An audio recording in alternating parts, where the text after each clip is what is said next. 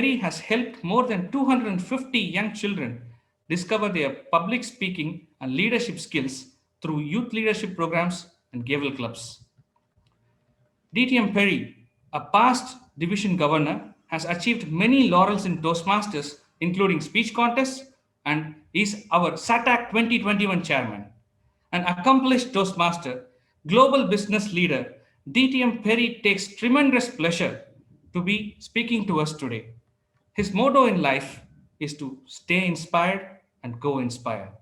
Ladies and gentlemen, please help me welcome distinguished Toastmaster Perry with your thunderous round of applause as our chief guest of the Youth Day to deliver his chief guest address. Dear sir, the stage is yours. Thank you. Thank you, Master of Ceremony, Toastmaster Arvind. And thanks to everyone here who had the patience to bear with that very elaborate and little boring introduction of mine. Let me try to keep my little address or speech or presentation, whatever, to compensate for that boring introduction. I think that is, you must have for a moment felt that is too much of a biodata read for DTM Perry or Perry. Okay, but I think the event has to do with the central theme of entrepreneurship, critical thinking, creativity, business. So I think they've tried to bring in more of my business side of myself. Thank you very much. I mean, first of all, I want to wish good afternoon to the division lead at DTM Cotis, program quality director DTM Murli, all the assignees, all the organizers of this wonderful afternoon, and all the distinguished Toastmasters and the workshop presenters joining from various parts of the world. I think predominantly from India, I guess. So good evening to you and the heroes of this afternoon or this evening, the youth leaders. How are you all doing? Good afternoon. I know most of you are muted, so I will not put you into trouble. So I am sure I can see your faces and you must be all doing great. But my one humble request, as I was watching you during the introduction program, I see many of you are a little nervous or little worked up. Relax. Please relax. I think there's a lot of efforts. I think all the men in this suit or the ladies who are all well formally dressed, they are the ones who need to be very nervous, including me. You should be very relaxed. You should be in the coolest possible state of your mind that you possibly can be, so that you can absorb and take in as much as you possibly can. Otherwise, we will be failing in our duty. Our predominant duty today is to connect with you, connect with each and every one of you, to do some kind of a justice, because we cannot do everything that we want to do in just a few hours, but please help us. But for which you need to be very relaxed and enjoy. Youth leader Madhav, I want you to relax.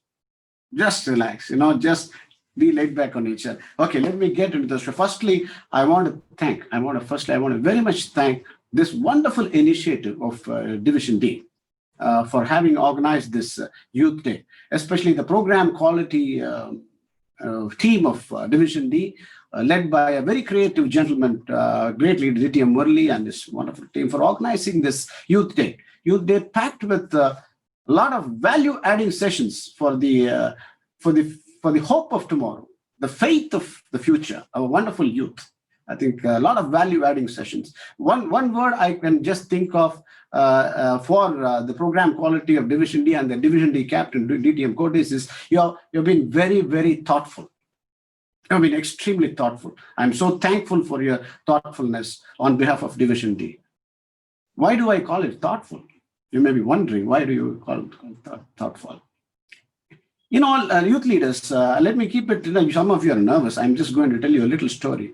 The Toastmasters that you generally get to see, I know you must have been bored of looking at men with this jacket, tie, and a lot of Toastmasters, or they are little different people, to use your language, weirdos, right? You guys call it weirdos, right? Weird people. Okay, what is so weird about them? All these Toastmasters or Madam Toastmasters have this orientation towards learning something. They want to come into the Zoom platforms. They want to come into club meetings. They want to get into the contest. They're always in the mood to, take away something. They keep learning. They keep improving. If at all if they don't really improve, at least they keep trying to improve and even add value to themselves. And that's a very, very important orientation to have. All these weird people that you see, and all of them, this orientation. By the way, not all people that we see on the street are Toastmasters, but most of the Toastmasters have this orientation towards keep learning, keep improving, okay, every day. Some of the distinguished Toastmasters present here have started presenting their icebreaker speeches these days. They enjoy doing that. If you again, going back to this orientation, if you really see whom do they owe it to, okay, they owe it to probably many other mentors, many other inspirations in their lives, to their parents, to their teachers, to their society in which they grew up. That probably ignited those little sparks in them back in so many decades back when I was a young kid, when we were all not supported with technology or any other things, but there was some sparks ignited by all those wonderful people who did something. They did light up that magic lamp in them, which is still glowing. You can see our distinguished Toastmaster, my mentor, DTM George, sitting here and listening and learning still, okay? And I think what we are doing here today, coming back to what Division D is doing today, the Toastmasters, the weirdos of Division D leaders, what they are trying to do is they are trying to give back. It's an act of gratitude. All these great leaders and achievers have been the youth of the past, and we have to always keep giving back to you. And Toastmasters have this reputation of giving back what they learn. And that is why I'm saying this is a very thoughtful action of Division D in organizing and slating this Youth Day. Very important. In my opinion, this is the most valuable act of Toastmasters, more than SATAC. I'm supposed to be the leader for SATAC, but more than SATAC, more than the world champion of public speaking even, what we give back to the youth is very, very important, because we got whatever we got because people gave it back to us long back, and we want to give it back to you. And we want to prepare you. You have to be much more than us. So, my dear wonderful youth leaders, my dear smart and beautiful youth leaders, stay relaxed, enjoy, okay? And Toastmaster Bala uncle asked me and told me to come and give you an address, chief guest. They call me chief guest. There is a little title, but I'm one among you. He asked me to give you an address, and I didn't want to give you a boring address, frankly speaking. Okay, I didn't want to put you all to sleep by giving you a boring address. So, but I think you're today geared up for listening to some wonderful sessions from Toastmaster Uncle Shyam and others. Like, I think you're going to learn from the agenda. I think you're going to learn about entrepreneurship, critical thinking, some exercises based on that, and I think career. All important ones. Just take as much as possible. And let me also, instead of giving you a boring address, I want to use this 10 minutes or 15 minutes to share something which probably may be useful for you. Okay, rather than I don't want to give you an address. So let me tell you what I want to give with you. I think let's start with this orientation, the learning orientation of Toastmasters. Okay, this is so very important. That fire in you, that little light in you to keep learning all the way until we disappear from this earth. We need to keep learning. Because youth leaders, I mean, you're all going to schools. You're all doing a great job in your schools. And every one of you here, I want to appreciate you because you have taken additional time, additional moments to be here and learn something different from your school.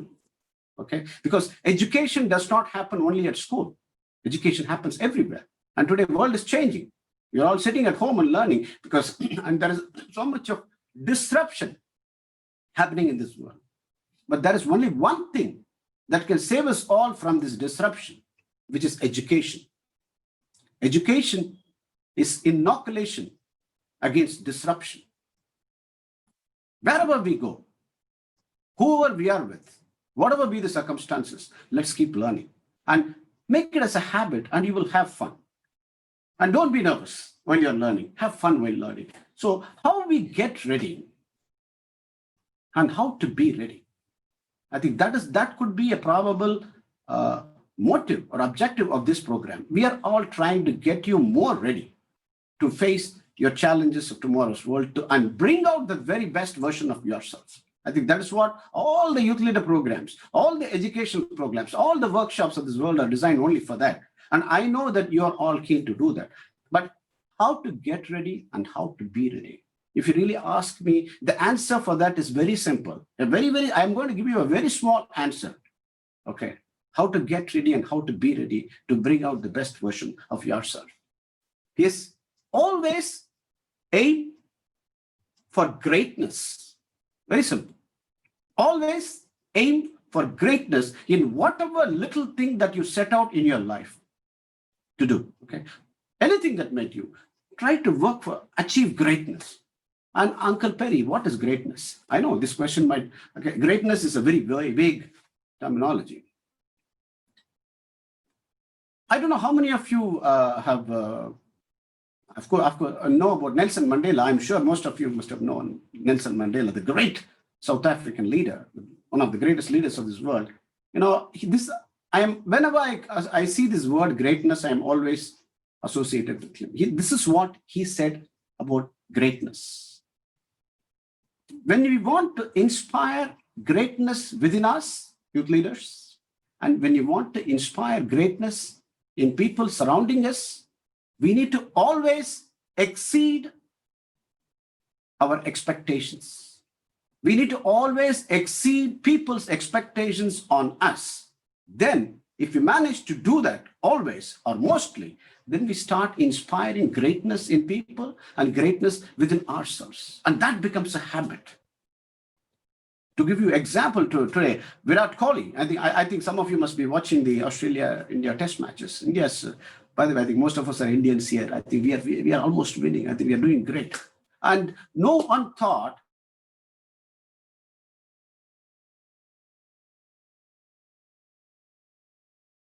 an Indian cricket player or Indian English, okay, until Virat Kohli started to lead the team in a very aggressive and assertive manner, like MS Dhoni did.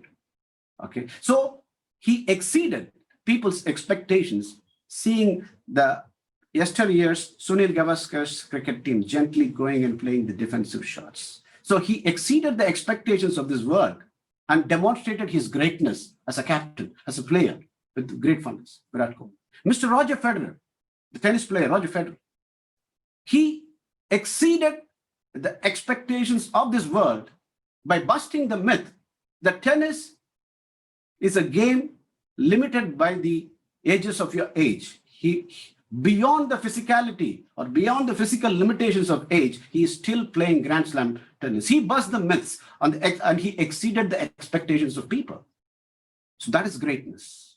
Mr. A.R. Rahman, the great musician, I think most of us know Indian music. We are all used to different kind of melodious olden days music. He brought in technology and quality into music and made it sound more beautiful. He exceeded people's expectations. That is greatness. I think every one of you here, I'm seeing around 56 youth leaders and old leaders here. I think every one of us can achieve greatness in whatever we want to do.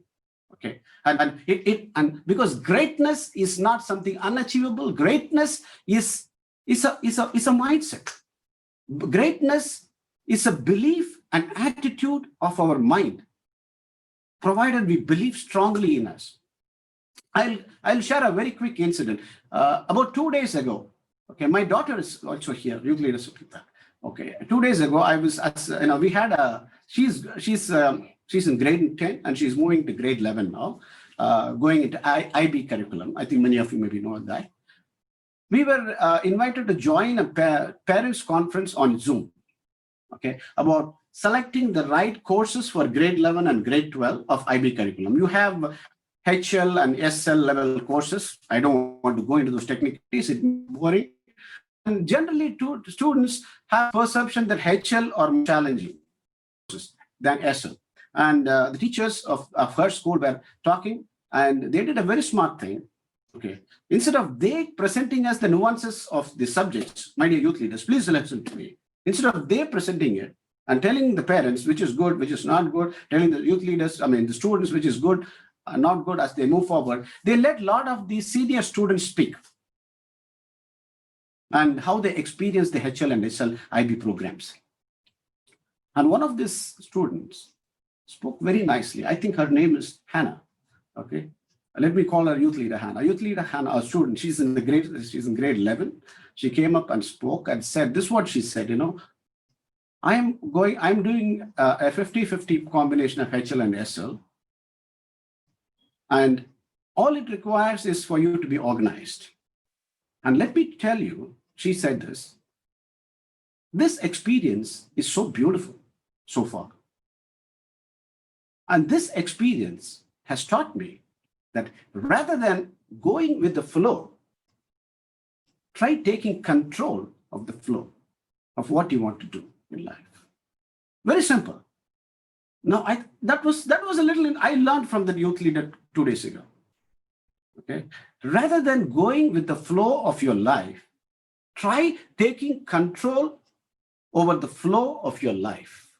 That is greatness. That is the approach to achieve greatness. That is what all great people did. And every one of you here can manage to do to add value. I know you're all here spending so much of time to discover the better version of yourself. You need to achieve greatness in every little thing, at least aim to achieve greatness. And if you have to aim to achieve greatness, you need to control over the flow of your life rather than being part of the flow of your life. Rather than being part of the flow of your life, getting distracted and addicted and flowing, time passes. But we need to take control of the time. That is one of the secrets. So before I move further, I just want to share with you some quick thoughts and quick slides and share at least one practice so that you can start using it. Allow me to share some slides with you. Okay.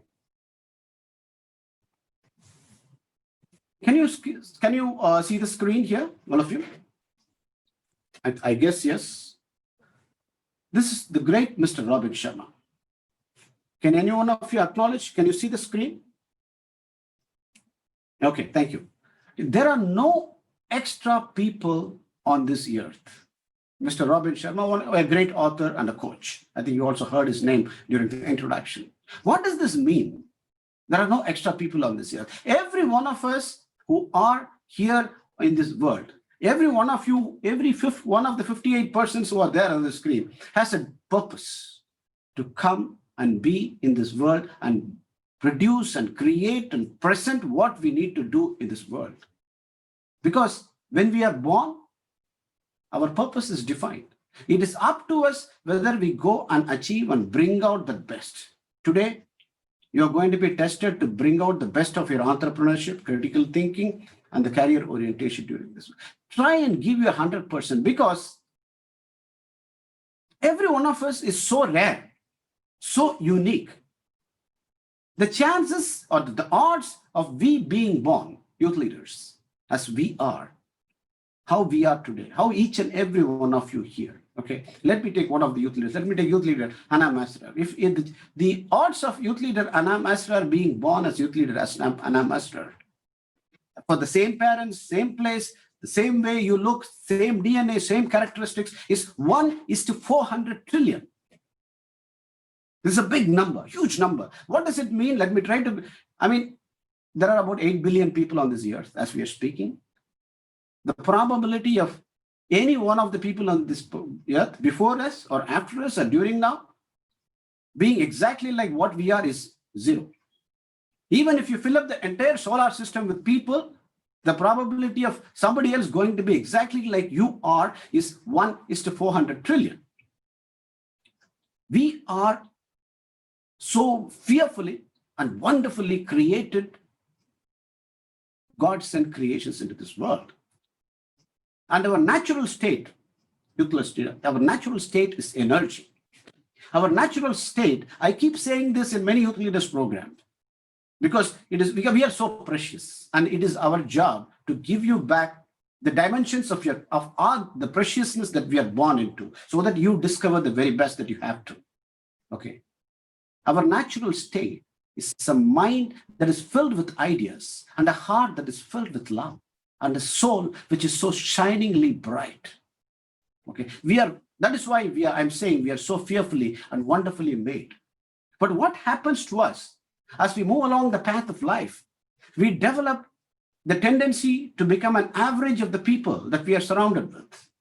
Okay, not if in the Zoom screen, if there are going to be 50 or 60 people, I cannot expect all the 50 or 60 to be always attentive, for example, because we get disturbed by many things in life, and we want to become like, why should I be like somebody else? Let me be like her or like him. We become victims of this averaging tendency. Don't be like that. I think we become, instead of staying with the mentality of legendary and possibility that we are born into, we start adapting. We start adapting the psychology of an average. That is the problem with this world. This world is not going to let you achieve success and master and become a legend so easily, unless you are going to always stay with your greatness achievement mentality in everything that you do. Stick to that. Listen to your heart. Sometimes logics may not justify your actions, but listen to your heart. Listen to your intuitions. You follow the path. I'm going to give you a final ending story before I close. Again, let me quickly draw an example here. Toastmaster Shyam Uncle, who is a workshop presenter here, was working for a company in Jubail. Now, he's an entrepreneur in Mumbai, and he's presenting opportunities for people around this world. He did not just follow his mind. I think he listened to his heart. So listen to your heart. Bring out the greatness in you. That's what all these great people did. Okay, you can see them all on the screen.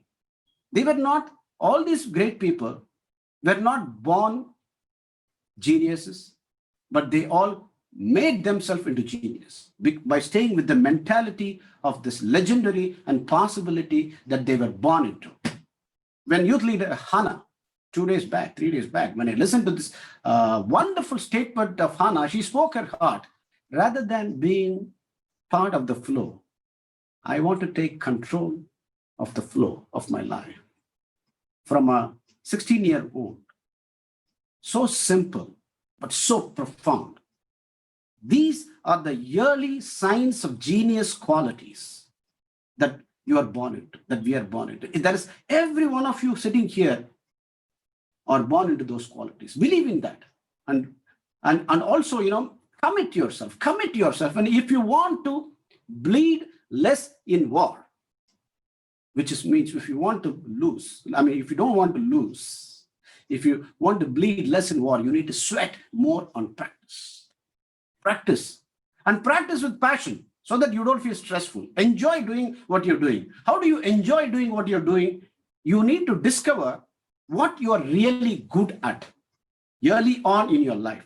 Don't follow protocols and prototypes. Okay, I have to finish my 12th standard. I have to go write some entrance examination. I have to become an engineer. Then I go get employed. No. Or I become I become a doctor, I start doing this. No, don't follow those routines. Challenge the routines. Try to find out what you are really good at. I'm going to share a few slides on this. I'm not just trying to disturb the status quo at home. Okay, I'm not trying to make you as a rebel against your parents. Okay, but please follow your parents, but please keep challenging yourself. Try to find out what you're really good at. Try to find out what is the good, positive habit that attracts you, that motivates you, that inspires you, what you're really good at. And then start building your academic path, start building your career path on that. Then you'll be an achiever like A.R. Rahman. You will be a Virat Kohli. You can be a Roger Federer. Okay, and I'm going to share with you something about how do you do that. Our positioning. I think Toastmaster Arvind Uncle told you that I'm a boring marketing person, okay? And I think, so I'm going to use a little bit of marketing science here. Our positioning in our life, in the stages of our life, as we are student, as we are a job seeker, as an entrepreneur, is very, very important. And I'm going to give you some quick examples here. This brand, okay, if any one of you, if you know, can answer me, please unmute and answer. This brand, we all know what this is, Amul. What does it trigger in our mind? What experience does it trigger in our mind when you see Amul? Any youth leader? the nice Amul butter that we use on the breast. We will have another 5 minutes and then I'm going to close. What does Amul trigger in your mind? Yes. Somebody is raising their hand. I think Zoom master. We have to allow for 2 minutes or 1 minute interaction here. Good afternoon, Please. sir.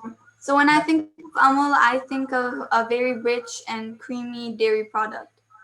Very rich, creamy dairy product. Anything else it brings to your mind? Amul means, why do you go and pull out that Amul from the shelf? It is rich, it is creamy. Why do you pull Amul over other products on the shelf? Sir, the advertisements they give us is very attractive. It's attractive, but why your mom or you want to pull out that from the shelf? Why? It is attractive. All of them do the advertisement. What makes you choose Amul over something else? Because we have already experienced it and it's good. What And was the experience? What was that experience that you? the taste, and as we know, it's pretty old. And Can I call it as quality for the sake of time? Yeah, Quality. yeah. Amul means quality. Quality in taste, quality in richness, quality in giving you that nice feeling. That is Amul. Okay. That is the positioning, brand positioning of Amul.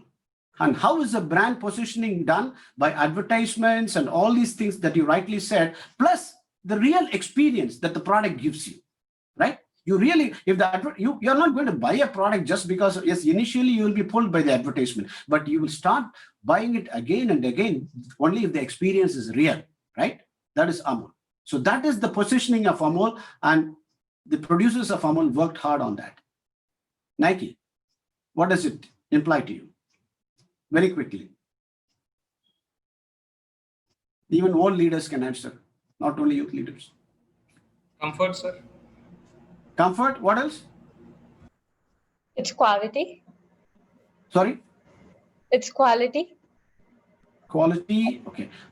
I thought of these things, sport, youth, trendy, Nike has become also a fashion product, so many designs, colorfulness, and the unisex designs, the one for men, women, but the unisex, it's so much sport, youth, trendy. I think that gives the feeling, that experience. Do you agree with me? It gives you a lot. And Emirates, what triggers in your mind? What is the image what is the imagery in your mind?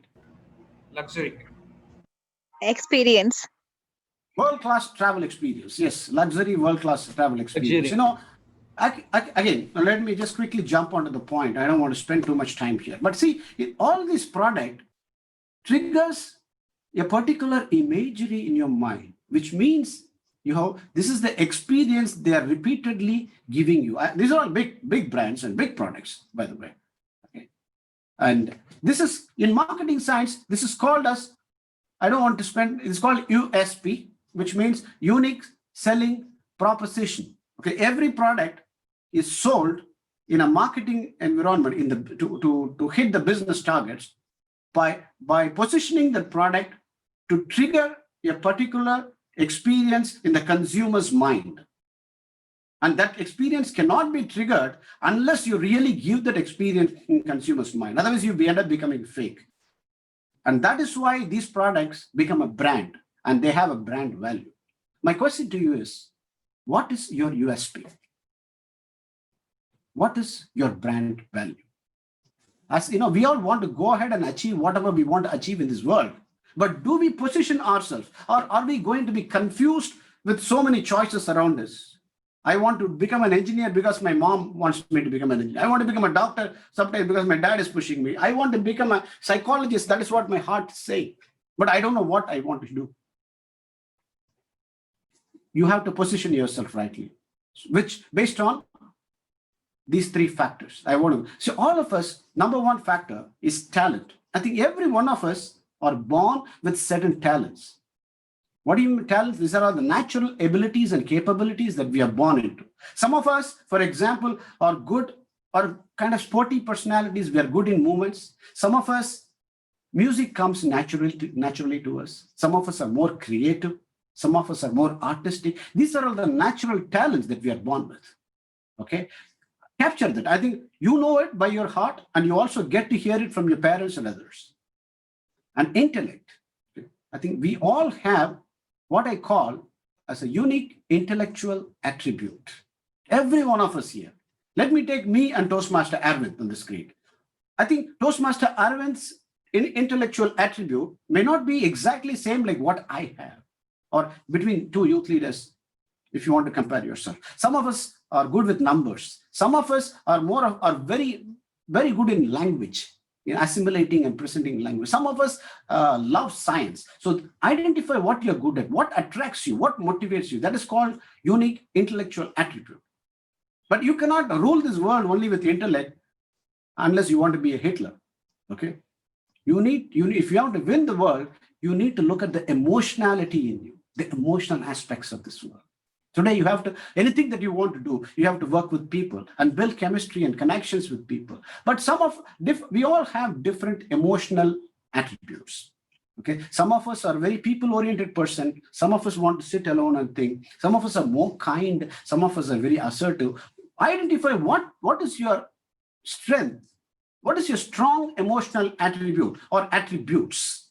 Okay, bring them all together. Okay, now I'm going to share it. Bring them all together. I'm calling it as unique intellectual attribute, unique emotional attribute, and your natural talent.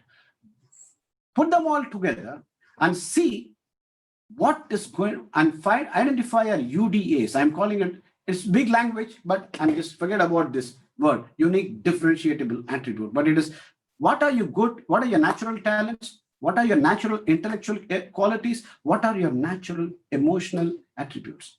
Bring them together and then keep planning your success paths or career paths or business path.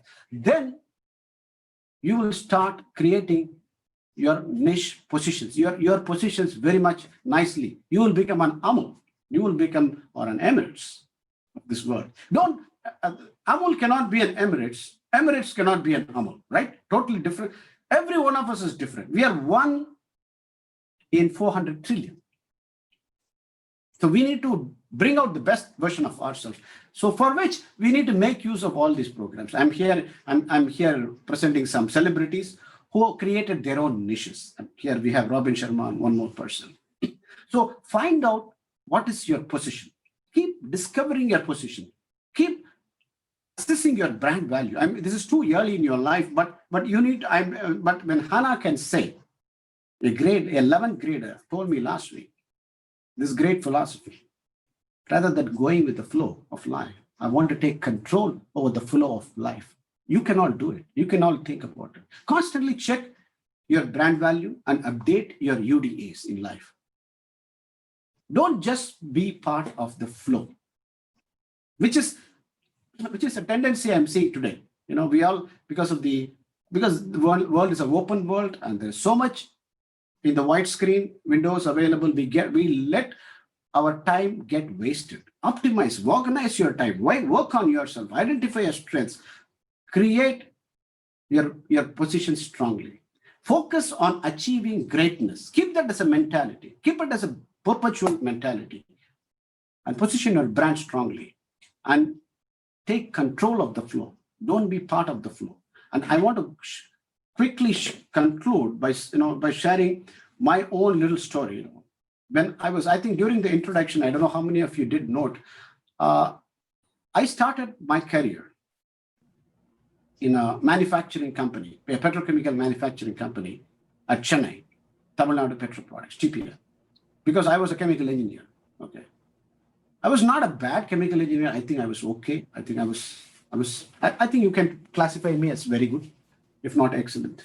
And I liked working in the process plant, and I loved this analytical perspective. I think for those of you youth leaders, working in a chemical plant or working in a mechanical plant or a boiler plant, you get to learn many things. So I enjoyed my first job this was many years ago. I'm talking about 1988. Okay, for a few years I enjoyed, and maybe my intellectual, it was feeding my intellectual attribute here. Okay, and I was putting my intellectual attribute to a lot of usage in coming up with a lot of perspectives, but I was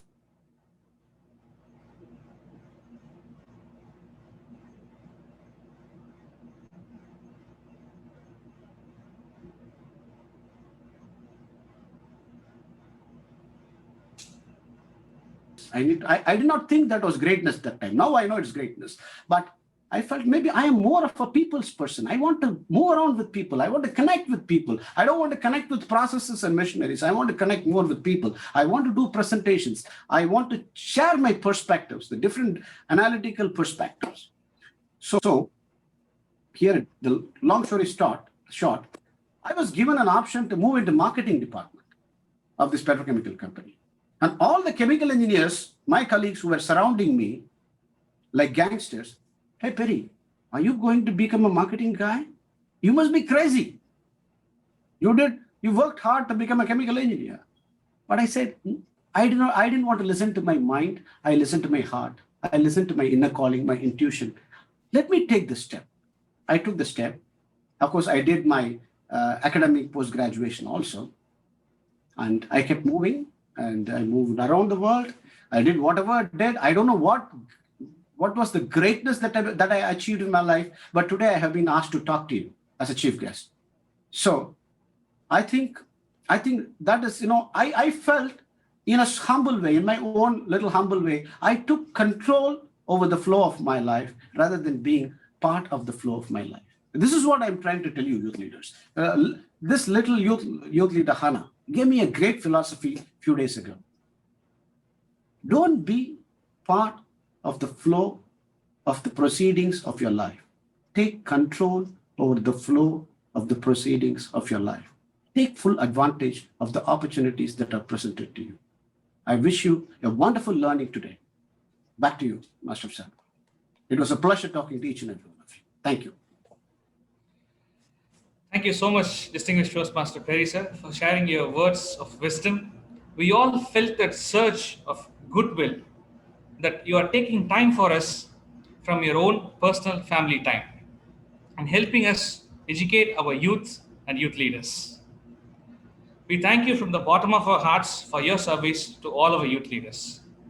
Dear DTM Perry, sir, kindly accept the certificate as a token of appreciation from our Division D for being the chief guest today and gracing the occasion with your presence.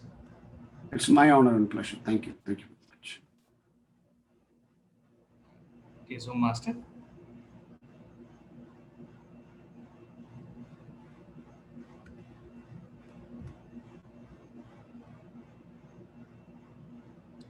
Thank you.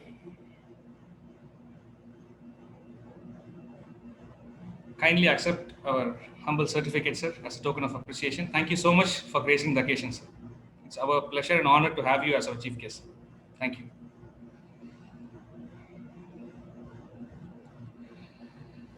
Thank you, sir. After that impelling and inspiring address by our chief guest, we shall all begin the day right now. So, how are we going to empower our youth leaders beyond Toastmasters? To help them think out of the box, we need to provide them with accessories and tools and resources that would help them on their entrepreneurial, critical thinking, and career guidance skill set. And to help them achieve goals, we have our wonderful workshop presenters. First and foremost, when we look at the most influential and wealthy people all across the globe, they have one thing common amongst them. Any guesses? Exactly. They're all entrepreneurs. Don't we all want to be the competitors of Jeff Bezos, Madam Alice Walton, Elon Musk, Bill Gates? Of course we do. To help us become a better entrepreneur, we have our workshop presenter, Mr. Balakumaran Murthy. Bala is an educationalist, an entrepreneur with 10 years of experience in training and motivating the youth for various national and international level competitive exams in India as well as in abroad. He has founded 3 ventures so far, namely 4D Education Hub, foolsden.com, and Mind Wizard, all of which offer an innovative training pedagogy to the students and empower them to be successful in their careers. He is also a fitness enthusiast and a philanthropist. Ladies and gentlemen, please help me welcome Mr. Bala with your virtual thunderous round of applause to present his workshop on entrepreneurship. Mr. Bala, the stage is all yours. Thank you so much. Hopefully I'm audible. I'm very sure I'm barely visible, but hopefully I'm audible, guys. Yes, you're audible. And Yeah. you're visible clearly, sir. Thank you. Go ahead. All right. So thank you so much. Thank you, Perry sir, for addressing the occasion, and all the other dignitaries and Toastmasters, and my dear future youth leaders, students. So, guys, today we're going to talk about entrepreneurship, and see, this is how the life of an entrepreneur can be at times, right? So, like Bala had told me long back that we are going to have this session, all right, and I was all set, all prepared, and all, and at the last moment, I had to travel for something very urgent. So right now, I'm traveling and taking this presentation. So it may look a little, visually not that aesthetic. Please bear with me. Hopefully, you'll bear with me, guys. So let's get started. Let me just share my screen with you.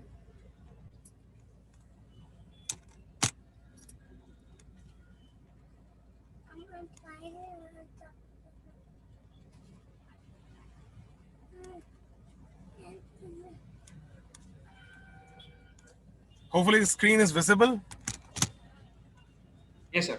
It's visible and clear. All right. So let's get started, youth leaders.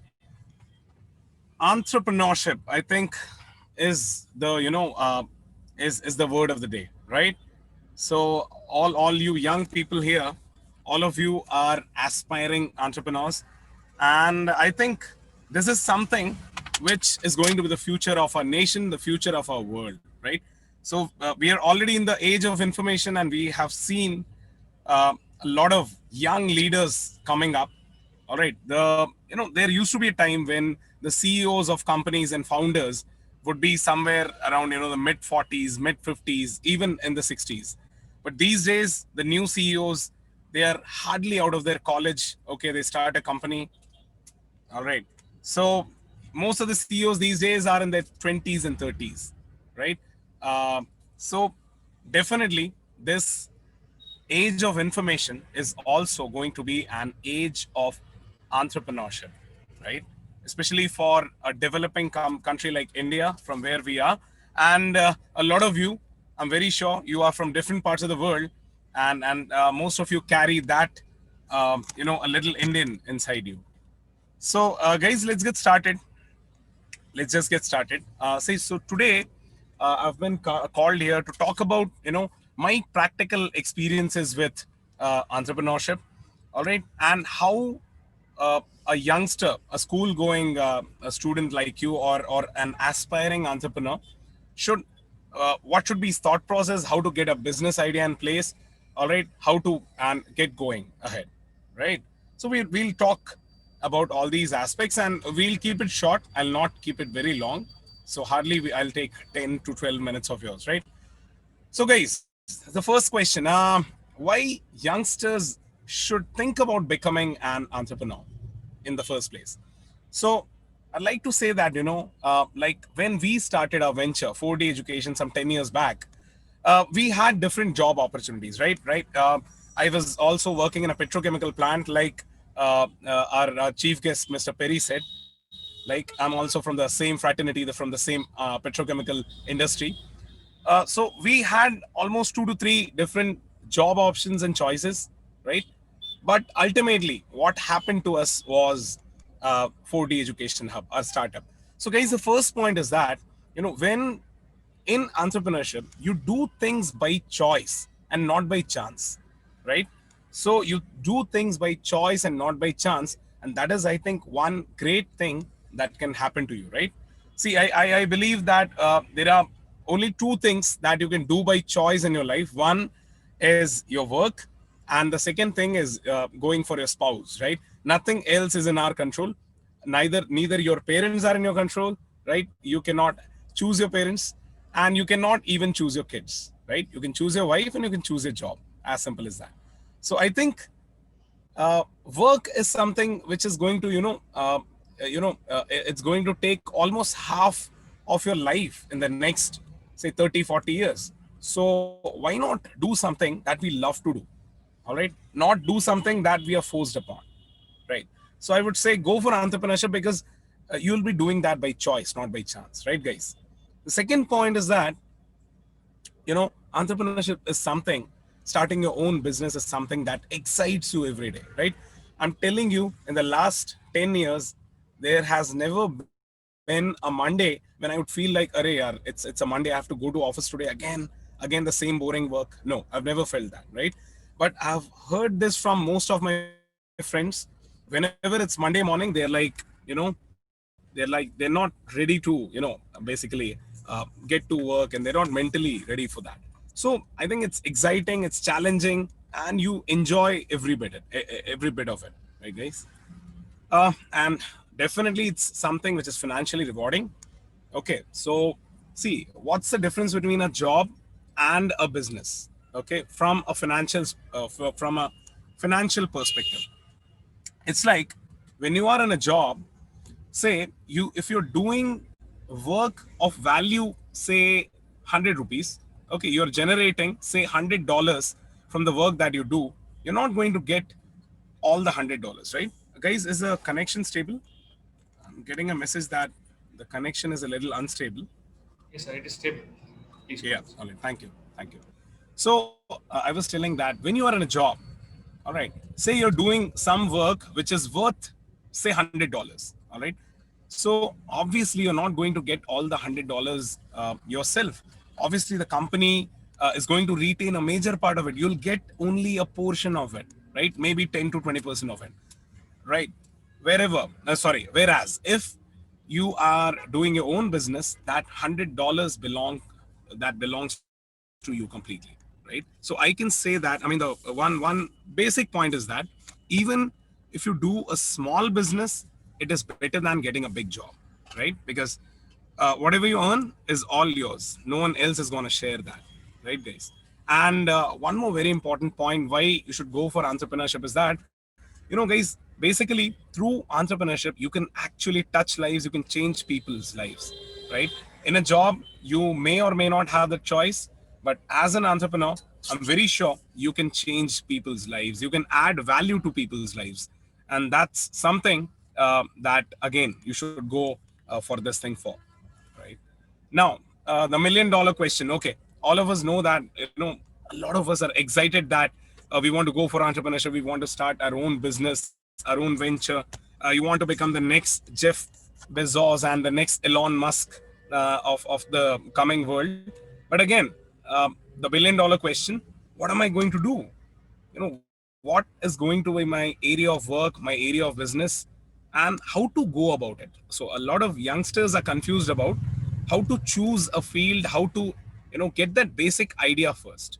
So guys, there are some pointers that you can use. The first thing is that to start a business, see what actually a business is. A business is nothing but delivering solutions to either the needs of people, okay, or basically solving a problem that exists in the society, and through solving that problem you generate some revenue, right? So basically it's like creating value for people, for those people who have certain needs which are unmet, or they are going through certain problems, right? Or at another level, you can also say that sometimes business is also about creating new needs. Okay, so creating new needs. All of you would remember that some 5 to 10 years back, there was nothing like hand wash, right? All of us, we used to wash our hands with the basic soaps and not detergents, but the soaps that we had at a place, right? But suddenly, P&G came with an idea, right? That we'll introduce some hand washes, and soon after HUL followed.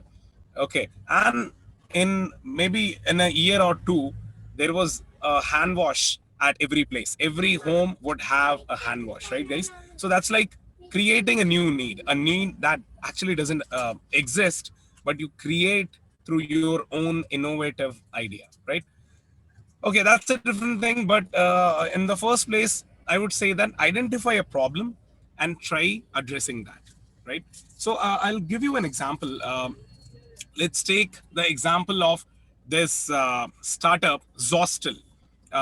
Maybe many of you might not have heard about this Zostel, but it's kind of a youth hostel for people in India, for the youngsters in India, right? So those of you who are from India, you might be knowing that the concept of backpacking in hostels is not there much in our country, right?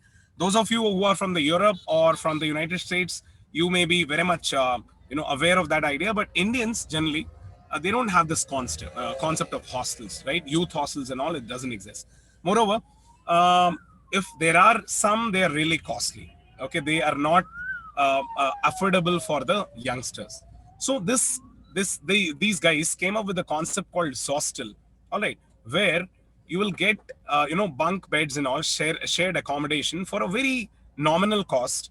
All right, you get bunk beds, very good food, all right, and a great stay accommodation availability at a very nominal cost. And their USP, Perez sir was talking about USPs, right? Unique selling propositions.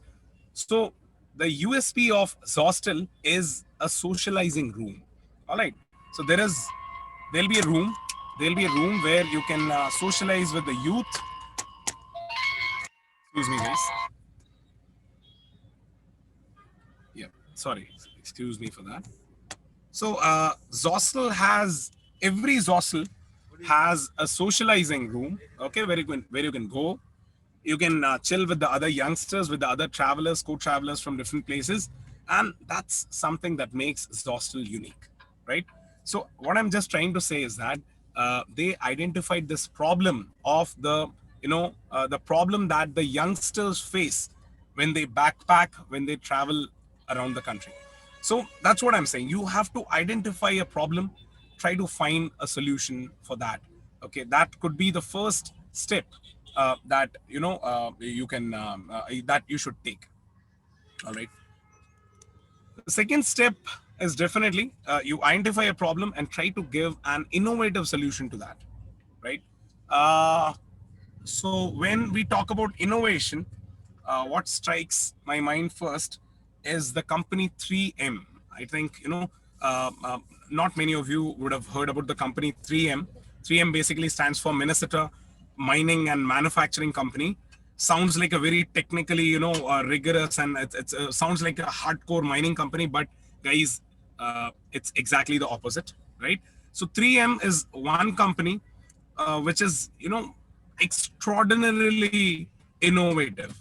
So these guys, they have more than 60,000 products. Just imagine a single company having more than 60,000 products. They do more than 3,000 patents every year. Just imagine the kind of work that goes on inside this company. So it produces almost a lot of industrial products, and also they have products like Scotch Brite. I think you would have seen Scotch Brite, which we use in our homes, in our kitchens, right, for cleaning our utensils. So even Scotch Brite is a product from 3M. So the point is that innovation can play a huge role in starting a business and sustaining it. So think of a problem, find a problem, and try to be as innovative as possible to give a solution, right, guys? All right, and then comes the most challenging part. Okay, you have an idea, you've found a solution for that. The most challenging thing is to sustain that thing, right? So it's the biggest challenge for any company, any business, is to sustain the quality of the content or of the products that you're offering, right? As just remember one thing, guys. Many of you are youngsters. See, when companies are small, they're very nimble, they're very agile, all right, they have a lot of flexibility. But as they grow big, they have more rigid systems, okay, and you cannot do much of innovation, you cannot maintain the same quality a lot of times, okay. So these problems crop up when you grow as a company. So I would say the biggest thing today is not to satisfy your customers, but it's actually to delight your customers, and do that continuously. That's going to be one of the key things that's important for your business. And last but not the least, innovate. Without innovation, there is no business, right? I think out of all of us would have heard of the brand Kodak, right? Kodak used to produce all these photography reels and all. But guys, once digital photography came, Kodak was nowhere. Canon and Nikon, they took the center stage. And today, even, a lot of you youngsters, you people might not have heard about Kodak and Konica, right? Because they are no more in the market, because maybe they could not innovate. That's the thing. So if you just try to improve the when the computer comes in, there are no more typewriters in the market, right, guys? So what I want to say is you have to keep innovating. That's going to be a big a big deciding factor in running a successful business, right?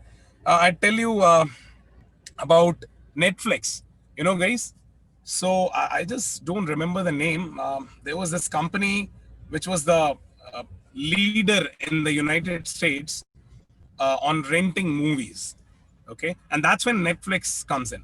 Okay, so these guys used to rent their CDs in an brick and mortar mode, and Netflix pitches in, and Netflix starts doing the same thing online at a very nominal price, right? So within 3 years, that company which market disappears completely. The reason, they did not innovate, they did not change, right? So all of us know that the only constant in today's world is change, and so you have to change, you have to innovate, right, guys? All right. So the next point is like, okay, so we these are the steps that one can follow to be an entrepreneur. Now, in which directions can you think? So what we just talked about were the general steps. Now we should have some direction in which we can give it a thought, right? Like, in which direction should I think of starting a company? So personally, I believe we can think in two directions. See, actually, definitely you can think in your own way, but just to give you an idea, a direction, I would say that you can think in two directions. The first one, go along with the technology, right? So what's going to be the future? Definitely artificial intelligence, data science, all right, robotics, automation. These are going to be the future things. Internet of things, right? These are going to be the future concepts. So if you can start something in that direction, all right, that'll be a wonderful thing, because that is going to be the future. Even you're aware that the top 3 companies today in the world, say Google, Amazon, okay, and Uber, not the biggest company, but definitely a very promising one. All the great companies today are the e-companies, right? They are not the brick and mortar type companies. So definitely you have to think in the direction of technology. So if you can do something in the direction of technology, that'll be a wonderful thing, right? Or else I would say just go diametrically opposite, right? So when the whole world is running in one direction, I would say you go just the opposite side, right? For example, see, everyone is going towards technology. Why can't we start something that takes us away from technology? For example, start a yoga training company. All right, start a yoga training company in the Himalayas. Bring people from all over the world, all the professionals, all those stressed and frustrated people out there. Okay, just bring them in, train them for say 20-30 days. Okay, they'll get peace, you'll get money, right? So you can definitely go in one direction where no one else is thinking of. We in the business world, we call it the blue ocean strategy, right, guys? So there are basically 2 strategies, the red ocean and the blue ocean. Red ocean is like, kind of bloody warfare, like where everyone is focusing on.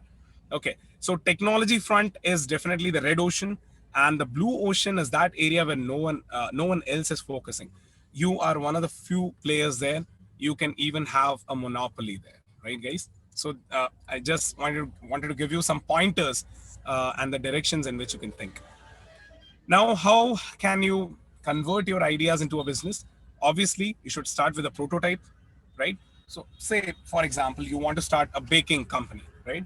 So just start doing some home cooked bakes. Okay, just start with some home cooked cakes, home cooked bakes, right? right? Try it with some customers, maybe your family and friends, right? Start with your family and friends, give it a try. So that's like test it with your customers, and then if everything goes good, then go for investment and scale it up, right? So guys, these can be certain steps that you can follow to start a business, right guys? One more thing, just keep it in your mind. Every good business, before starting, they think about scaling up, right? So I don't think a business would be a great business that cannot scale itself up. So always think of a business that can be scaled up to the level, to say the national or the international level, right? So that's one thing that you should keep in your mind. Last but not the least, and not take much time of you, right? Because we have a very interesting and very able speakers following me, and also uh, a lot of competitions are going to happen. I've heard about that. So I'll not take much of your time. Last few points. What important skills are of pivotal importance for a youngster like you? I would say three skills are very, very important. The first thing is critical thinking. So there are people who are going to talk about this topic today, so I'll not talk much about that. The second thing is analytical skills. Guys, very, very important, right? Whatever you do, if you don't have logic, I'm sorry, you're going to fail miserably, right? So whatever you do, whatever you learn, okay, think and learn, understand it logically, analytically.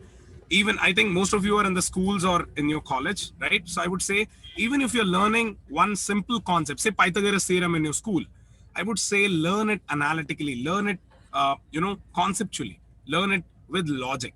That's something that's going to help you throughout your life. Last but not the least, the most important skill for every entrepreneur, people skills, right? The easiest thing to do in this world is to manage machines, and the toughest thing is to manage people. So guys, if you really want to become a good leader, a great business leader, I would say build good people skills. Okay, build good people management skills. That's going to be of very, like, that's going to be instrumental in your growth and success. So thank you so much for this opportunity. I could speak in front of such great people and my aspiring youngsters. Thank you, Bala, and the whole team for inviting me and making me a part of the session. Thank you. Take care. Thank you so much, Mr. Bala, for that wonderful workshop. And we never saw a workshop with the mobile flashlight turned on and then in the laptop. It was a new experience for all of us. And thank you so much for making it a priority for Division D. We are really very humble, and we humbly thank you, as they are about to, as are all the youth leaders are about to enter their next stage of life, that is universities and higher studies, sooner or later. All your comments and ideas were very timely. Thank you for inspiring us. And dear Mr. Bala, kindly accept the certificate as a token of appreciation from Division D for presenting your workshop in our Youth Day. Thank you so much. Thank sir. you. Thank you so much. I'm honored by that. Thank you. Yeah. Thank you, sir. Ladies and gentlemen, after an eye-opening workshop, it is time for us to put those ideas into practice. Don't you think? How do you become a successful entrepreneur? By selling your products? Maybe. But as Mr. Bala said, the success of an entrepreneur lies on selling his or her ideas to the public. And how do we do it? Through advertisements. And of course, our youth leaders are champions in ad acting too. To conduct our ad act contest, we have amongst us Toastmaster Gauri Warrior. She is currently pursuing her Bachelor of Arts honors in English from MIT Pune. She is an aspiring writer and a trained classical dancer. She loves books and music and is very much interested or fascinated about anything related to investigation and crime solving. She is hoping to make a difference in the world, even if it is a small difference. She believes in the butterfly effect and self love. Ladies and gentlemen, Put your hands together to welcome Toastmaster Gauri Warrior to conduct the ADAC contest. Ma'am, the stage is all yours. Thank you, Master of Ceremonies, for the lovely introduction. As the saying goes, good advertising is a dialogue with people. Dear Master of Ceremonies, fellow Toastmasters, all the distinguished guests, and my dear participants, good evening. It is my duty and my honor to conduct the next session for this marvelous day as the contest chair for the module at objective of today's Youth Day is to inspire and motivate the next generation leaders by giving them a platform to exhibit their talents in the three important domains: entrepreneurship, critical thinking, and career. The ADAC segment is going to be very exciting, where contestants will be promoting a surprise product given to them a short while from now. The products, as mentioned, are spontaneous, and the creative dimension with which the contestant manages to convince the audience is going to be the area of focus for the evening.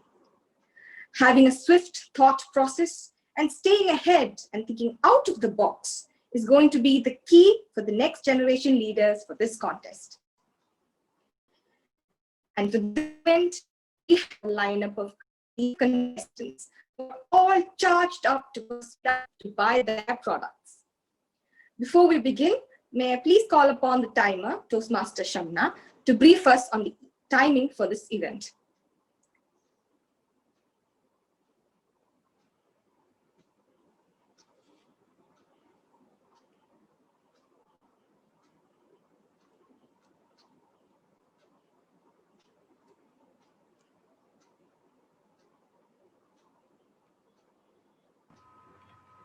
Thank you so much, Contest Chair, for that introduction.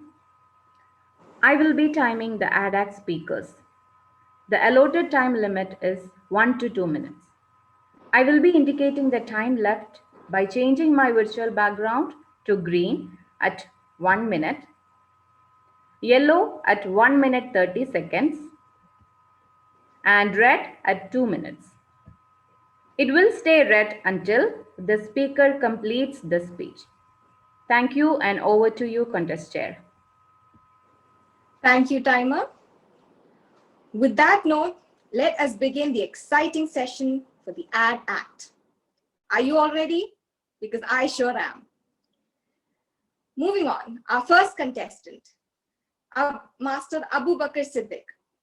Contestant number 1, please make sure you have pinned the timer. Your product is a camera.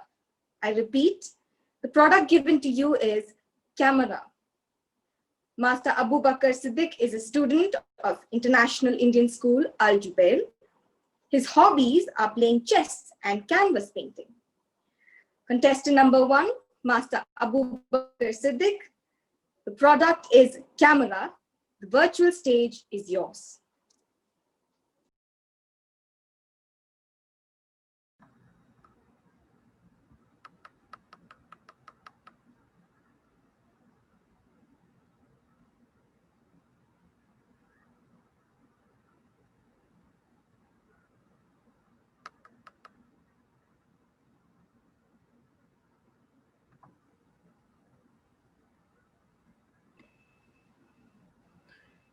Take amazing quality videos with cameras. Respected mentors, Toastmasters, and my dear friends, a very cool good evening to one and all. Today, I'm Abu Bakr Siddiq, and today I'm going to be promote camera. Technology and science has joined hands to create a new product, cameras. Nowadays, cameras are used each and everywhere. In a wedding function, in a college group gathering, and everywhere in the world. But sometimes these cameras may get faulty. So that's why here I am to introduce Sony camera, one of the best cameras on the market. It is especially made for filmmakers and photographers. It provides and flexibility of light, which allows best camera quality and filmmaker quality. These cameras are the number one selling cameras in the market, and it is especially at a very cheap rate. Christmas Eve and New Year offers 25% discount on these cameras. So what are you waiting for? Grow Gap one for you. Thank you.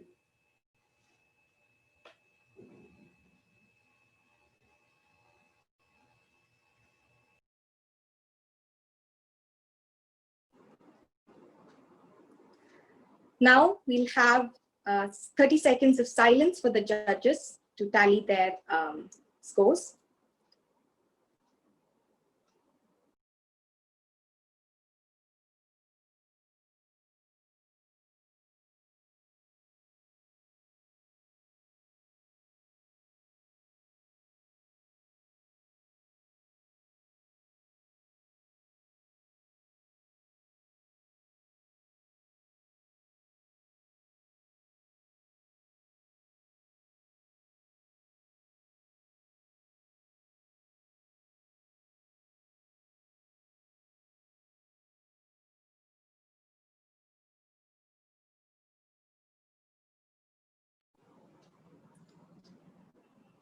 Contestant number 2, Miss Gayatri Ravi.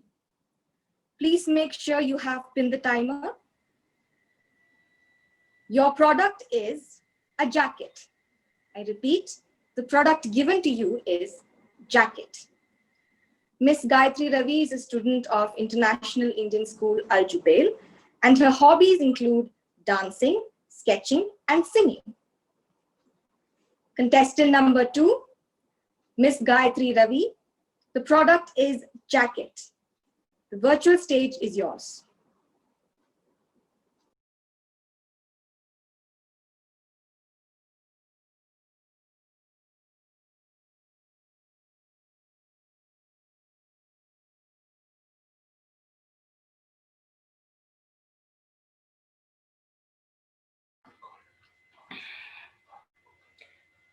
We all like to wear warm jackets during these scorching winters, don't we? Respected Toastmasters, judges, and my dear friends, in introducing to you all the all new Falcons jackets. Every night in my dreams, I see you, I feel you.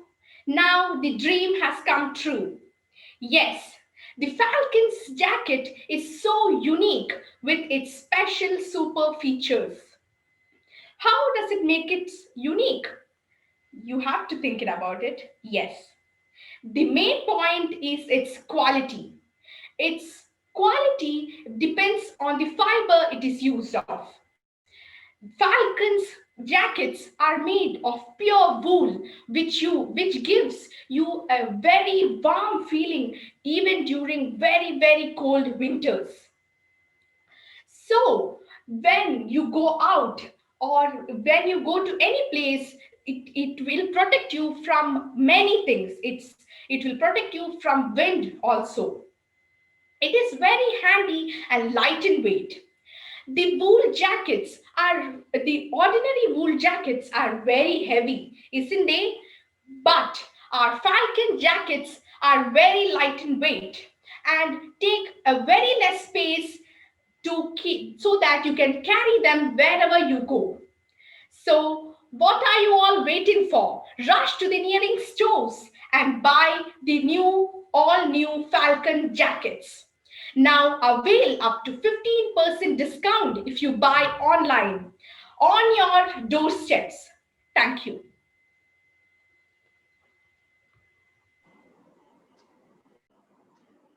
Let's maintain silence for 30 seconds for the judges.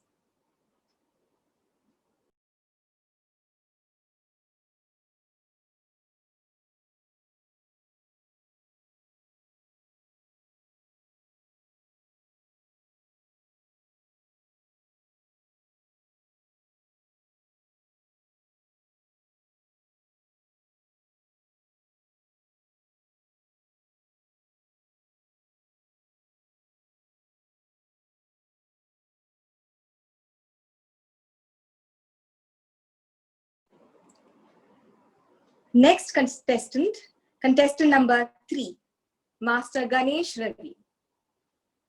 Please make sure you have pinned the timer. Your product is laptop. I repeat, the product given to you is laptop. Master Ganesh Ravi is a student of International Indian School, Al Jubail, and his hobbies include playing basketball and cricket, reading and gaming. Contestant number 3, Master Ganesh Ravi. The product is laptop. The virtual stage is yours. Am I audible? Okay, thank you. During this hard times of COVID-19 pandemic, we all are attending classes, schools, meetings like these on laptops only, isn't it?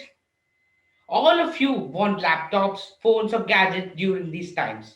So we are introducing the Apple Silicon Max. These come with a new and integrated chip that is called as the M1 chip, which is most powerful than every computers in the market. These chips will help you to make all the daily activities like attending classes, attending meetings, attending offices, making videos, editing photos, anything. It also has a 16 GB of RAM, which makes it a very powerful machine. It has the all-new liquid retina display, which makes it very good for the eyes to see. We all spend hours seeing laptops and computers, which makes our eyes very bad and it affects our eyes. But this technology helps our eyes and cut out the bad rays coming from the laptops. The laptop also has a very efficient cooling system, which makes it run throughout the day. We can attend meetings and all our daily jobs throughout the day, and still, due to its 20-hour battery life, you can go everywhere you want. Now, now we are giving up to an offer of 20% due to the launching price. These are very advanced systems which you can buy it now near Jareed, Extra, or online. What are you waiting for? Just go and buy the laptops. Thank you.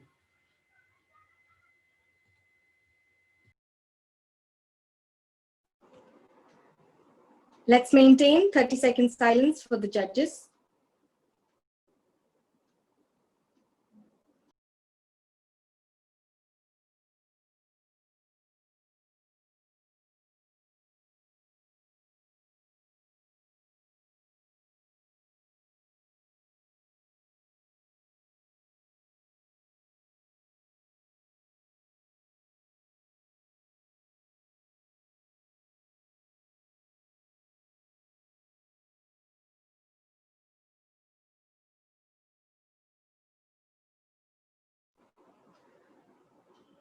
Next contestant, contestant number 4, Miss Prajna Eknath Khilari. Please make sure you have pinned the timer. Your product is watch. I repeat, the product given to you is a watch.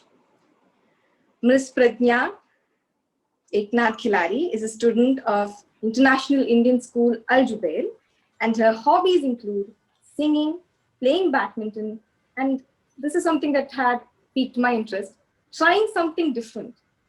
So this is contestant number 4, Miss Prajna Eknath Khilari. Product is a watch. Virtual stage is yours. We never waste time, we keep it. A cool good evening to my respected judges, contestant, and all watching audience. Today, I'm here to promote watches. Well, we use watches to see time and work as it. Well, those who are able to understand the importance of time and use it get success. Here, me myself use watches, and one time we get different types of watches with belts, different dials, and many other things, which cost different price on it. And they are waterproof. Although we wash our hands, they does not get any kind of any of the get dressed. But you can also buy it and you can use the time as you want and work as it. Well, now the discounts are also there to start, so if you want, you can buy it in any of the shops which you want, like Sonata and many more. So if you want to get success, use time and understand the importance of time. Thank you.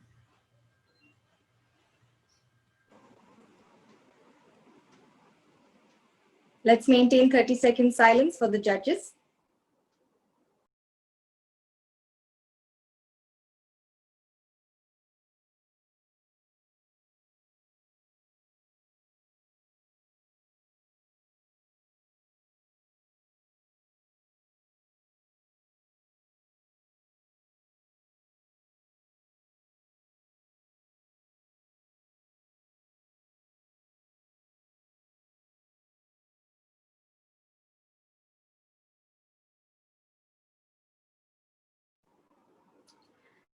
Our next contestant number 5, Miss Sumaya Begum. Please make sure you have pinned the timer. Your product is earphones. I repeat, the product given to you is earphones. Miss Sumaya Begum is a student of Maverick Concept High School, and her hobby is reading books. Contestant number 5, Miss Sumaya Begum. The product is earphones. The virtual stage is yours.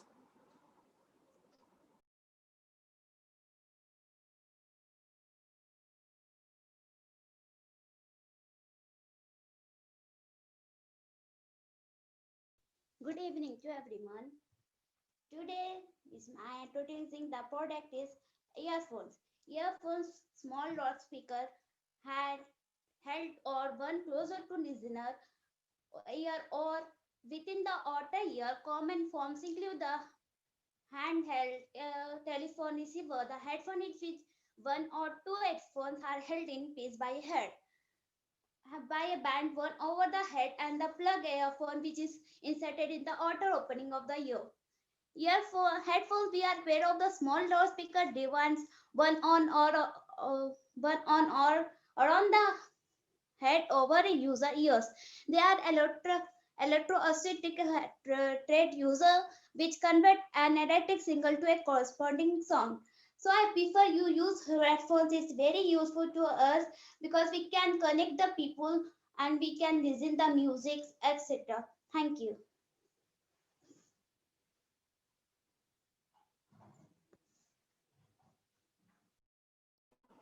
Let's maintain 30-second silence for the judges.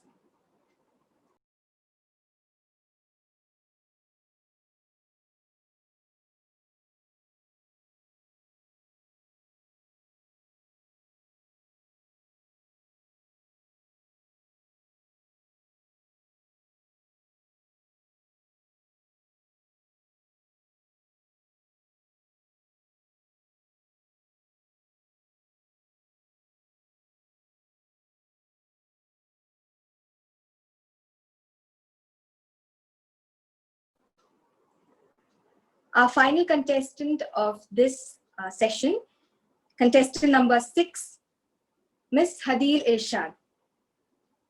Please make sure you have pinned the timer. Your product is notebook. Repeat, product given to you is notebook. Miss Hadil Irshad is a student of International Indian School, Al Jubail, and her hobbies include playing chess and badminton, editing and drawing. Contestant number 6, Miss Hadil Irshad. The product is notebook. The stage is yours.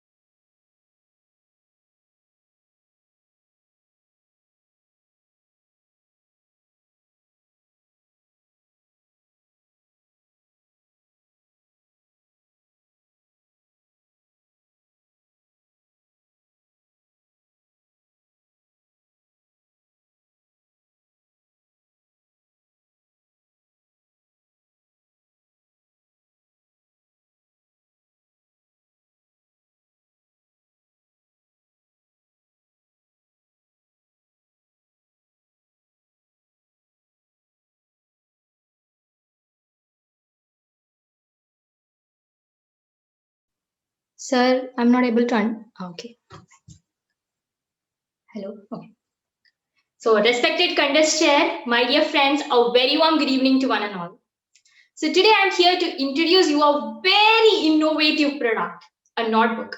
You might be thinking, what is there to introduce a notebook to you? You all are familiar with notebooks. But today, the notebook which I am going to introduce is having some special qualities.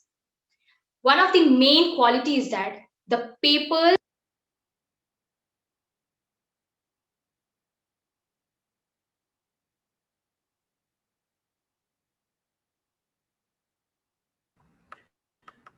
Youth leader Hadil, your voice got muted.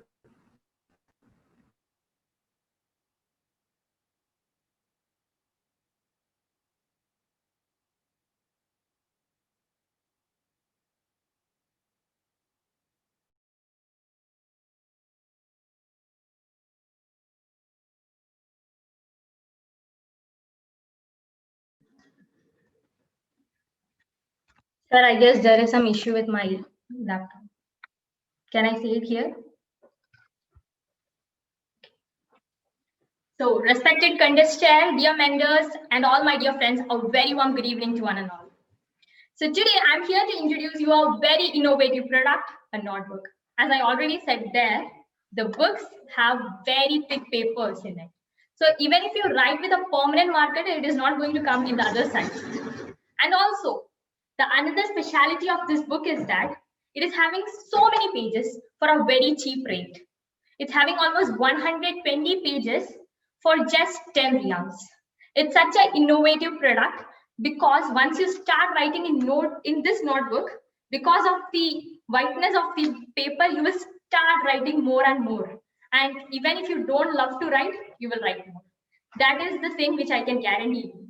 So once you buy this book from me, and if you feel that you don't want to write, give it back to me. I will pay money and take it back.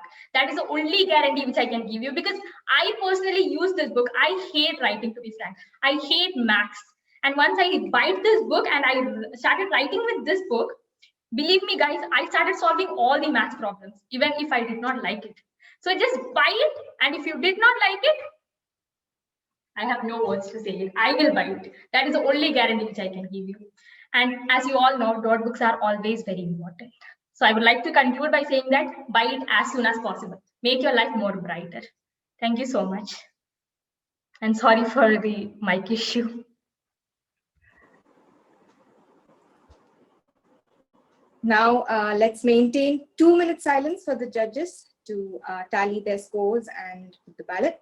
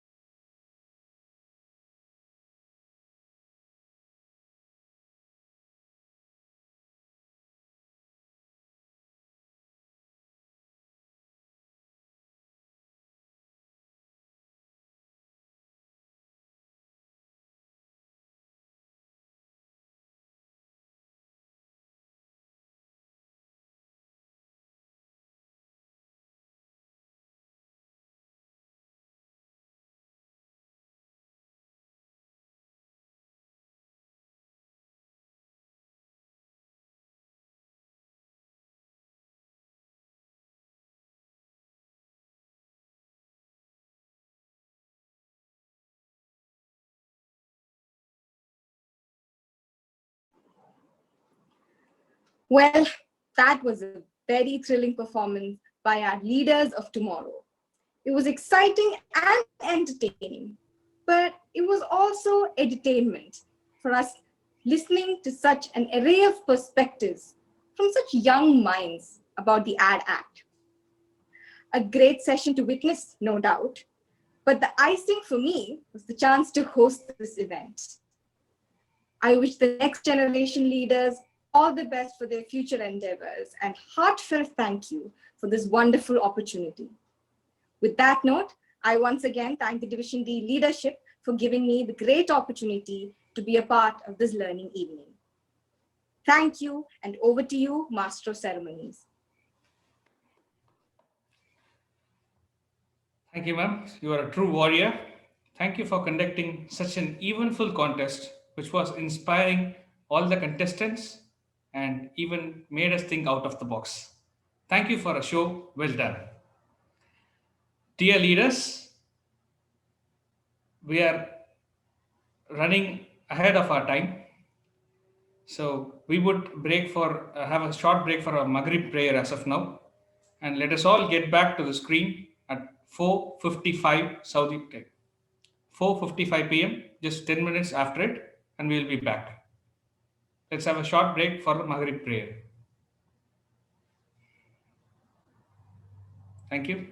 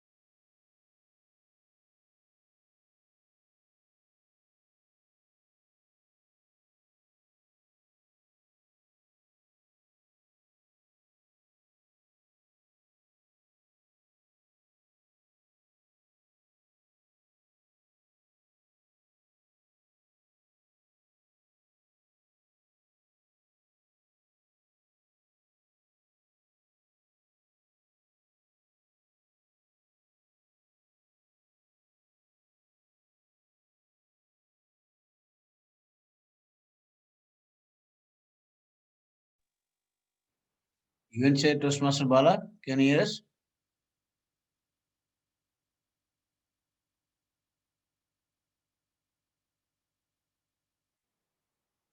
Bala, can you make Morgan post? Sure, sir. Thank you.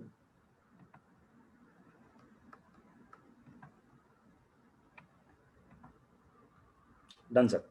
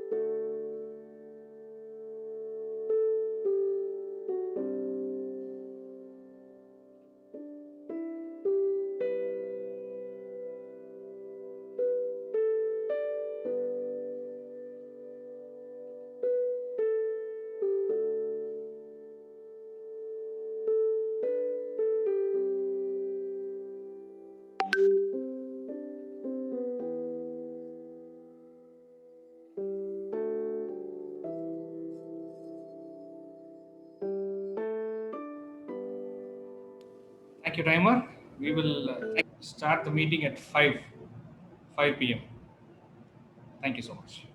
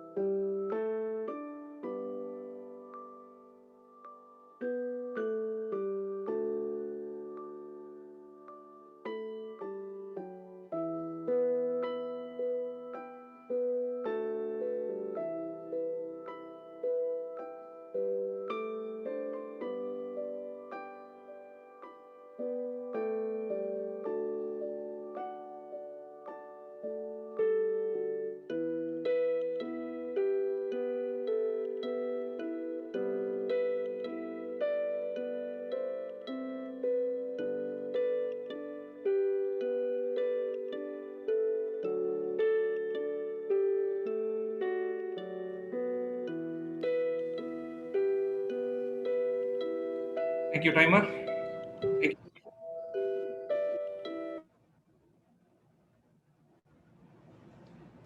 Welcome back, dear leaders. Hope we are all refreshed in this short break. Shall we move forward? Thank you. The next armor our youth would require for a better decision making is critical thinking. Critical thinking helps us to understand the logical connections between ideas, identify and construct better arguments, solve problems systematically, and reflect on their justification of one's own beliefs and values. To help our youth become better critical thinkers like Einstein and Marie Curie, we have Toastmaster Professor Samuel Johnson. Professor Samuel Johnson is currently working as a director at Academy Staff College. He is also a professor at Vellore Institute of Technology. He was the faculty coordinator who initiated to get Toastmasters International VIT chapter. And we all know rest is history. He is a renowned digital educational coach, transforming many educational institutions in higher education universities, colleges, and schools. He is a motivational speaker and a corporate trainer. He has been training managers and also consulting e learning and blended learning for corporate organizations in their learning and development experience. He is an advisor to over 13 companies. His research papers were published in important Scopus journals. During pandemic, he trained over 16,000 faculty members, teachers, research scholars, and students throughout the world.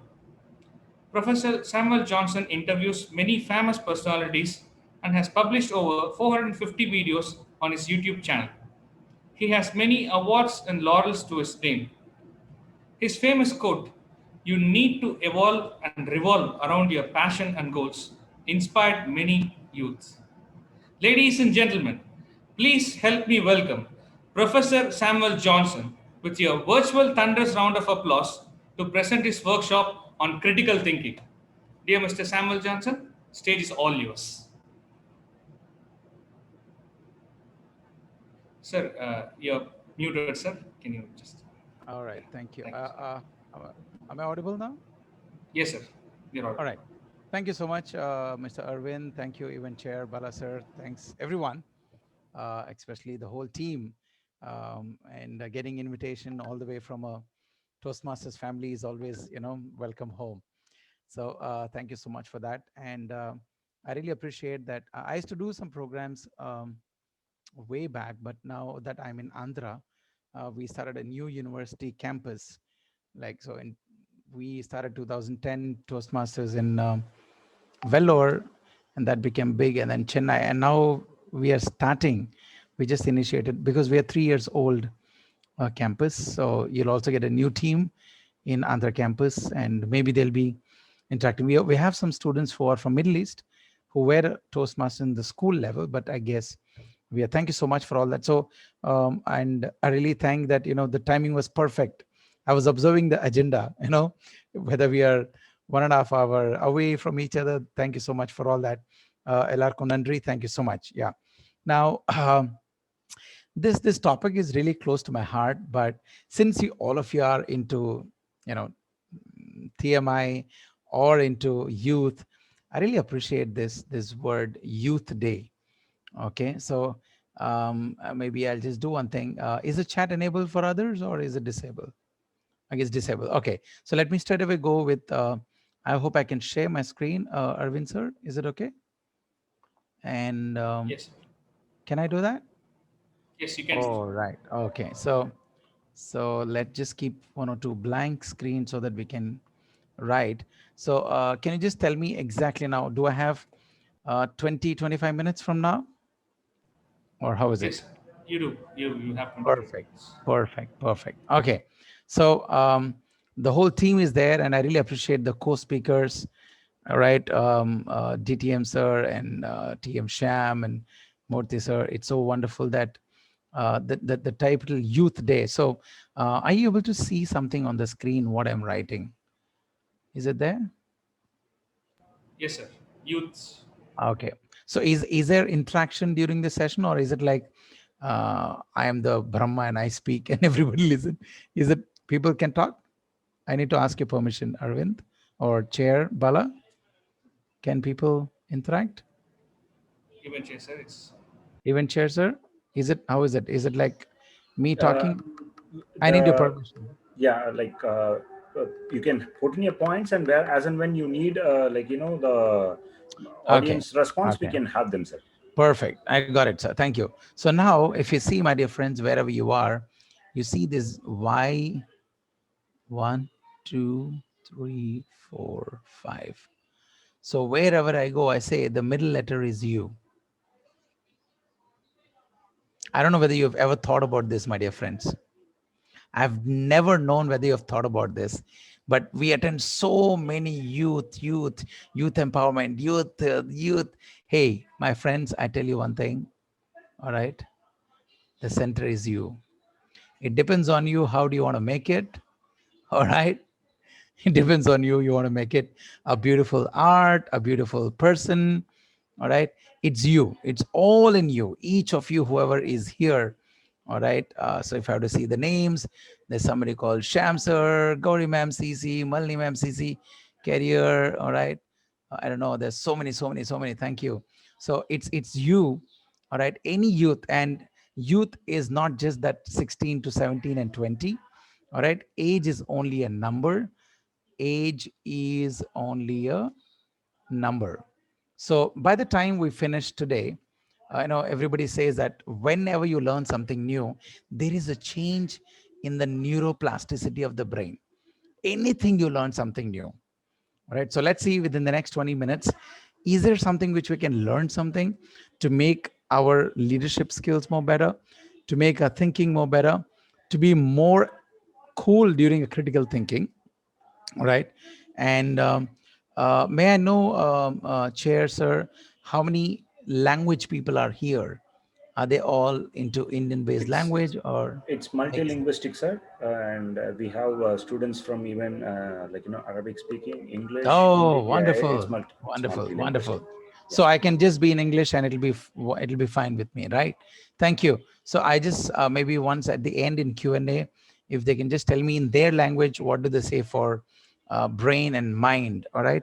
So I hope you might have heard this word a lot in your life. All right. But more than brain, you might have heard the word mind. I'm very sure. All right. Whatever I'm saying, yes or no, if you want to just put, you can go to the virtual reaction and give a thumbs up so that I know, okay, there is some interaction happening. All right. Otherwise, I don't know which Paramatma I am talking to, which Antaratma is talking to me. And we have no idea. Kiske saath, who's talking to me, we have no idea. Okay. So just go and say, okay, we have heard mind more. We have heard this word, mind yourself, mind your tongue, mind you. Have you heard that word? Yes, no, yeah. But have you ever heard the word brain you, brain your tongue, brain your language? No, we have not heard that word. But brain is the basic computer which does all your thinking, whether it's critical thinking, mental thinking, psychological thinking, it's the brain. But from the school days, our teachers will say, don't talk to others, talk only to me. And pin drop silence, and the critical thinking is gone. So 10th standard pin drop silence, higher education pin drop silence, master's pin drop silence. And then the company will come, even Chair Balasa will come for an interview. All right. And then Shamsa will come for interview. Tell me something about yourself. And then the person will say, pin drop silence. Wonderful. Amazing output. You see, my dear friends, if you do not make kids think, even if there's any parents right here, I want to tell you one thing. Make children think. Let them talk. Let them, thinking is something which is very close to my heart because I'm doing a lot of research in brain-based education and brain thinking and stress. Yeah. So I'll not touch base so much on, don't think I'm a professor and I'll give you lecture. All the notes, whatever I have, I will send it to Bala sir, everything.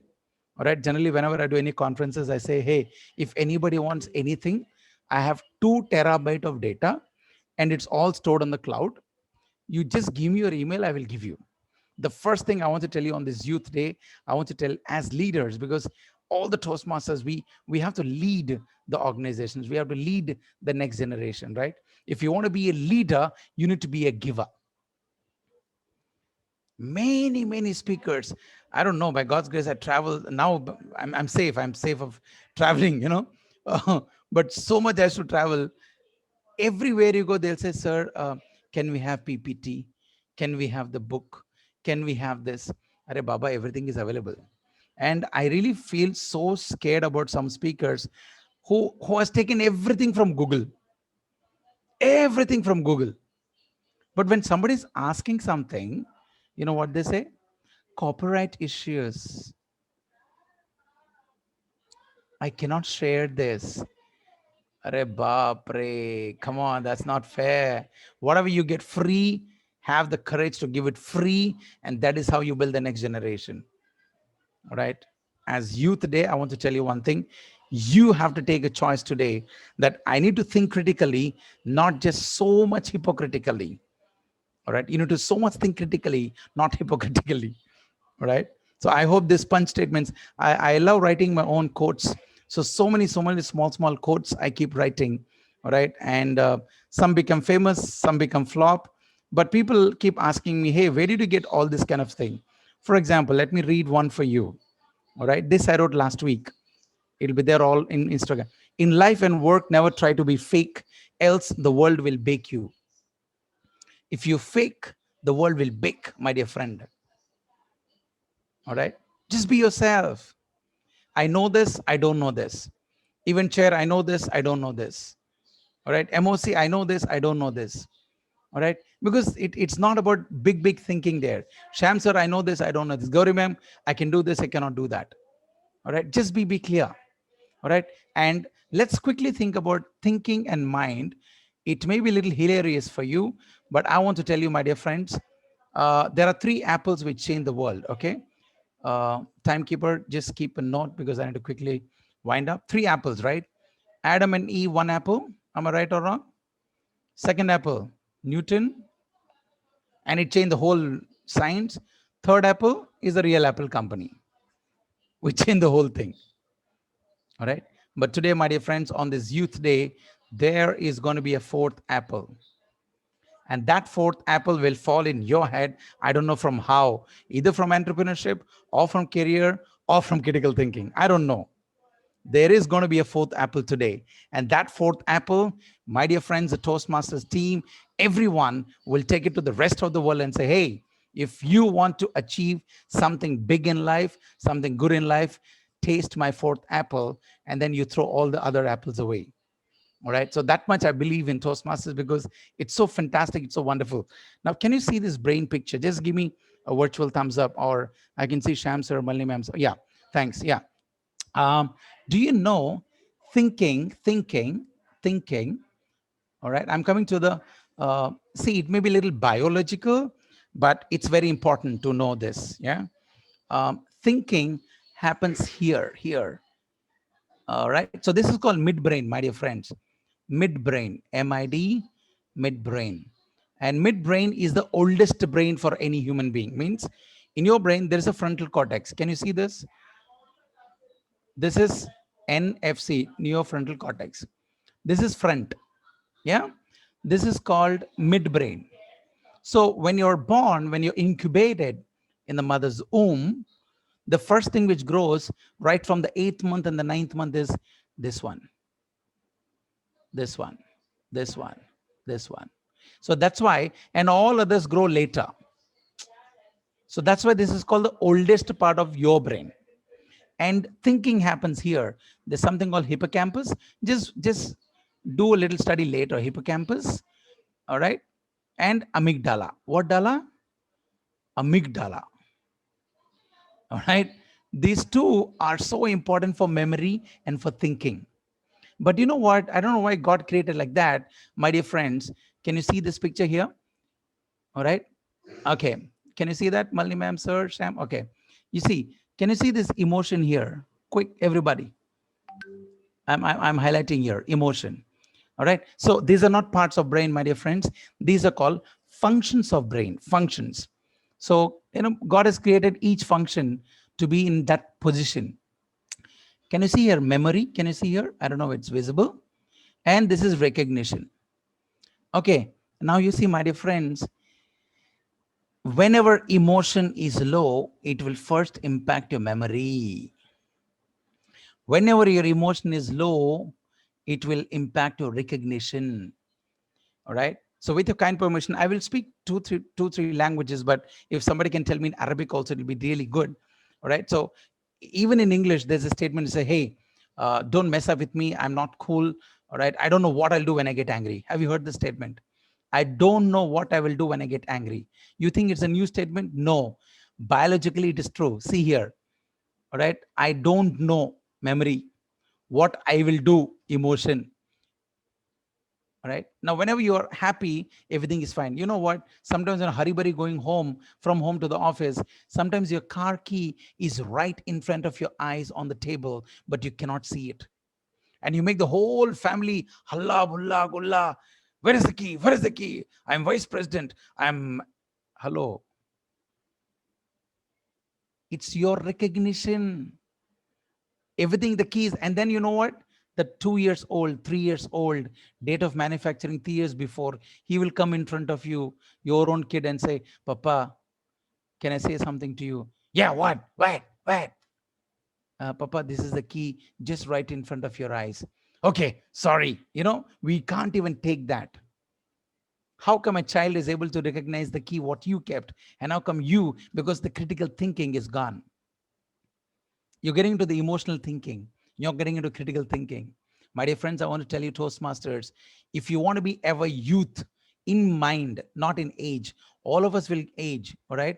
But age is only number. If you want to be youthful, please focus on only these 3 things. All right? With your permission, I can tell you in Hindi, all right? Mujhe gussa aa gaya to mujhe nahi pata main kya karunga. Same statement. If I get angry, I don't know what I'll do. Tamil, ena kovam vandisina enake theriyadu na enna pannuven. Telugu, na kovam motte naake teliyadu nenu em chestanu. See, any language you go, all right, it's the same words. All right, it's the same words. And brain is not different for UAE or Kazakhstan or Saudi Arabia. Okay, last question. And I would request somebody, to unmute and tell me this. Can you see the speech in here? Can you see this, what I'm highlighting? Okay, my dear friends, this is speech function. See, we were talking about critical thinking. Critical thinking is not only about thinking, you also talk. Okay. So what happens here is this speech, what you're seeing here, there is no difference between a man's brain and a woman's brain in terms of functions. It's exactly the same. But men, we think in compartments. We think in box. Sam wants to buy a car. My life is all about car. But women's brain is not box. It's octopus box. You want to buy a car? Do you know the children fees? Do you know your father did not give me anything? Oh goodness, from where to where to where it goes. But I'm not saying they're wrong. Yeah. We only think a box. School children, school, education fees. But if you see wife, she will tell, he should not become like you. You were like this, your father was like this, full mapping of the brain. Okay, now tell me one thing, there's no difference. I want to encourage all of you, women can do everything what a man can do, a man can do what everything women can do in terms of critical thinking. We are the humans who say women are emotionally weak, women are not emotionally strong. My dear friends, I want to tell you through science, through research proof, men are emotionally weak than women. Excuse me. Go to NCBR, National Crime Research Bureau. Go search. Max number of suicide is done by men, not by women. If critical thinking was so critical for women, all right, why are they not committing suicide, my dear friends? Maximum they'll do is beautiful. Go to the room, don't do critical thinking, take the pillow, keep crying, finish. 1 day, 2 days, everything is gone. But men is not like that. Everything goes inside the heart, inside the mind, critically thinking. 1 day volcano will come. My dear friends, I want to tell you one thing. The speech function, it is exactly the same, all right? Everything is the same for men and women. Thinking is happening here. Can you see your thinking? We're talking about critical thinking. That's why I'm coming to the biology of it. Can you see here thinking part? Okay. Now, I would like to stop sharing a minute. And okay, I'm on the spotlight. Am I right? Okay, look at my action. Look at my action. Whenever anything goes wrong to you, my dear friend, why do you take your right hand and ayya? Why do you hit here? Why can't you hit ayya? Why can't you hit your bum? Why can't you hit your cheek? Ayya? Why is the hand going here? My dear friends, all the Toastmasters, fellow Toastmasters International, everyone, my friends, brothers, sisters, whoever you are, please understand there is a biological connection from the neurofrontal cortex to your hand, which nobody told you today. You attended so many programs. Everybody says, take smiley ball, press. Your chest will go. If that is the case, then we can give everybody smiley balls, stress will go, suicides will come less. Why is the youth getting so much of fights? Why young people who are just getting married, successful in the industry, successful in the organization, but failure at home? Now, these are the questions I want the Youth Day to talk, to take up a challenge. We will live an example. We will never let other young people go astray in their life. That should be the commitment, my dear friends. Yeah. My wife is from Kerala. I'm from Andhra. Right? My mother doesn't know Malayalam. My mother-in-law doesn't know Telugu. I know Hindi. My mother-in-law doesn't know Hindi. But it's a gift. There will never be any fight between my mother and mother-in-law because they only talk different dumb language. It's a gift, my boy. You're getting the point. Don't take it. But what this critical thinking, people will critically think, oh, you will never talk to your mother-in-law. You will have a lot of fights. Hello. It's so beautiful. All right. So how do you want to take? I just want to focus on youth, because when you said youth, why are most of the youth getting into drugs? Why are most young couples getting into separated life? Why are most youth getting divorced at a very early age? But why are they getting flourished in the corporate life? That's my question, which all of us have to understand. If we can be as a role model to others. You know, I feel so happy in my organization when people say, hey, bro, how are you being so happy? How are you being so happy? You know, don't you get negative thoughts? Okay. I just want to tell you one thing, my dear friends. Thinking comes from frontal, all right, here, and especially between the, you know, the right eyebrow and the here, starting and the ending, in the center. Because whenever you think of anybody, Sham sir, can you just tell me how does the Burj Khalifa look like, you know? Or Manjula ma'am, how did you get out of the airport of Dubai? Can you remember something? So when you remember something, yeah, whenever you remember something, where do you look up? Do you look up or do you look down? Generally, when you're thinking about somebody, look up. Yeah. And it's not just up, my dear friends. You look, your eyes will go between here to like that. The little side, yes or no? Off center. If anybody's seeing, then take him to the mental hospital. If anybody's saying down, then that's also a problem. So the critical thinking is not easy, my dear friends. So I'm giving you science and thinking together, because I don't know if somebody has shared all this with you. I'll be happy. And later on we can do a complete, it's a 2-day workshop which I work on thinking, critical thinking and brain. But now we'll just wind up. Since there are ladies and gents here, with your kind permission, Manjula ma'am and Malini ma'am and all the ladies, don't mistake me for my next statement, okay? Everything, for example, thinking is here, right? On the forehead, all right? Feeling is also coming from here. Feeling never comes from heart. Many people say, oh, you know, never. Feeling, emotion, thinking comes from brain, not from heart. Okay, number one. Now here, everything is the same for men and women, but I don't know why, if you ask a professor of anatomy in any medical school you go, when we teach anatomy is 1.5 year course, okay, first year. So I teach in a couple of medical schools. So we read a lot about this. Only the speech syndrome. Can you see the speech syndrome? If this is men's brain, for women, W, it will be 1 inch bigger, little 1 inch bigger. I don't know why God created like that. All right. Only the speech syndrome, nothing else. All right. Now you know why women likes to talk. You think that's negative? No.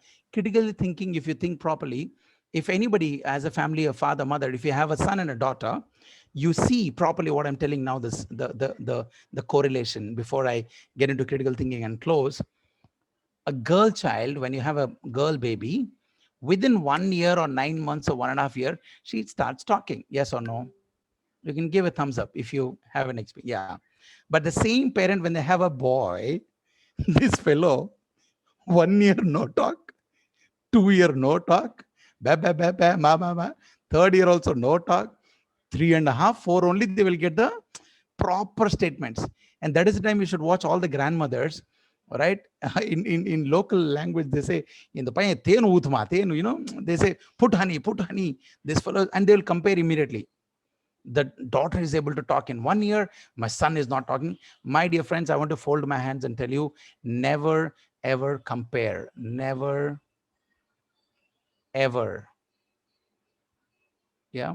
Can somebody add? Somebody's joining. Yeah. Never, ever compare. Each one of us are unique. Vice Chair Manjula is unique. Sham sir is unique. DTM Koteshwar sir is unique. Everybody is unique here, especially your next generation. You know, the problem is we compare our thinking with their thinking, not knowing that they never saw what is telephone in their life. And you will say, in my days, Hercules, yapa, in your days, he was not born. Talk to the youth of their future, not of their past. All right. I tell my students, you know what, in my days, no photocopy, no Xerox. We used to walk. That fellow will say, sir, thank you so much. Everything is in my phone now. Now what do I do? So can I go with today's youth, with today's generation, with today's challenges? Yeah. So what happened? Let's quickly listen. What is this quickly? Is it ECG? Yes or no? Yeah. So whenever there is up and down, that means there is life. Yes or no? Yeah. What happens when it's like this?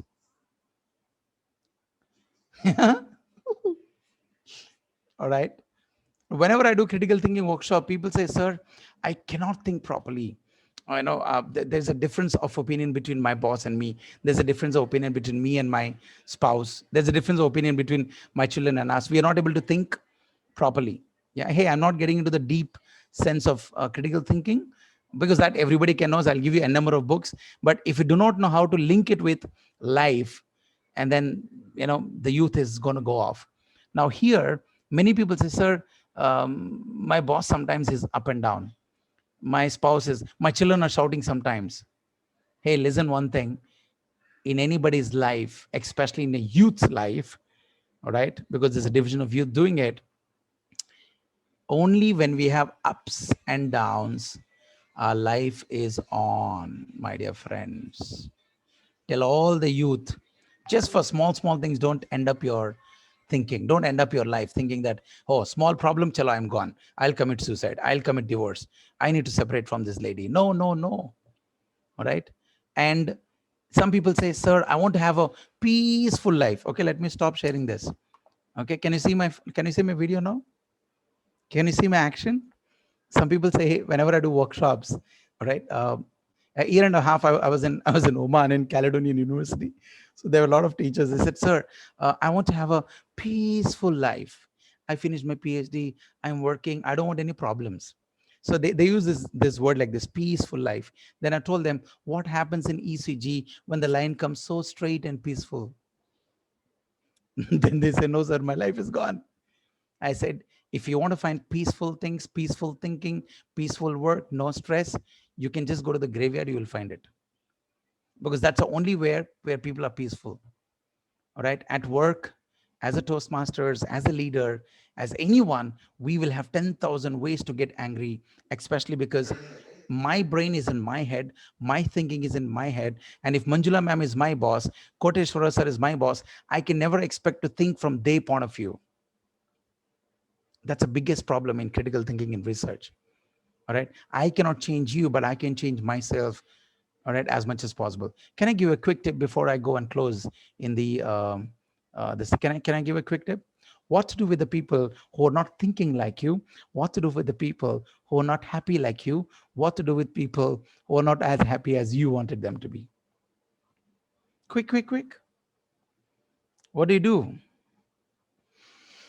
We generally react because that is how our thinking is. All right.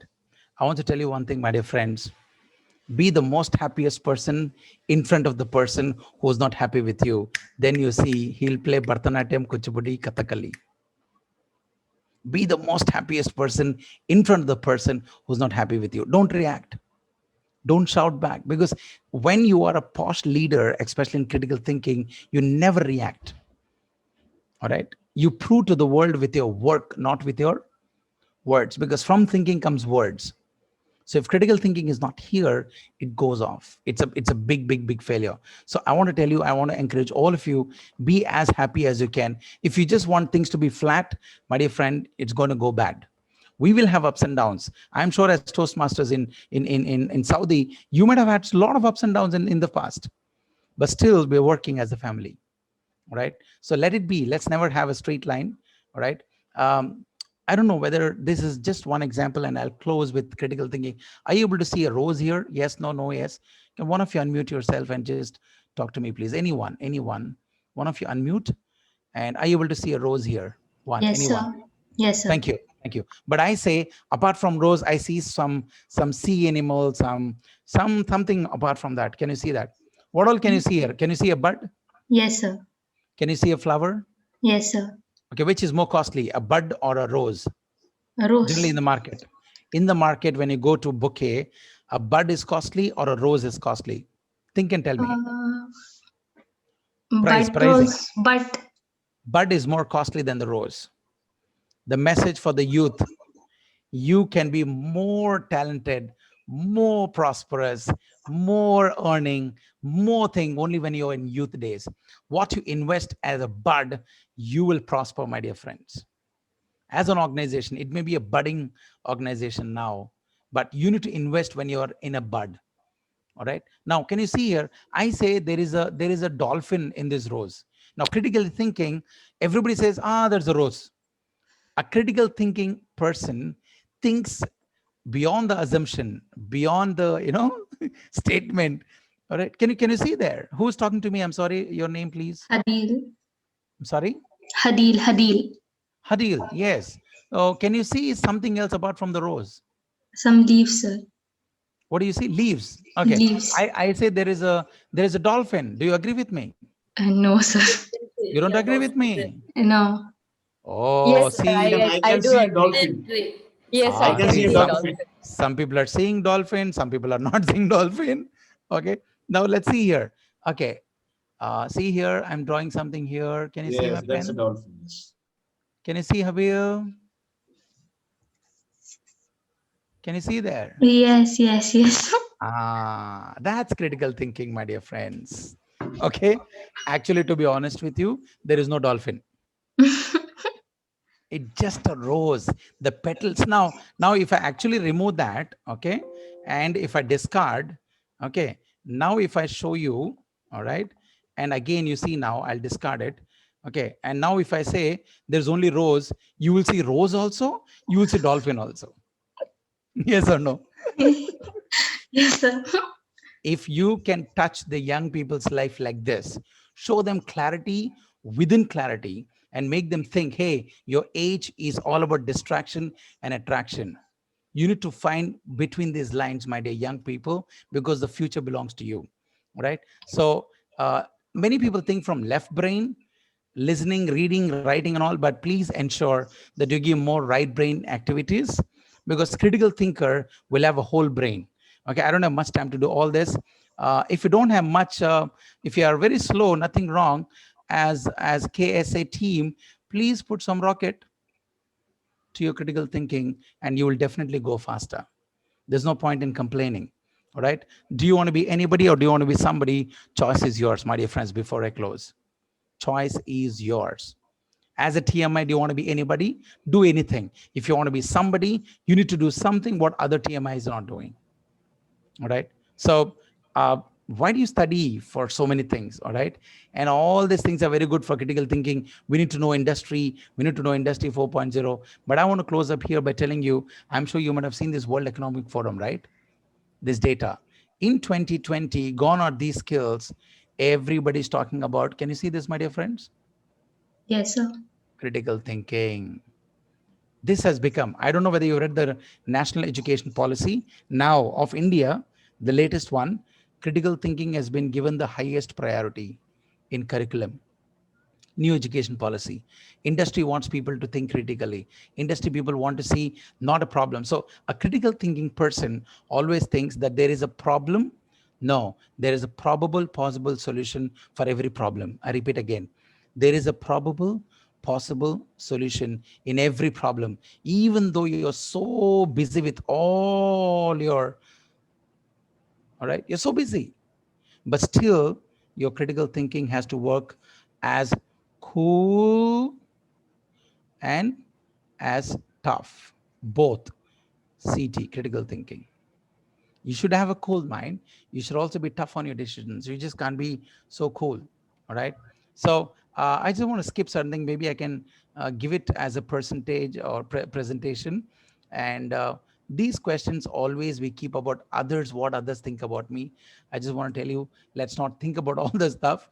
All right. Critical thinking, creative thinking, choice is yours. If you want to be a creative thinker, if I'm late to the meeting, rather than saying, I'm sorry, many people say, I'm sorry, right? Why can't we critical think and say, hey, thanks for waiting for me? You understand what I'm talking about? Rather than saying, sorry, I'm late. Hey guys, thank you so much for waiting for me. Which is more better? You're getting my point. So these kind of statements, if we think critically, all right, and please be away from ants. All right, everybody has ants in the house. Automatic negative thoughts. You know what? That Manjula, no vice chair, whenever she will only give chance to others. She'll never give chance to me. Ant, that is one ant. Then one ant will go to Mohan sir. One ant will go to Koteshwara sir. Please keep these ants away. Automatic negative thoughts. This will kill creativity. This will kill the things. All right. You see this great guy. He knows things are going to come on his head and he's trying to cut it off. Great legend in critical thinking. All right. So all the theory, I'm sorry, I just don't take generally theory, because if you can just come from clear to unclear, from unclear to clear, if you can be more accurate than inaccurate, if you can be precise in your thinking than vague, if you can be relevant than irrelevant thoughts, all right, things will become more good in the organization. All right. So I just want to recommend this, my last. These are some of the good books which I've at least read, to be honest with you. One, Unknown Methods, all right, and Think Smarter. All right, so I don't know, I am recommending this, but there are many, all right. So I'm so sorry that if I have short time, I need to close here. Thank you so much. Before we wind up, just one piece of advice, all right. When the whole world is out of order, do not expect everything to be in order. We're in pandemic, we're in challenging situation, my dear friends, especially young people. When the whole world is out of order, you do not expect everything. No, Toastmaster Manjula, last year, it was not like this. You have to do like this. Hello. Please think once. The whole world is out of order. How can you expect everything to be in order? A little bit of adjustment, little bit of give, little bit of take will make all of us a positive thinkers, and we will make the youth of this nation, of this world, to make a better place for everybody. Thank you so much. Any questions, anything, Vice Chair or? Thank you, Professor. As we overshot our time, I believe that all the questions will be collected by Event Chair Bala and myself. We will send through emails and we can exchange all the answers with you, if that is okay with you. Perfect, perfect. Did I type? Oh, my email, you can share it with them. Yeah. Yes, yes. I don't know whether I can type there. Is it? Am I able to type there? Yeah. You should be. Yes, can everybody see that? Yeah, okay, yes. so that's my website. You can check all my social media or email. And thank you so much, Arvind sir. Thank you, Bala sir. Thank you so much. Thank you. Yeah. Thank you so much, sir. Thank you so much, Professor Samuel Johnson, sir, for such a wonderful eye-opening workshop on critical thinking. Each and every student have one question and they want to have a very profound conversation with you, but unfortunately, due to the time constraints, we are moving on. As our youth are awaiting to flap their wings towards the universities and graduation, your guidance and motivation couldn't have been more timely for all of us. Sure. Thank you so much. Professor Samuel Johnson, kindly accept the certificate as a token of appreciation from Division D for presenting your workshop on our Youth Day. We thank you so much for your service. Thank you. Wow. Thank you. Thank you so much. Thank you, Henry. Thank you. Henry, thank you, sir. Thank you. Now, ladies and gentlemen, it's time to analyze the critical thinking of our youth leaders. Don't you agree? And to conduct the critical thinking contest, we have our very own champion youth leader Gisha Sridhar. She is currently pursuing her grade 10 at Al Hussan International School, Jubail. Her ambition is to become an IFS, Indian Foreign Service Officer, Please become an IFS officer soon and start the regular flight service between India and Saudi Arabia. A personal request from me. She is passionate about badminton and writing. Her favorite subjects are mathematics and physics, and her favorite destination is United Arab Emirates. Ladies and gentlemen, please help me welcome the prodigy, youth leader Gisha Sridhar, with your virtual thunder of applause to carry on the session. Gisha, the stage is all yours. Thank you very much, Master of Ceremonies, for that nice introduction. Martin Luther King Jr., a great leader whom I admire the most, refers, and here I quote, "The function of education is to teach one to think intensively and critically.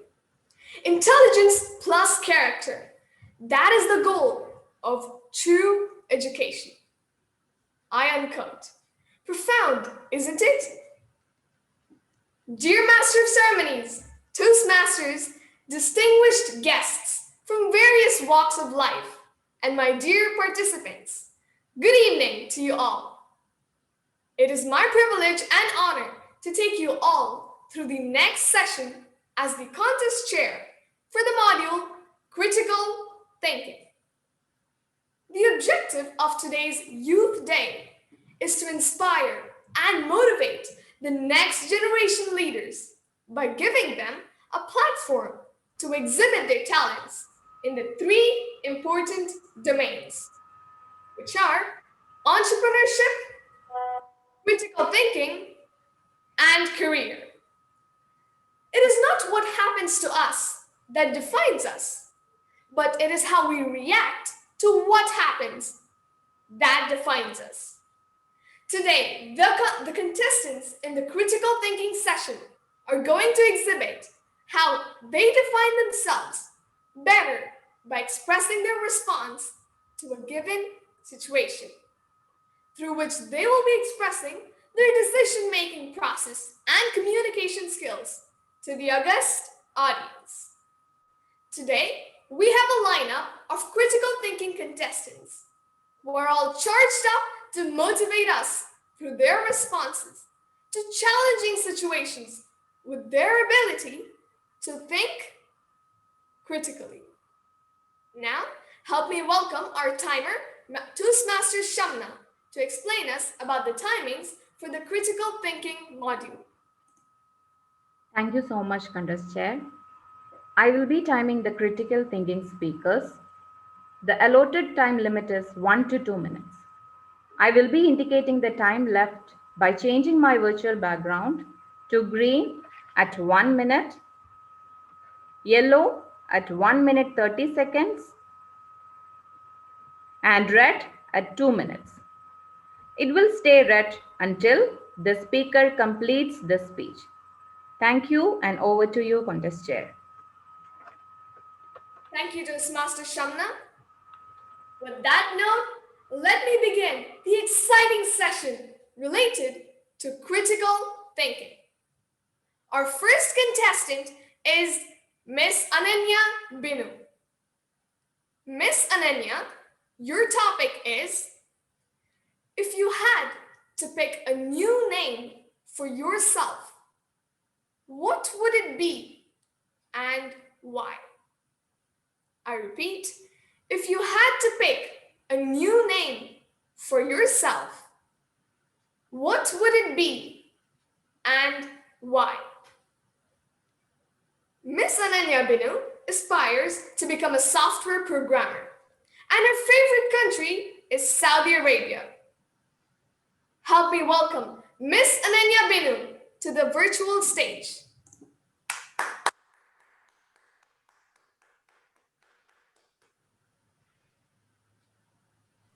Respected Toastmasters, dignitaries, and my fellow youth leaders, good wishes to one and all. I would not change my name because my name, Ananya Binu, means unique. Ananya is unique in Sanskrit and it embodies every way in which I am. I don't like what others like, especially what my sister likes. I don't like to do what others do because I want to be different. I don't want to be like the other flow. I want to be different. I don't want to be simple and just flow into the sea like all the rivers.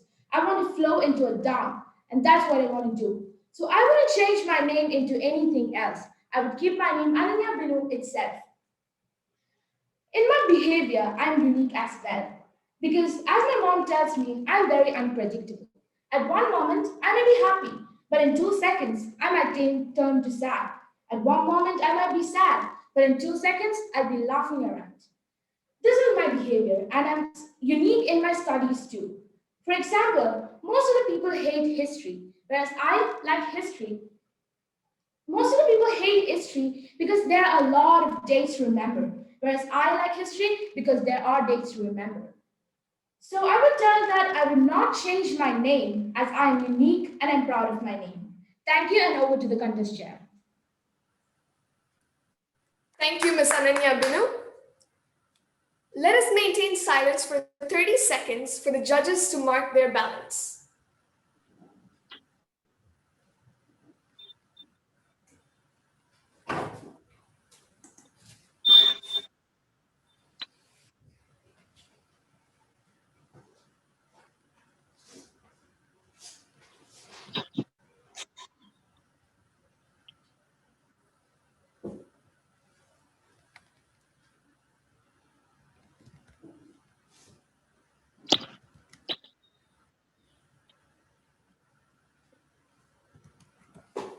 Our next contestant is Ms. Tahniyat Fatima. Your topic is, how do you quit a bad habit? And tell us how you will stay away from that feelings. I repeat. Can you please repeat? Yes, I'll be repeating the topic. How do you quit a bad habit? And tell us how will you stay away from that feeling. Miss Tahniyat Fatima aspires to become a doctor, and her favorite country is not 1 or 2, but 3. India, USA, and Japan. Help me welcome Miss Tahniyat Fatima. The stage is all yours. A journey of 1,000 miles just start with a single step. A bad habit which I would like to change is using my mobile phone till the whole night. I have a habit of using mobile phone, going under my blanket and using it out. And sometimes I feel, oh, am I doing something wrong to myself? While not sleeping and being in this mobile phone, will it harm my eyes? Many questions come around. But I'm not like, I can come out of this habit. Sometimes I feel, oh yes, let's try today. Yeah, let's try today. But unfortunately, it's the time. I'm just like, no, from tomorrow, pakka, from tomorrow, of course, from tomorrow. But that tomorrow never comes. And if I like to stop that bad habit, I would keep my cell phone away. The moment it's 8 p.m., the phone will be away from me, just to get a proper sleep and to start the next day beautifully. If we talk more about my habit of using cell phone a lot, I can say that I can't be even awake for a while from cell phone. I just see, oh no, look, I don't know what my messages are. Especially at night, people will be under the blanket and sleeping restfully, and I'll be like, oh my notifications and all OMG. If I like to change it, I'll first take it away from my side, and then if I'll just mute its notifications, and I'll keep it somewhere else and try to have a proper sleep. And therefore, I can conclude that, according to me, using cell phones a lot harms the eyeways, and I'll try, hopefully, to stop this bad habit. Thank you. Thank you, Ms. Tahniyat Fatima. Now let us maintain silence for 30 seconds.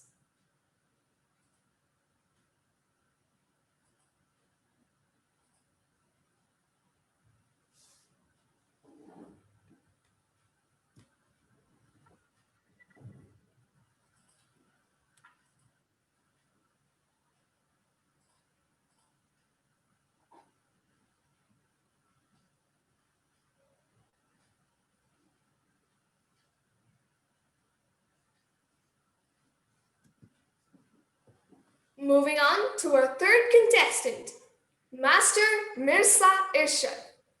Your topic is, if a flight you are traveling is hijacked, what would you do? I repeat, if a flight you are traveling is hijacked, what would you do? Master Mirza wants to become a great businessman and a professional footballer. His favorite countries are India and Saudi Arabia. Let us welcome Master Mirza Irshad onto the virtual stage.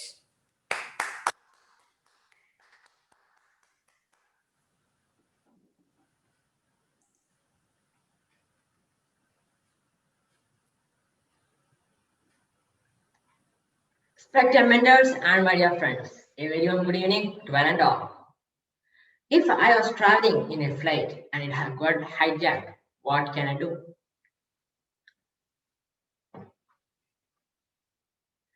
Going through flight is very good experience. I travel through flight from India to Saudi Arabia almost every year because for vacation I used to go there and come back in flight. Till now, it doesn't happen any problem. If I had the flight hijacked when I go next year,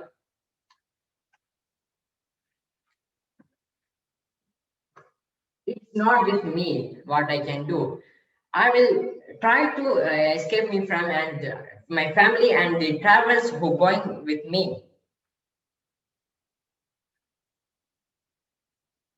I will try to escape from that and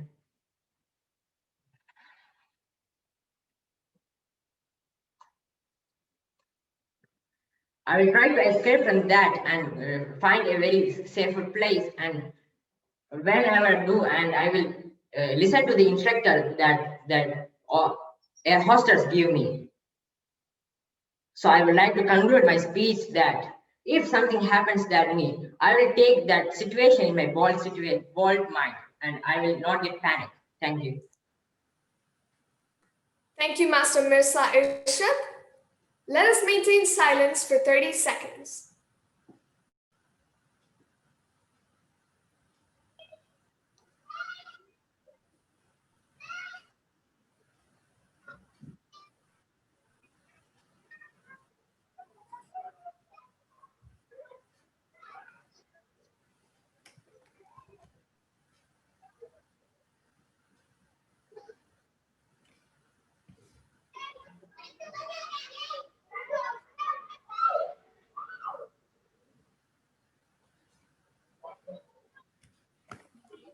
Moving on to our next contestant, Miss Sayyeda Amina Tabassum. Your topic is, if you could give one same gift for every person in the world, what would it be? I repeat, if you could give one same gift for every person in the world, what would it be? Miss Sayyeda Amina dreams to join the BSF or the Army, and her favorite countries are India and UAE. Help me welcome Miss Sayyeda Amina.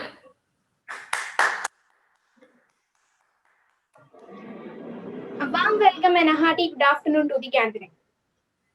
The thing which I would be giving would be the education. Because nowadays we see that the poor people, we don't respect them. We call them illiterate. If we see a man walking through our way and he's not literate, he's not educated, we don't respect him. We say, you move away. But whereas we see a man which full of educated, coat and pine, we respect him. We take selfies with him. Try to understand that. We should respect everyone. And I would give an education to everyone so that everyone should get equal amount of respect. Thank you. Thank you, Miss Sayyeda Amina. Now let us maintain silence for 30 seconds.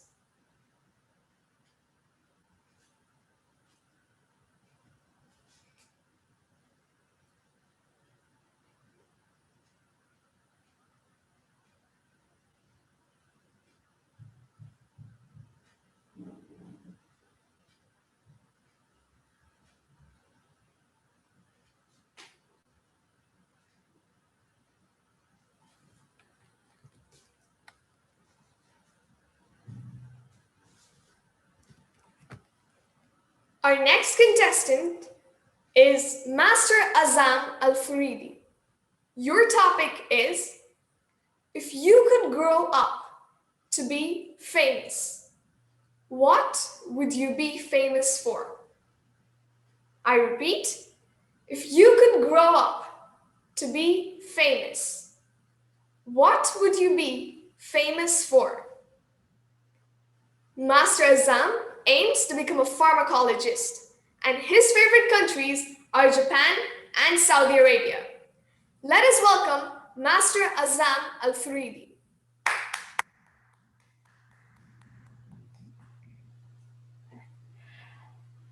We live in a world, a globe, where not everyone has the same education as others.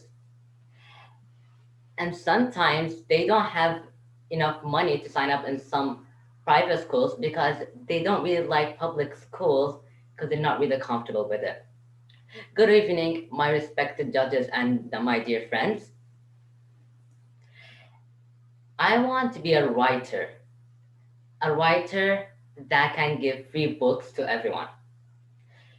Not only school could give education to everyone, there's also books. As a famous person, I could be an idol to everyone, to anyone. And as an idol, I have to keep a good reputation and do something helpful and do something good. When I write these books, I'm giving the education to them, making them as equal as others and making them feel loved and making them feel like they know who they are.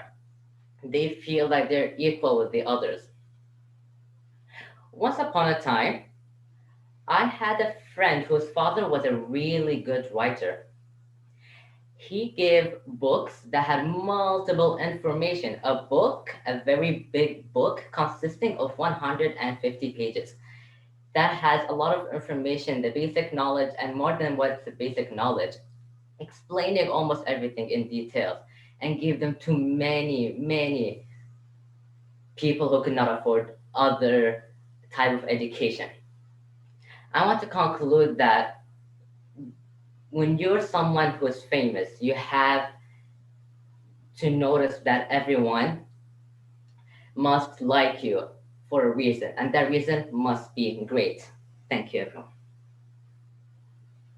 Thank you, Master Azam Al-Faridi. Let us maintain silence for 30 seconds.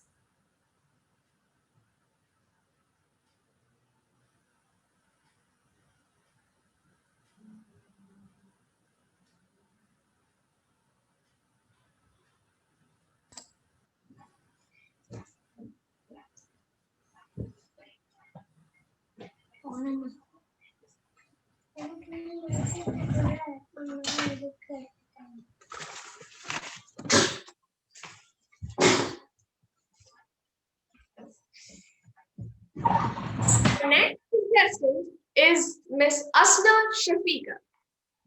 Miss Asna, your topic is, if you were told that you would live forever, what would you change about your life? I repeat, if you were told that you would live forever, what would you change about your life?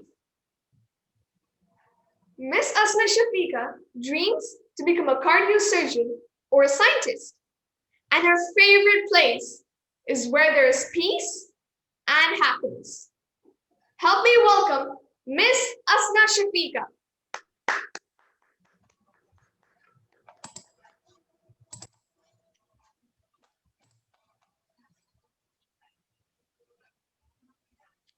Esteemed contest chair, respected Toastmasters, and my fellow youth leaders, a warm evening to one and all. So if I were to live forever, I would ask for wings. That is how I can fly and go to so many places. This is my first thought. But then I realized, is traveling the most important thing in your life? Do you experience so many things? And then it struck me that if I were to live forever, I would make it in such a way that so many other people to benefit from me. I would be a teacher to thousands of students who live through the centuries. Someone like the teacher of Achilles, the great Greek mythical hero, Achilles and Hercules.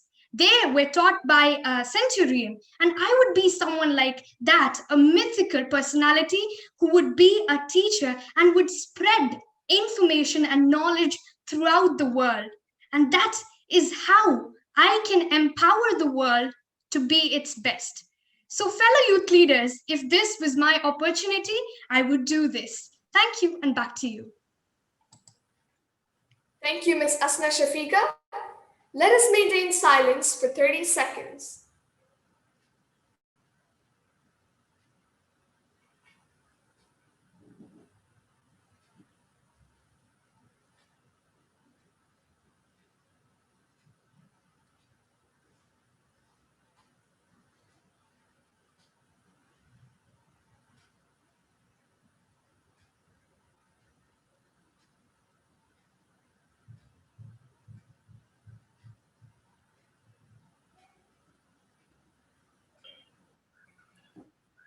Our seventh contestant is Ms. Akifa Begum. Your topic is, if you could set one rule for your family that your family has to follow, what would it be? I'll repeat the topic. If you could set one rule for your family that your family has to follow, what would it be? I repeat, if you could set one rule for your family that your family has to follow, what would it be? Ms. Akifa has quite a lot of dreams to be accomplished. To become a scientist, a politician, a motivational speaker, and serve the nation. Her favorite place is India. Help me welcome Miss Akifa Begum.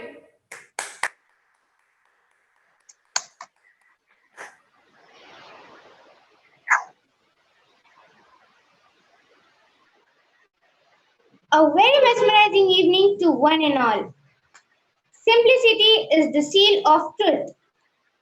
I feel privileged to welcome my honorable chief guest, respected Toastmasters, and my lovely audience. If I got to make a rule for my family, I would make that follow a simple and healthy lifestyle. I would like to share my personal experience with you. Once I went to a party.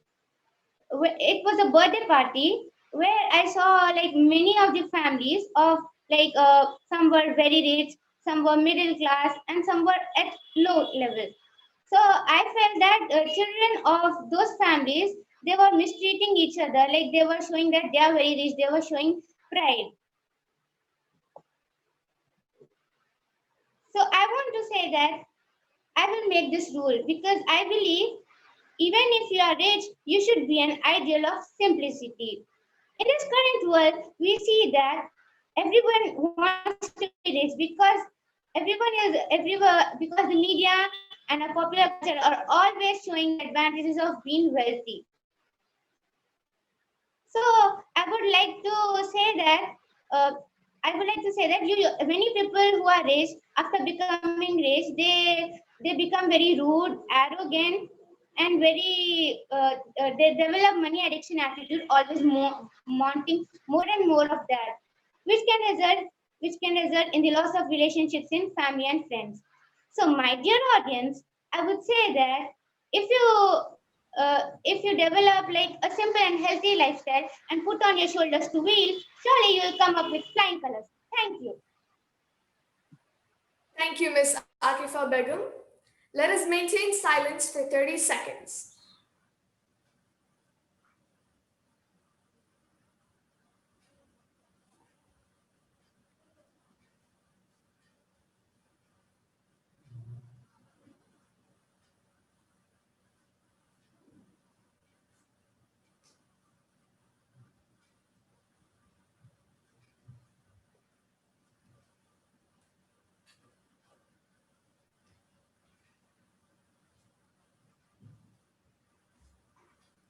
Our 8th contestant tonight is Master Om Bhushan. Master Om Bhushan, your topic is, if you become invisible for 10 minutes right now, what would you do?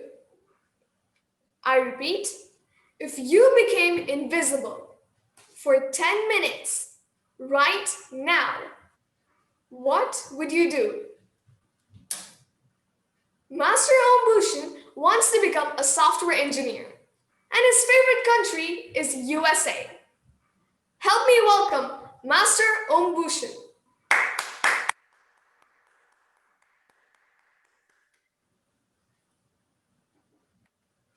There are many interesting plans I would indeed love to carry out if I became invisible, even for a minute time of 10 minutes. Respected judges, dear friends, good evening to all of you. Being invisible is a privilege. If you read The Invisible Man by H.G. Wells, you would know it. Being invisible, I would like to do a couple of things, which I don't generally do. To be honest, my school life has been a little rough, so it's time for payback. A lot of my friends have been troubling me for a lot of time. So now I have an opportunity to pay it back. Let's go and prank them. I would love to do whatever I can when they don't see it. Because let's face it, I am a weak guy. If they throw anything at me, I won't be able to bear it. Not at all. It's not possible for me to take anything. And they will land punches on me.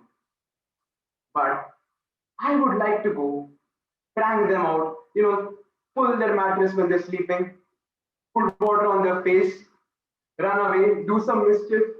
And I could also do some useful stuff with it. I could go tidy up my place when my parents aren't looking. I could go do many interesting things. But the thing is, I want to be playful. I want to be funny with it. Because being invisible, the best thing to do is spread some fun. And the best part is they'll all ask, who did it? Who did it? And no one will know. But that's what I'm going to do. Thank you, all of you. Thank you, Master Om Bhushan. Let us maintain silence for 30 seconds.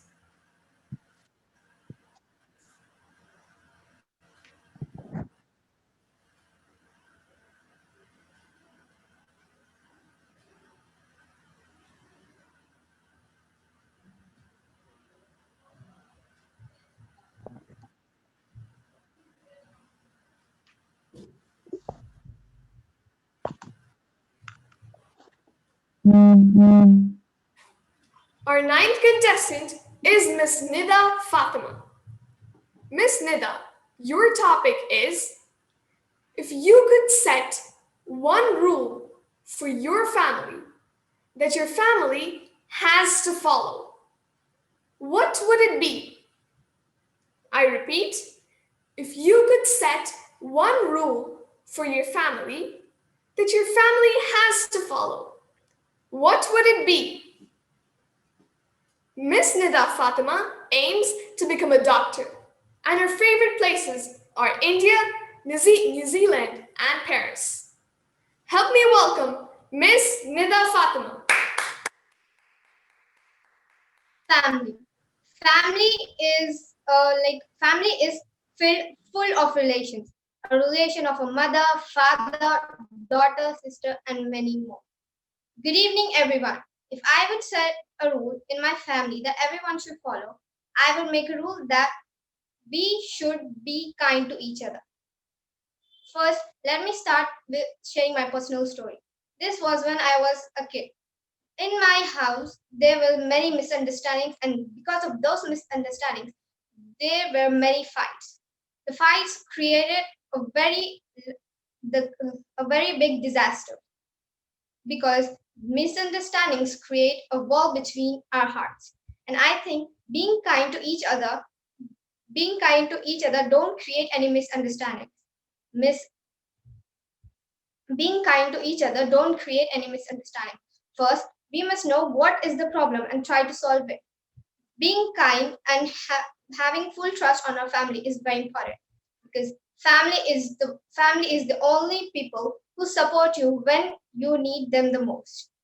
Thank you. Thank you, Ms. Nida Fatima. Now let us maintain silence for 30 seconds.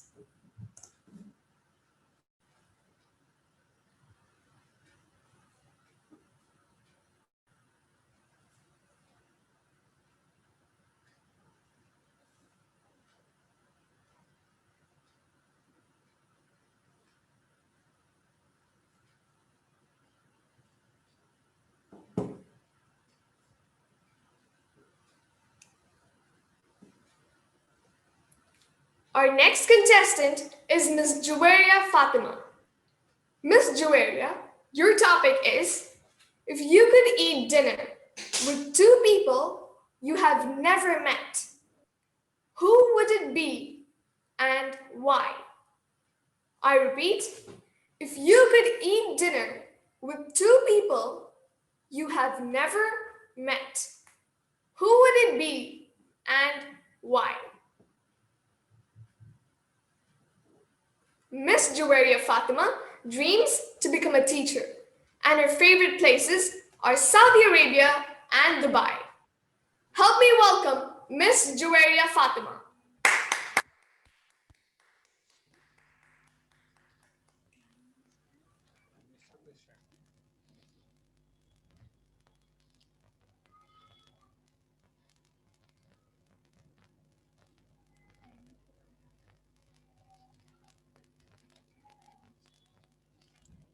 Good evening, everyone. If I could eat dinner with two people, they would be President and Prime Minister, because I feel very proud to sit beside them and eat with them, and the food will be very tasty with them, and it will look very good. It will be very delicious, and I will tell my friends about what I did with the President and Prime Minister. I will talk with President and Prime Minister about education, what to do, and I will take their conclusion for the better results and the development of the country. And I will give my ideas that they are correct or not for about the development of the country. I will also ask them about the education system, to develop the education system and to develop the country for good professions, to generate good professions. And I will ask about how to remove poverty, how to develop country in each and every field. I would like to conclude that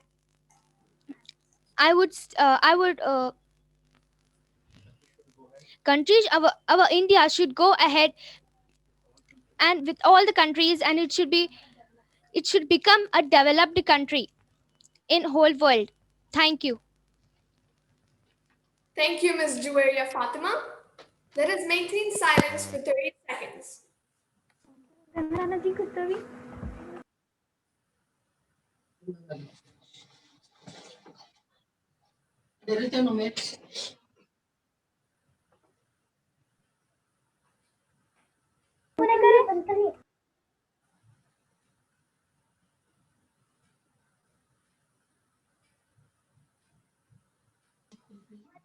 Our 11th contestant is Master Sayed Numair Mehdi. Master Sayed, your topic is, to whom will you talk if you have a problem and why? I repeat, to whom will you talk if you have a problem and why? Master Sayed Numair aspires to become a cricketer, and his favorite country is India. Help me welcome Master Sayed Numair Mehdi. Okay, so if If I have any problem from others, I will talk to my mother. Mother has solution for every problem. She is like a guide with answers. She told everything what we have to do, what not. Okay. So when I have any problem, I will come to mother and tell my problem, what is the problem, so and so. And my mother tells the answer. What she says, I will done that only. Okay, so when anyone trouble, when I am in any trouble, my mother helps me. Thank you. Thank you, Master Sayed.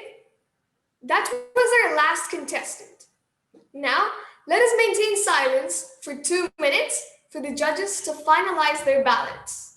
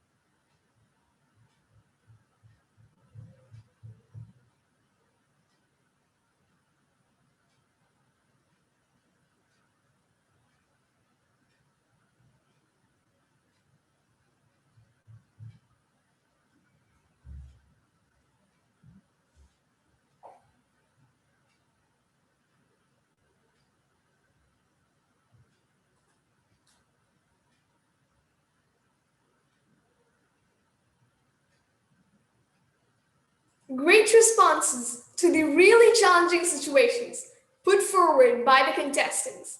An incredible session to witness. Many exciting sessions lined up. So I wish all the audience to stay tuned and enjoy the event. My heartfelt gratitude for this wonderful opportunity. With that note, I once again thank the Division D leadership for giving me this wonderful opportunity to be a part of this learning evening. Thank you, and over to the Master of Ceremonies. Thank you, Youth Leader Kisha, for conducting such a fun-filled and analytical session. You kept all of us thinking. Your questions were very profound and we would be very helpful for all our youth leaders present there. Thank you for the show well done. Dear leaders, it is time for our Isha prayer break now. Let us get back to our screen within 10 minutes, precisely 6:30 p.m. Saudi Arabia time. Thank you.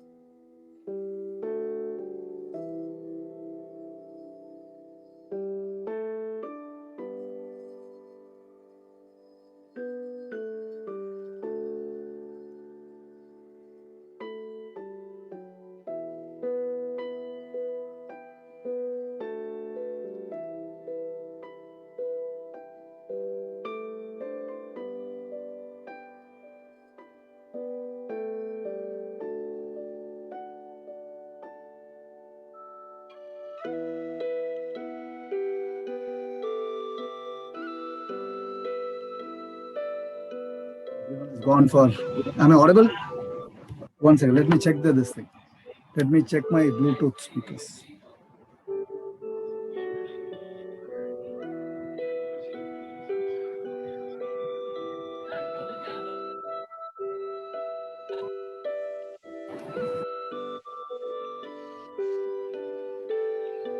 Bala? Yes, sir. Very much audible, sir. Loud and clear. Thank you. Thank you. Loud and clear. Thank you.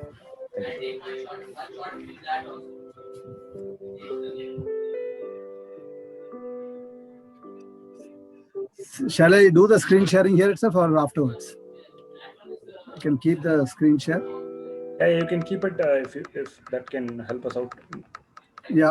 Whichever way is comfortable. Yeah, welcome. I'll keep it in the welcome. Yeah. Once the introduction is done, maybe post that we can have it, sir. Like this? You can put it in a Can PPT you keep mode it here? itself, sir. Like Yeah, this? you can put it in a PPT mode, sir. Yeah. Like this? Yeah. Perfectly fine, sir.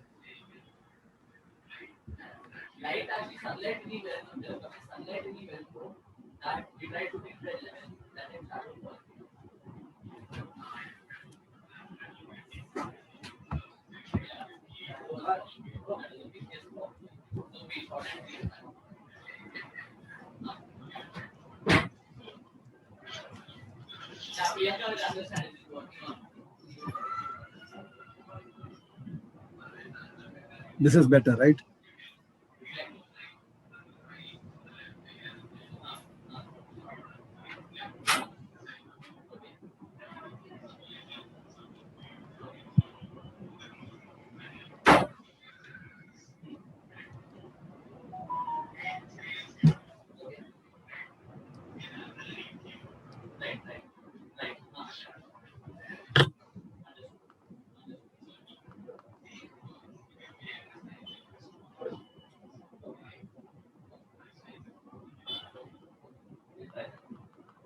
So basically 3 angles, front angle bar, and then side angle 45 degrees.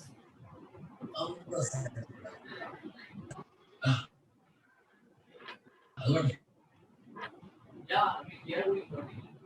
That's what I said, vertical. When we do horizontal, it's not very.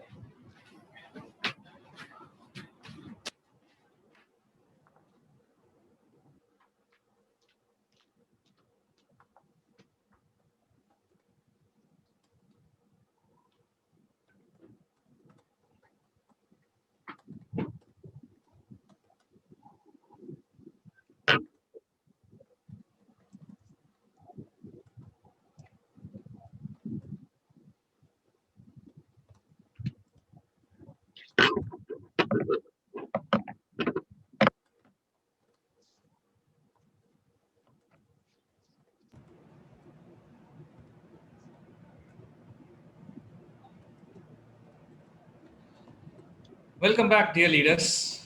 Hope you are refreshed in the short break. Ladies and gentlemen, next we would like our youth leaders to get a clarity about their career. We are not in our 90s where we chose our career on the basis of our higher secondary marks. Nowadays, the world is changing. And why do we need career guidance? Career guidance is the process of helping individuals or students in making adequate educational and occupational choices and in taking career decisions based on the demand and requirements of the future world or the present one. To help our youth leaders on their career choices, we have our workshop presenter, Toastmaster Shyam Shivashankar. Toastmaster Shyam is a dynamic industry professional with over 30 years of experience in various companies like SAIL and Ispat Industries in India and Sahara Petrochemicals in Jubail, Kingdom of Saudi Arabia. He has technical and managerial experience in the fields of steel, power, air separation, and oil and gas, and even petrochemicals. A motivated individual with a passion for excellence. He is a professional motivational speaker and a member of Toastmasters, a thorough team man and a mentor to many. Toastmaster Shyam is now living his dream as an entrepreneur after a satisfying 30-year-old working career. He has founded Thea New Consultancy based on Navi Mumbai and Bahrain. Ladies and gentlemen, please help me welcome Toastmaster Shyam with your virtual thunderous round of applause to present his workshop and career. Toastmaster Shyam, the stage is all yours. Thank you so much for that rousing introduction, Master of Ceremonies, Toastmaster Arvind Sethuraman. Indeed a pleasure to be amongst friends, feeling as good as I'm being welcomed back home. It reminds me of my 8 years association in Jubail, Saudi Arabia. Thank you so much. Always a pleasure to be among friends. Chief guest DTM Piriyanayagam, Division Director DTM Kuttishwaran, Program Quality Director Distinguished Toastmaster Murli Krishnan, Event Chair Toastmaster Bala, workshop presenters, division leaders, Toastmasters, and youth leaders in particular. The participants in this Youth Day program themed Empowering Youth Beyond Toastmasters. Good evening. It does indeed make me feel young in such exalted company. Moreover, on a Friday weekend, we have so many eager minds that have assembled here to take time out for themselves, trying to get something, like Professor Samuel Johnson said, something out of these workshops that will create a difference in their lives. We have had a magnificent and inspiring speech from our chief guest, DTM Piri, a man who expresses from his noble heart. His profound, thoughtful words can move many a mountain. Always aim for greatness, he beseeched. Takeaway message was, take control over the flow of your life than being a part of the flow of your life. See, why I'm trying to do this is, it all happens even in careers, like choosing a career. This forms the basis, like the thoughts that have been expressed below by various speakers, forms the basis of choosing your careers too. Mr. Balakumar Murthy has shared his ideas to become a successful entrepreneur, like a true businessman on the move. Actually, I should have listened to him way back when I was young, I would have started my company much earlier. He said, do things by choice, not by chance. One can touch others' lives significantly, he said. He said, go technology, swim against the tide.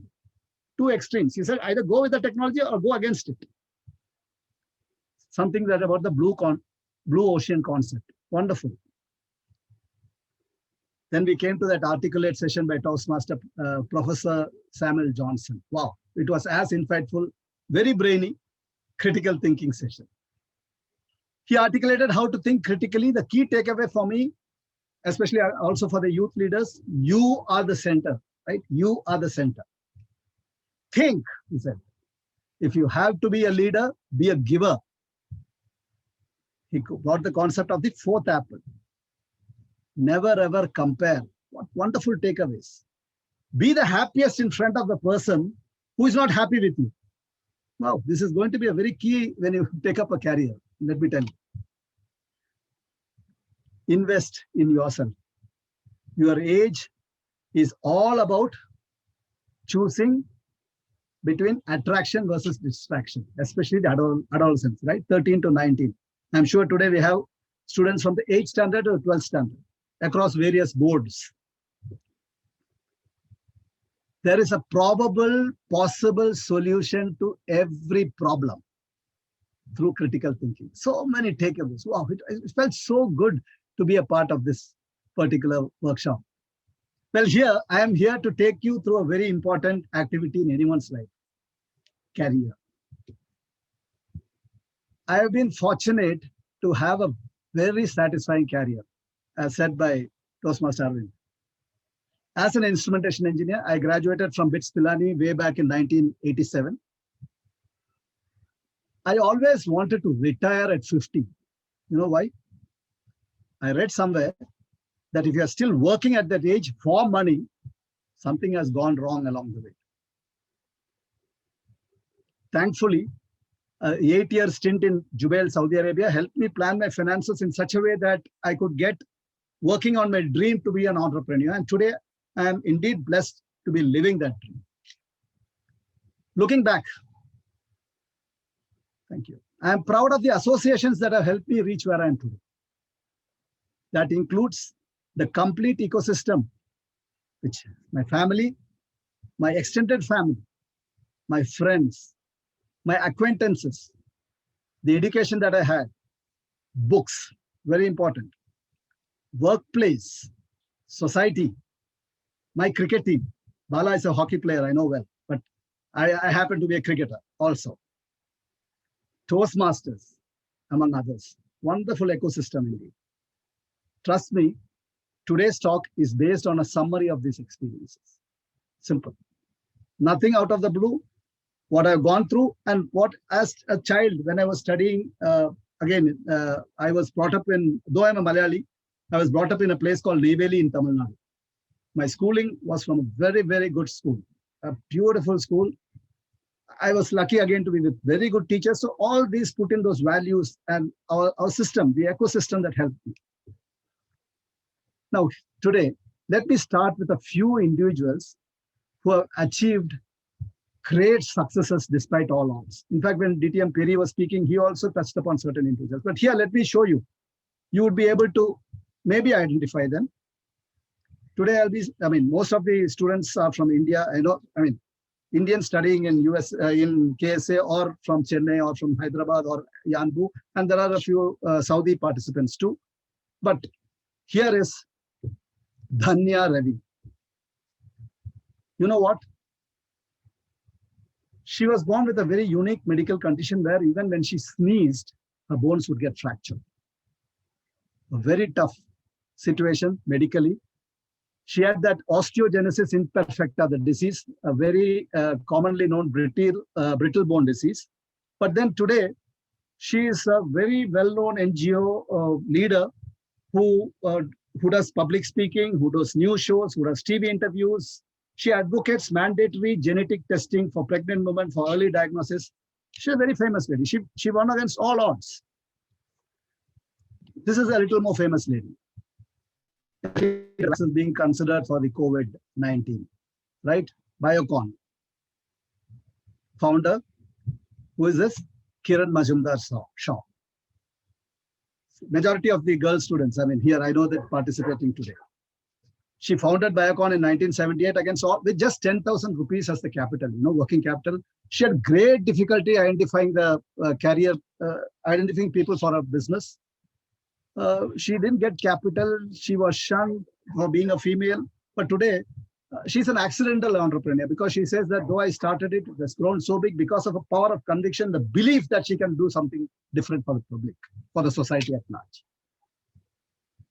Here is someone very famous now, from Tamil Nadu, right? Everyone knows him. Now he's a household name. A great story about a father who runs a dairy business. Dairy means not that the ironing business or laundry business, as they say. His mother is a chicken. She sells chicken by the roadside near Salem in Tamil Nadu. He has gone on. He has never played with a cricket ball, but today he dons the India cap in T20 cricket. Thangarasu Natarajan. Just imagine, see the odds that they come against. He has not even played first-class cricket before he went into it. He was only playing for Tamil Nadu Premier League. Picked up, identified for his expertise, and today is known as the Yorker King. He can bowl any batsman. You saw him how he bowled out people in the recent one-day series, right? And here comes an Arab, a footballer, one of the most famous footballers who plays for Liverpool, Mohamed Salah. Again, born to in a very mediocre family situation financially, but very modest upbringing, but man who believes in values, who always wanted to do well in academics, but his priority was football. He could never succeed in academics properly. But then such was his passion for the game. He watched football on television. His early idols were Arabic players. His parents wanted a conventional career, but then today he was one of the most paid footballers in the history of the game. Liverpool has never found a better finisher in the English Premier League. Some stories basically to inspire you. See, here, I'm here not career. There are many careers, and I'll come to that. But then what we need is that inborn passion within ourselves to do what we want to do. Okay, here are some examples who people found the passion in them to achieve what they want, despite all hardships. Now, we all know the elephant. But do you see below the elephant, there is a chain with a small tie rod or something just been put up? This is a very big elephant. We have heard the story many a time about how an elephant, when young, is chained to a tree. Because the elephant is young and small and he can't have all the power to move the tree, he can't move away. But then later on, he's become so programmed, he or she, that he always thinks he's chained. Today, even just I've seen in temples in Kerala where the elephants are in much demand, like the Guruvayur temple, there are so many elephants, and what they do, they don't even tie. They just put a chain around their legs. That's it, and the elephant thinks it is tied. She's tied. He or she is tied. Let's break the shackles. This is what I want to tell the message about. That we need to break the shackles here now. Okay, so I just wanted to bring in an analogy. It's a false belief of the elephants that they need their freedom for lifetime. Likewise, many people are not trying to work towards success in their life just because they failed once before. So keep on trying and don't get tied up with some false beliefs of failure. That's the message I wanted to talk to you. Again, within ourselves, within a group, just think about it. These are very profound sentences made by great leaders. Henry Ford, the former US president, said, I mean, he also was a very big automobile owner, Ford company. Whether you think you can or you cannot, both is right. Both is right. And to keep that in perspective, Stephen Covey in his famous book says, I am not a product of my circumstances. I am a product of my decisions. So today, when you think about careers, you cannot say that, okay, see, we are all one way blessed. We are sitting in the front of a Zoom session, in front of a very good laptop, maybe on a mobile phone. We are also blessed to have so much, and we are all we need to count our blessings that we have here people who can come and guide you, talk to you, tell you a lot of things. My point is, it's not that, okay, you need to have all stacked against you, not like that. But then what I need to say is take home the lessons that we need to take home.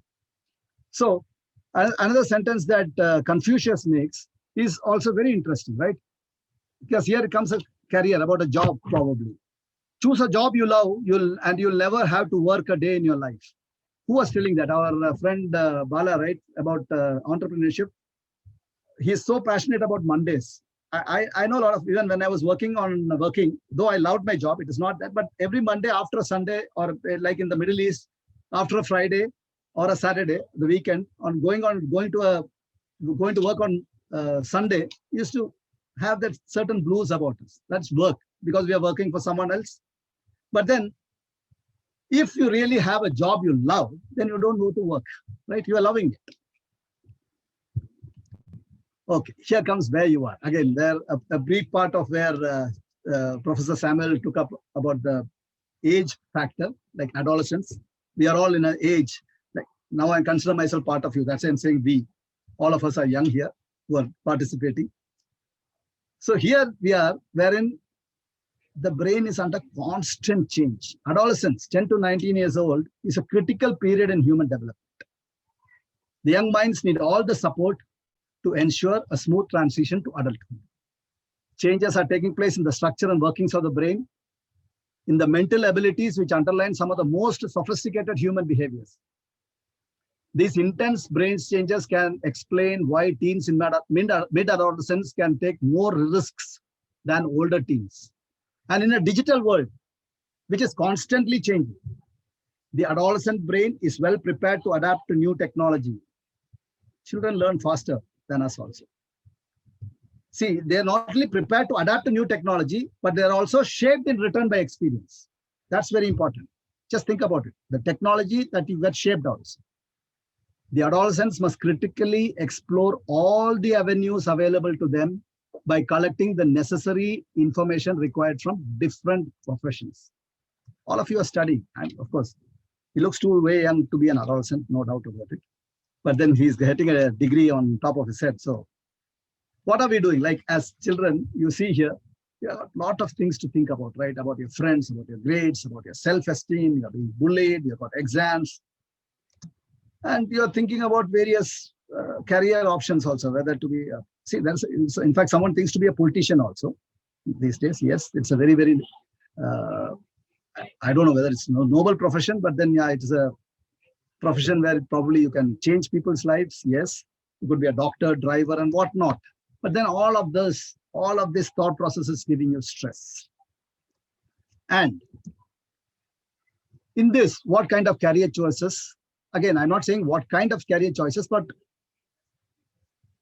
what are the kind the ecosystem is telling you to do. See, when we were young, you remember, like say, even when I was probably a 5-year-old, when I was going by train from Salem to my native place in Kerala, every vacation I used to come back and tell my friends I want to be an engine driver.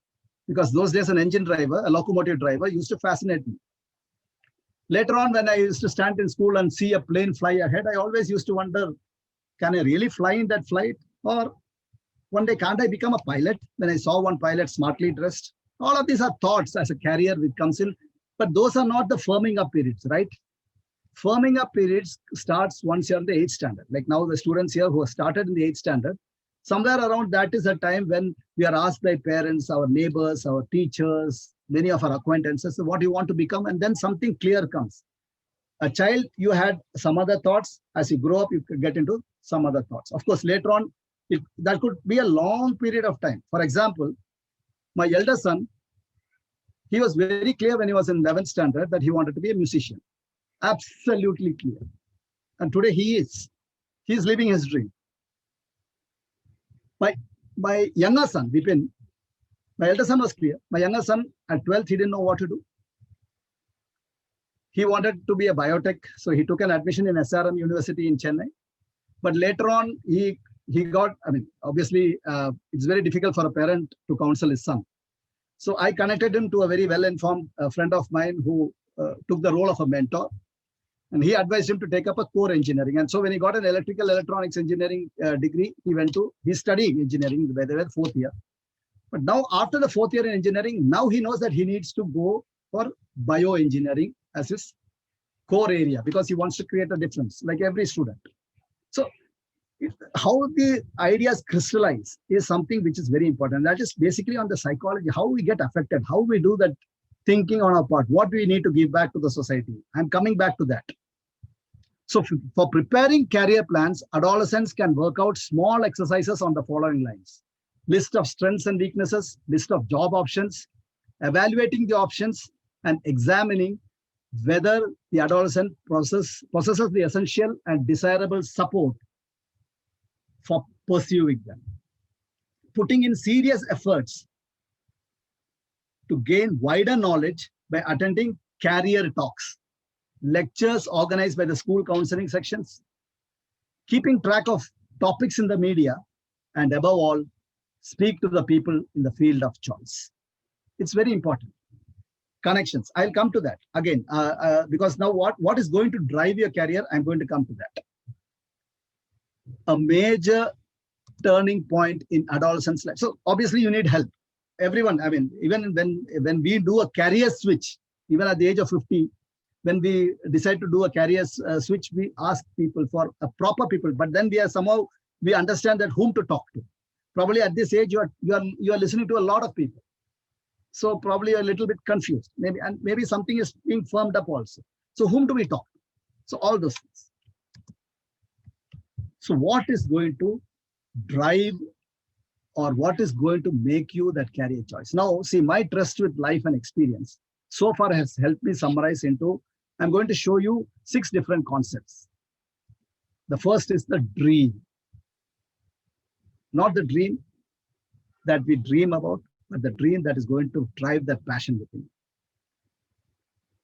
I read somewhere, there are some people who live in a dream world, and there are some who face the reality.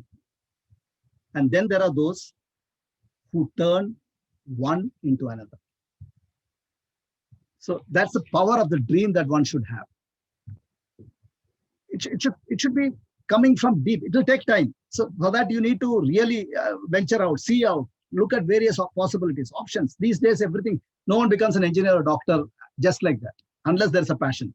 So these days, anyone can see, so many options are available. Back in our times, at least when I was studying, there was only two things: engineer, doctor. Those who don't become that go into art, science, commerce, and people were looked down upon. See, honestly, I had an option of going for medicine too, but then I chose engineering. Not because I didn't like medicine. I didn't have the opportunity to come back from BITS Pilani in Rajasthan to come back to Stanley Medical College in Chennai. That's the reason I didn't take up. Simple. The conditions were not favorable for me to travel back and join in time. I don't know, even maybe I don't know, but I today I'm looking back, I'm so happy with the decision that I took, because I have had a satisfying career only because I decided to be happy with what I have. The second one is the inspiration that you're going to get. The inspiration. Your limitation is only your imagination. Let me tell you that your limitation is only your imagination. The harder you work for something, the greater you will feel when you achieve it. After that comes the mentoring aspect of your life. You need to choose. You need to find who is going to be a mentor. It could be as simple as your sister, to your brother, to your parent, to your colleague, to your peer group, to someone who you look upon to for guidance. And he could give you all these things. He could lead you to your goals, your coaching, your training, your motivation, your knowledge, your support system. Everything could come under mentorship. But of course, he will also be able to pick up on your capabilities, which I call. Mahatma Gandhi once famously said, if I had the belief that I can do it, I shall certainly acquire the capacity to do it, even if I may not have it at the beginning. Develop the capability. If we did all these things we are capable of doing, we would literally astound ourselves, said Thomas Alva Edison, man who failed 1,000 times before he got the bulb, right? The next concept would be something called, look at here. What is it? What is it? What is it? It's something about an oak tree, right? An oak tree fought the wind and was broken, but the willow bent when it must and survived. So this is called resilience. How much resilience you have. So for us, like here, it's the COVID pandemic time. The kind of resilience that we as citizens are showing across the world, we are truly resilient. We are fighting it head on. There are areas which are not so resilient. They're finding a second wave, third wave. Whether Saudi Arabia, India, just see it. I mean, there are no waves. One, of course, India's numbers are large because of its population. That's it. But Saudi has won because it is resilient. The human capacity for burden is like a bamboo, far more flexible than you had ever believed at first glance. All of you know, right? Bamboos are from the grass family and how fragile it is. It looks fragile, but imagine the amount of resilience that a bamboo tree has. And last comes the character that you have. Character is doing the right thing when no one is looking. When no one is looking, it is about doing the right thing. And when the character of a man is not clear to you, what do? You look around for his friends. My dear friends, if you ask me, one of the reasons for whatever little modest success that I've had, which I think and I should be satisfied about, is one, books, reading. Second is the group of friends. Through thick and thin, they stood by me. I've learned. And see, it is not about, I didn't say good or bad friends. I said friends. All of us, we can qualitatively define a friend. I mean, you learn from everyone. You take the positives of everyone. So basically, we need to build the character. In that way, what happens is, I'm sure you will be able to pick up the right career choice. A major turning point in adolescents' lives involves the career choice that they make while in high school, period. Frequently, it is viewed by family and community as a mere start to the workplace readiness. However, This decision plays a major role in establishing youth in a career path that opens as well as closes opportunities. So this is defining times. I know. Again, not easy, not to make you under any form of stress, but it is very important to give importance to that. I don't know, Professor Samuel Johnson, when he said about the bud and the rose, it brought about a lot of, not about dolphin, but about the bud and the roses. Why? The youth is the stage which can metamorphose. It is like that cocoon, right? Getting out of the cocoon, the butterfly. So many things. And the mentors play a role. Everyone plays a role here. And that is very important to take note. So building character is very important. So now, basically, you are in a period where you are having many yeses and nos, but I'm sure having these, imbibing these simple values, I'm sure you will be a little bit confident, smiling away. Finally, I want to leave you with just one anecdote. It's not my anecdote, it's about a story about how you should value yourself. Right, here is a dollar note on the left side of the screen. I am sure all of you can see it. Let it be a rupee, let it be a real, let it be a dinar or whatever it is. It's just a figurative. But here, once upon a time, a speaker was on stage and he just took out the dollar note from his and asked the audience, like, would you all like to have this? And everyone said yes. You all know the story too. He then crumpled that dollar notes in his hands and made it a mess and still showed it, and everyone said, still I want that, right? Then he put it down, trampled upon it, disfigured it, blackened it, lifted up, and still everyone wanted that dollar note until he tore it. Right? Why? Because in all those conditions, except the last one, that dollar note still had that value. So my point again is, let us take a lesson out of this. Believe in yourself, work hard to achieve your success. Value yourself irrespective of the failures or obstacles, and don't degrade yourself just because of temporary setbacks. So hopefully you do go on to make a life and not a living. Thank you so much. It's been a pleasure having all of you. It's been indeed so I feel so good to be with the team, Kotishwaran and friends, Murli Krishnan, all of you, like every one of you, felt really happy. Thank you so much. Thank you. Thank you, Toastmaster Shyam, for such a fascinating workshop on career.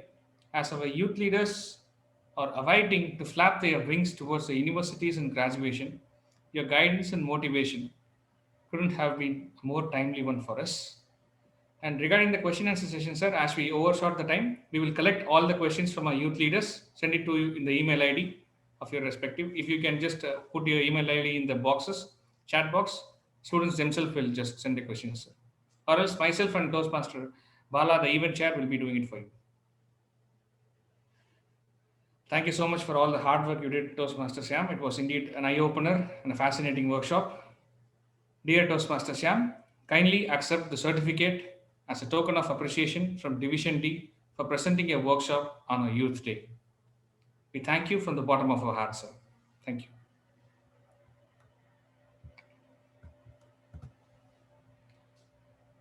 Thank you, Zoom Master.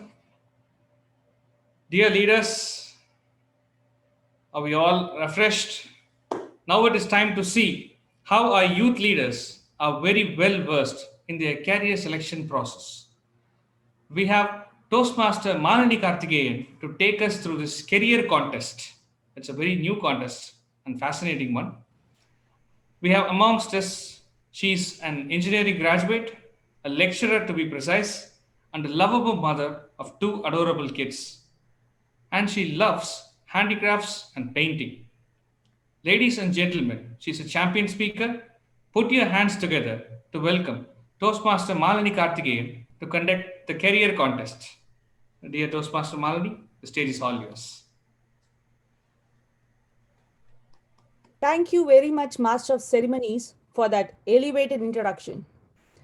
As the saying goes, choose a job you love and you will never have to work a day in life.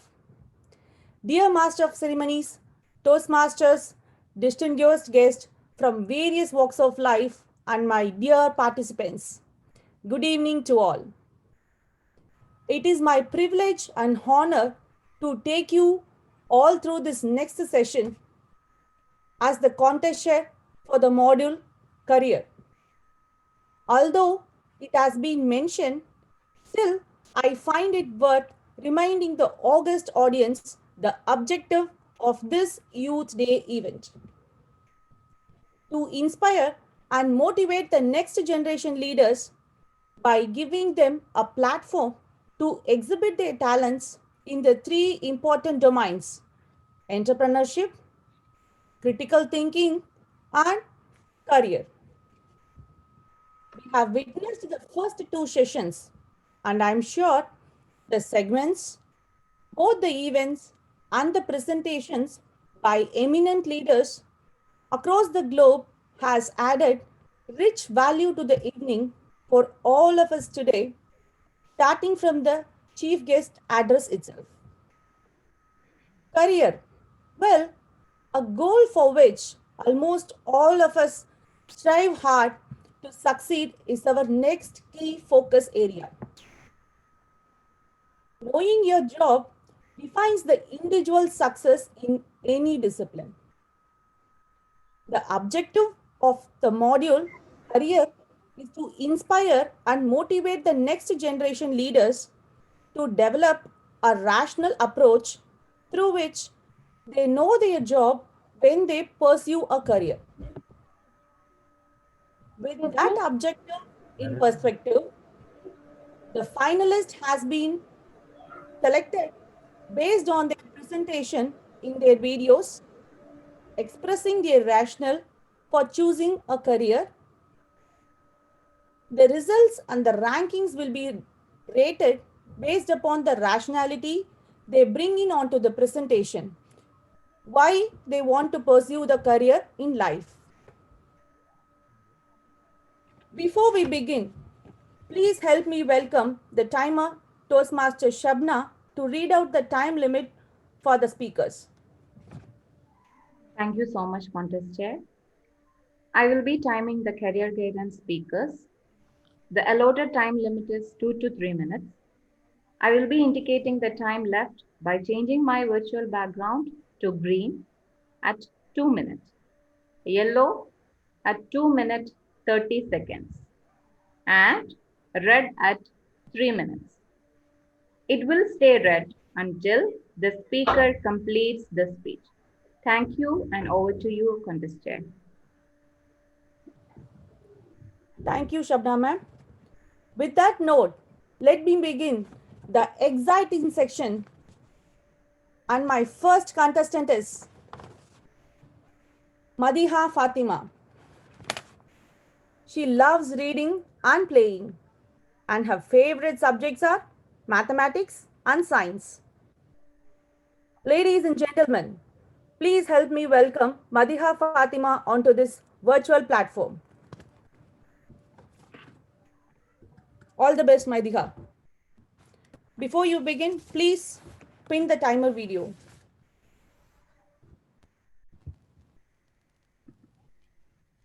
Yes, ma'am.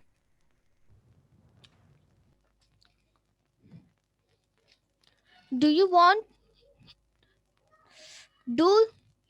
to love and success will follow you?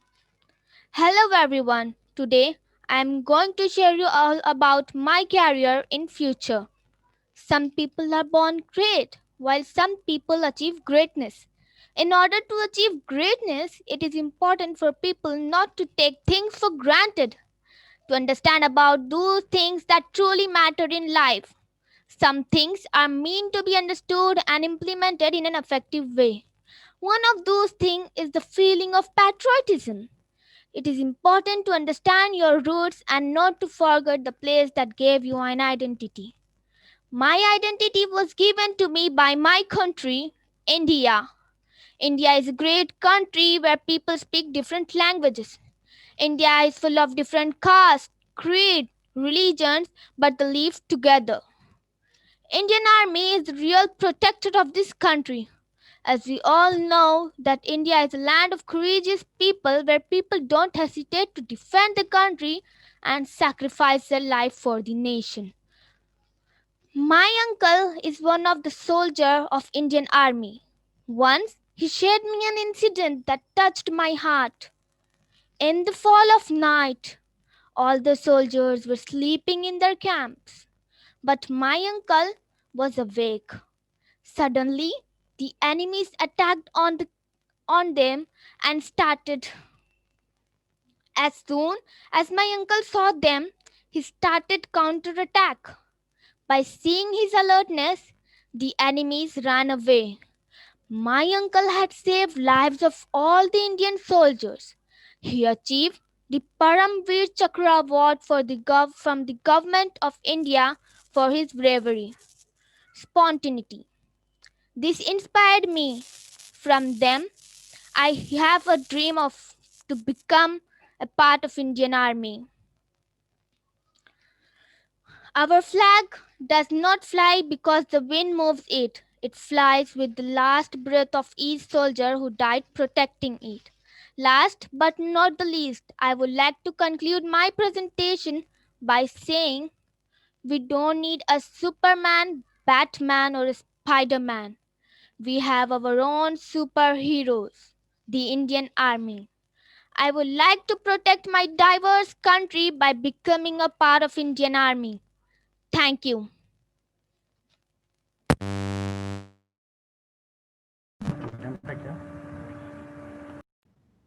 Thank you very much, Madiha. Now let us maintain 30 seconds silence for the judges to mark their ballot.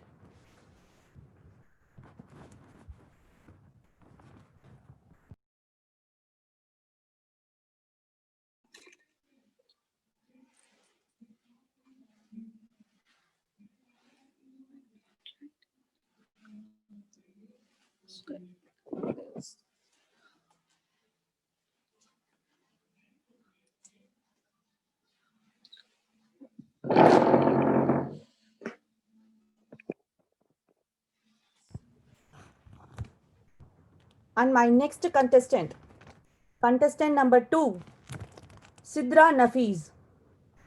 Her hobbies include sketching and traveling. Her favorite subject is chemistry. Please help me welcome Sidra Nafiz onto this virtual platform. All the best. Thank you. The best way to predict the future is to create one. Distinguished Toastmasters, my dear fellow youth leaders, a very good evening to all of you. What is a career? A career is choosing a job or work you'd be doing your whole life. A career defines your personality and brings out your best in you. It was a tough choice for me to choose my career, but finally I decided to be a pharmacist. It took me 3 phases of my life. One, being a kid, a teenager, and then an adult. Being a kid, I used to see my teachers scolding the students and giving tons and tons of homework. So I decided I will be a teacher and take my revenge. But innocent me, so I couldn't do that. Being a teenager, I used to love almost everything and I wanted to be everything that I love. For an example, I love to listen to music, so I decided I'll be a singer. Then I love watching cricket, so I decided I'll be a cricketer. And then I love sketching and painting. I'll be an artist. So it's a confusion, and I couldn't decide a specific career for me in being a teenager too. Now, the third phase, being an adult. Being an adult, everyone is mature enough and they have their goals and they have decided what career they're going to do. But I was not. Moreover, the suggestions around me given by the people and my relatives completed the shortening. But my parents supported me and they said, choose what you love and you ignore the voices around you. And that's what I did. And then I make a goal that I do something that would be beneficial for everyone around me. And during pandemic, I saw how pharmacists are working so hard day and night to invent a vaccine for COVID-19. that inspired me so much. Chemistry, and I love doing chemical practicals. It inspired me so much. That was the time when I decided I'll be a pharmacist and I will discover or invent something that would be so beneficial to people. So even when I die, they will remember me. To conclude, I'd like to say, be what you want to be and not what other wants you to be, because they're not going to live your life. You are going to live your life. At last, I would like to say, you serve the best when you do what you love. Thank you. Thank you very much, Sidra. Now let us maintain 30-second silence.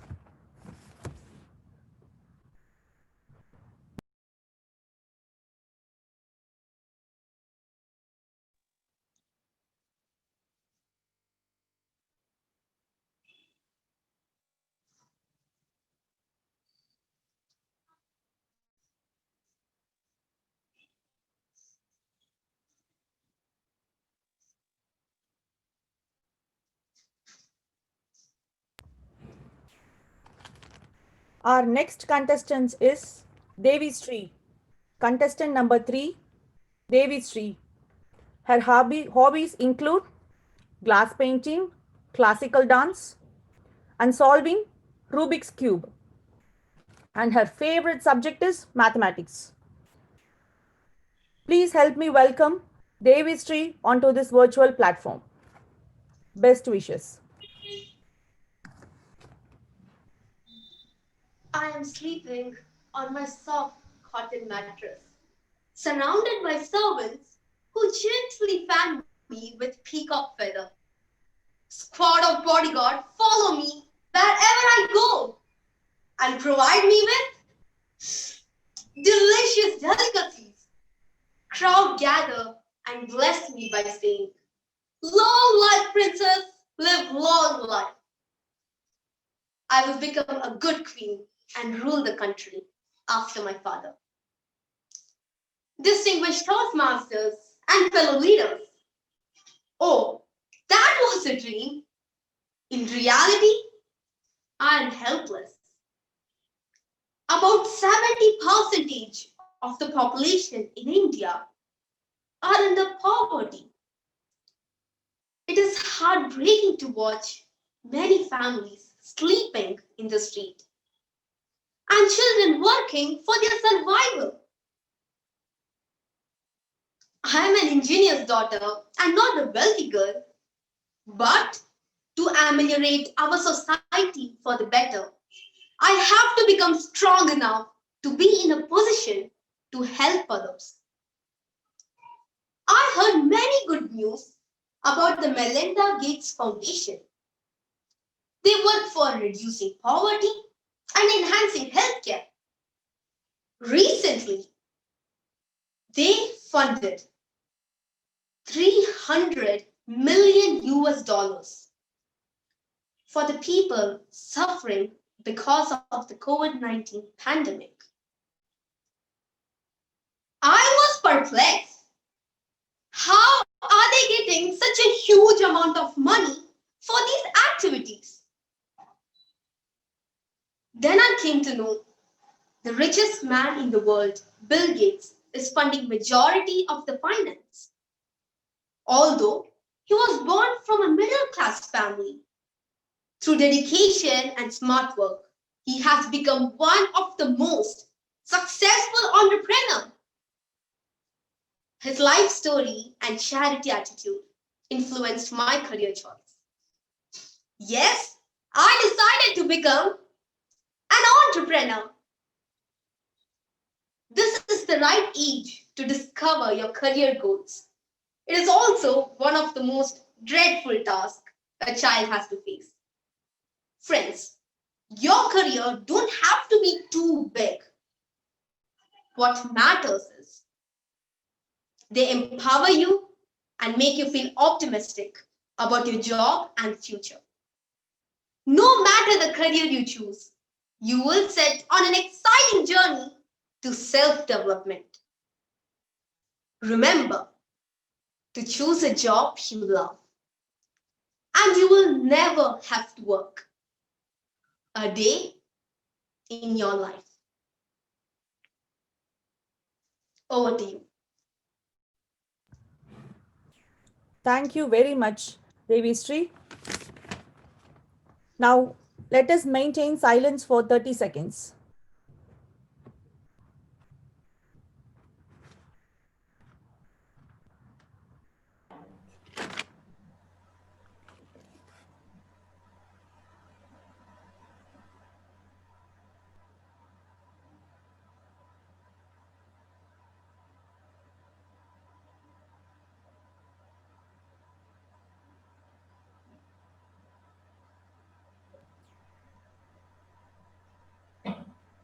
Now, our next contestant is Madhav Anand. Contestant number 4, Madhav Anand. His hobbies include chess, playing chess, drawing, reading, skating, cycling, and painting. His favorite subject is science. Ladies and gentlemen, please help me welcome Madhav Anand onto this virtual platform. My best wishes. Mahatma Gandhi could not have put it better when he said, "Be the change that you wish to see in the world."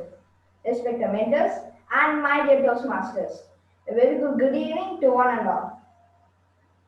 Therefore, I look forward to offering medical services to best of my knowledge and abilities with a favor or prejudice to all of mankind. Ambition is very important. I have a strong desire to achieve in my life that I want to become a doctor. I have my liking for medical. I admire the medical profession. I have a sharp memory, problem-solving skills, and also I scored well in science subject. Therefore, I decided to become a doctor. This career caught my attention as a kid. There are many types of doctors like eyes and skin specialists. My favorite one is surgical doctor. This job is my favorite one. The surgeon as someone's life inspires me to want to do the same thing. If I would have the ability to save someone's life, it would allow me to see the world in a whole new way. The life of a doctor is very noble and satisfactory. Doctor is a lifesaver of the sick persons everywhere at any time. Doctors gives hopes to the people. Doctors are much respected person in the society. If I become a doctor, my chief aim will be to reduce people's gain, grief, and tensions by providing them quality and effective medical care. I will also have a research center where research to find cure for fatal and incurable diseases will go on. My country needs more and more specialists. It means service to humanity, help to need and love to mankind. To serve people is to serve God. I shall consider it my duty to serve my motherland. I shall practice it in my city. If I become a doctor, the treatment will be free for the needy persons. I shall be very careful about the test and treatment of my patients. I shall visit villages at regular intervals. I educate the people about hygienic and cleanliness. Now I am in school and planning to take biology in higher studies. I know very well that becoming a doctor is not easy. It will take a long journey, but I have the confidence to achieve the target. There is a greater need for health care in rural areas. As a doctor, I shall follow this motto: service before self. So I would like to conclude from here that helping the helpless will be my duty and practice. I shall consider it my duty to serve my motherland. Thank you and have a nice day. Thank you very much, Madhav. Now let us have a silence for 30 seconds.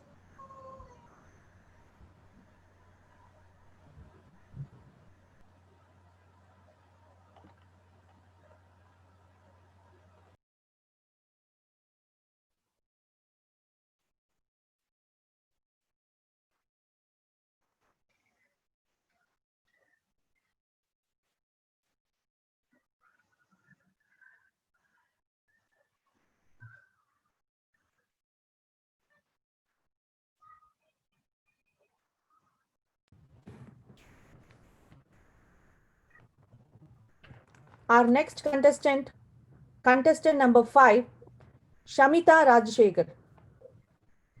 Her hobbies are playing guitar, swimming, and classical dance. Her favorite subject is science. Let's cheer up and welcome Shamita Rajshekhar onto this virtual platform. All the best.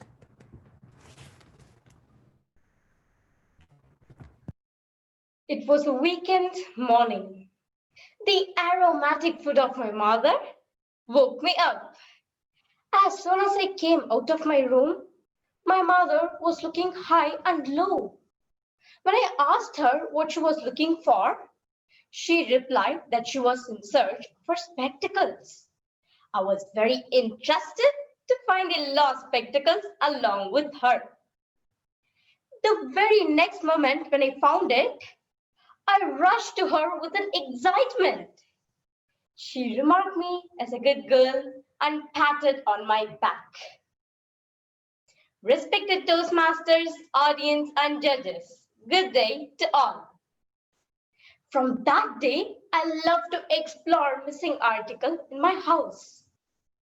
From this, you would have guessed my profession. Yes, my career in life is to become a detective officer. I believe that career can be divided into 3 P's: purpose, passion, and profession. When your purpose of life is same as that of passion, and when it pays you back, it becomes profession.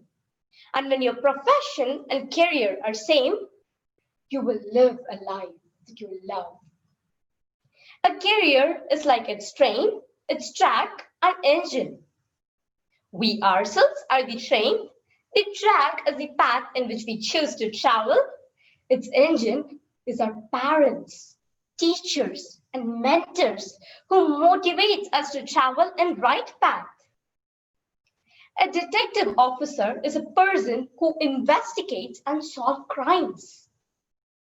If I will be in this profession, I would ensure the security of women and children.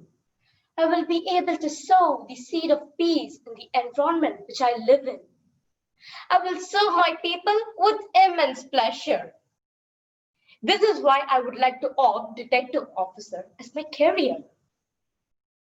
Every person doesn't have equal talent, but every person have the equal opportunity to develop their talent. So we'll use our opportunity to develop ourselves and achieve our desired career. I would like to say my life in 3 words. It goes on. So go confidently in the direction of your dreams. Live the life you have imagined. Thank you. Over to the contest chair. Thank you very much, Ms. Shamita. Now, let us maintain 30-second silence for the judges.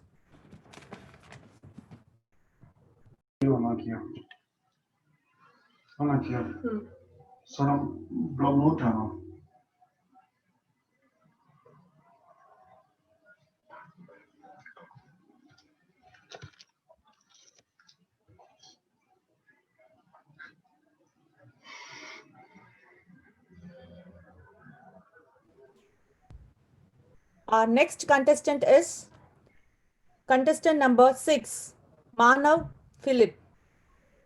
His hobbies include ethical hacking, reading, and programming. And his favorite subjects are physics, mathematics, and chemistry. Ladies and gentlemen, please help me welcome Manav Philip on this virtual platform. My best wishes. Am I audible? Yes, you are. Do what you love and be good at it. Competency is a rare commodity in today's era. Respected judges, distinguished Toastmasters, loving parents, and my dear fellow friends, good evening. I'm in ninth grade, which means that I'm 1 year away from deciding to pursue my studies in science, commerce, or humanity. I'm 3 years away from deciding what is that I want to be when I grow up. What job should I do? In my opinion, a job is a thing that you do from 8 to 4 for 5 days a week if you're lucky to earn a steady six-figure income for 40 years before you retire to a good, comfortable retirement plan. But my parents told me that a job is something that you do based on your passion and what you love. I have been attached to my laptop from the age of 7. But when I was in 8th grade, I became a victim for a malware and my laptop was destroyed. All the data was lost, everything was wiped out. It was very challenging for me to keep this fact away from my parents. But then my cousin brother came in to rescue me and fixed my laptop for me. I did not understand how he fixed my laptop for me, but it led to a spark of curiosity in me, and I wanted to know how he did it. I started learning coding, and now I'm proficient in 5 coding languages. Then the coronavirus pandemic struck, and I got a lot of free time to pursue my hobbies. I started learning ethical hacking, and now I have 5 ethical hacking certificates under my belt. I also made a lot of projects like a virtual assistant and your own operating system, which I named Trinity. Now, most of you might have guessed that I want to be a software engineer specialized in cybersecurity. Yes, that is correct. The reason for this is that software engineers have a high demand. There are a lot of job opportunities for software engineering. Many companies like Google, Netflix are searching for software engineers. There are a lot of job opportunities. I look forward to be for my career as a software engineer because it will lead to benefits for the citizens of the world. It will lead me to fighting for a better humanity. And I think that software engineering is a career that is worth fighting for. Lastly, I'd like to leave you with a quote from Steve Jobs. Do what you love, and you won't ever have to work a single day. Thank you for your attention. Thank you, Madhav. Now let us maintain silence for 30 seconds.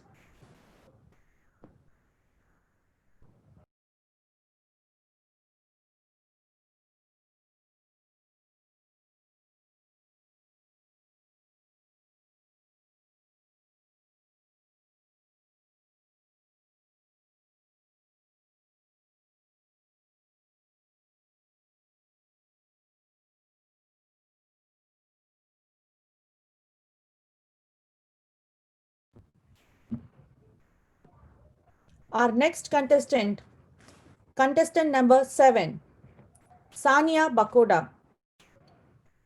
Her hobbies are reading storybooks and thinking about dreams. Her favorite subjects are social and accounts. I'm very happy to welcome Sania onto this virtual platform. All the best, Sania. Thank you. Am I audible?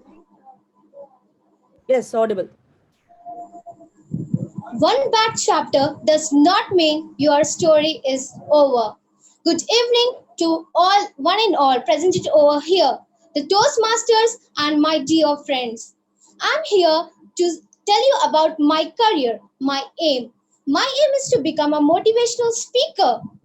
Why I want to become a motivational speaker? Because I want to inspire the next generation. I want to motivate all the people.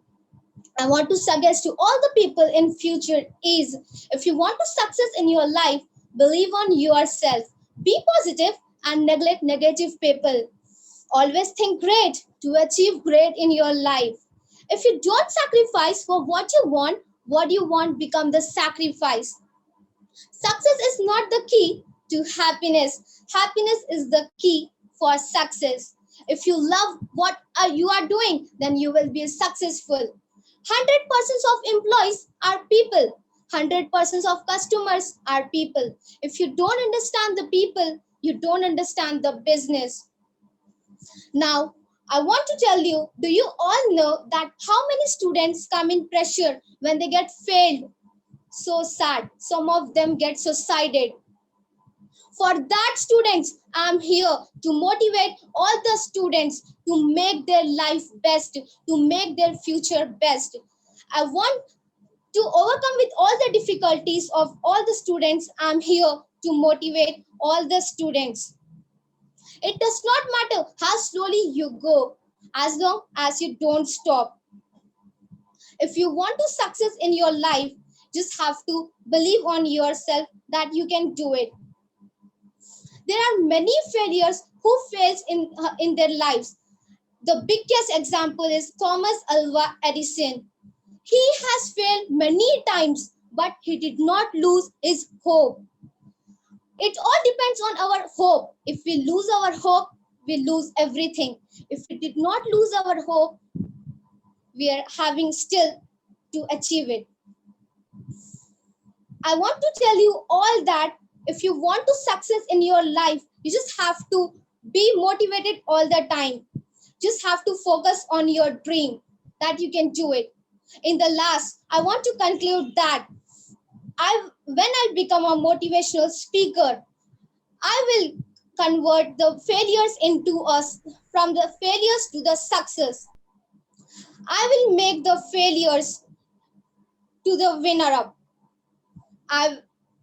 If you want to success in your life, believe on yourself, stay motivated, be positive, and thank you so much.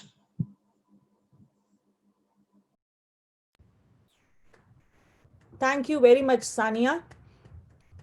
Now let us maintain silence for 30 seconds.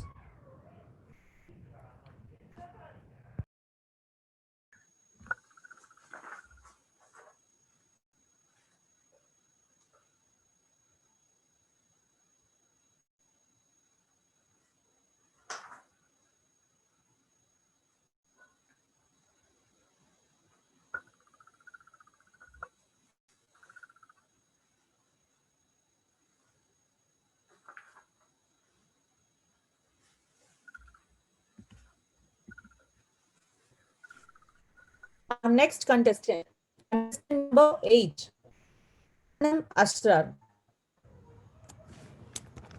Her hobbies are calligraphy and writing. She is also a member of Writers Association of UK, and her publication got an official entry into the British Library, and she is also very fluent in 7 different languages. Her favorite subjects are science and English literature. I'm very excited to welcome Anam onto this virtual platform. My best wishes. The holy grail of humanity that we have all been waiting for. A dazzling good evening to the esteemed Toastmasters, dignitaries, youth leaders, and all the guests joining us today. Well, unlike most people of my age, my interest in plastic surgery stem from a personal incident.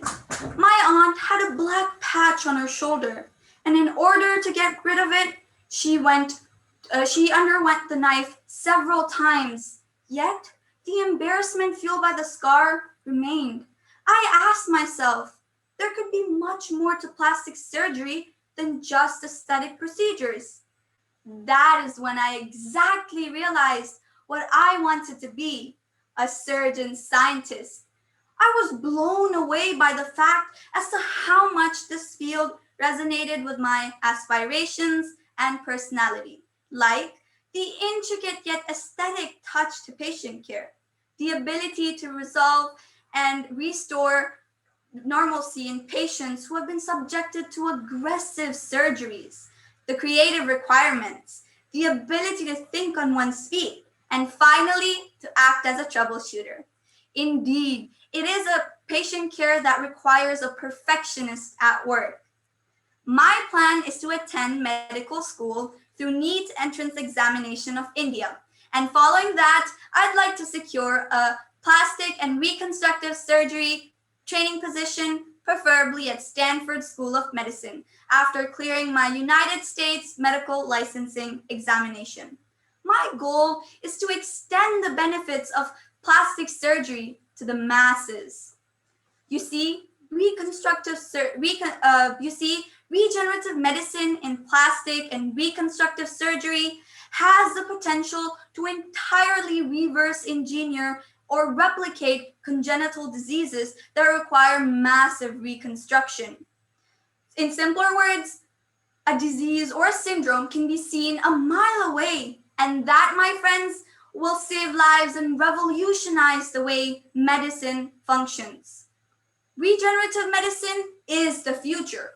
Think of how many lives can be altered. Think of how easy it can get for children born with disfiguring facial deformities when we know how exactly to treat them in one surgery instead of multiple surgeries throughout their lifetime. What we often forget is that saving a life is not the end of patient care. Reconstructive and plastic surgeons ensure that the patient who is saved lives a quality life. Ladies and gentlemen, that was my ticket to the Aesthetic Society. Thank you and have a radiant evening further. Thank you very much, Anna. Now let us maintain silence for about 30 seconds.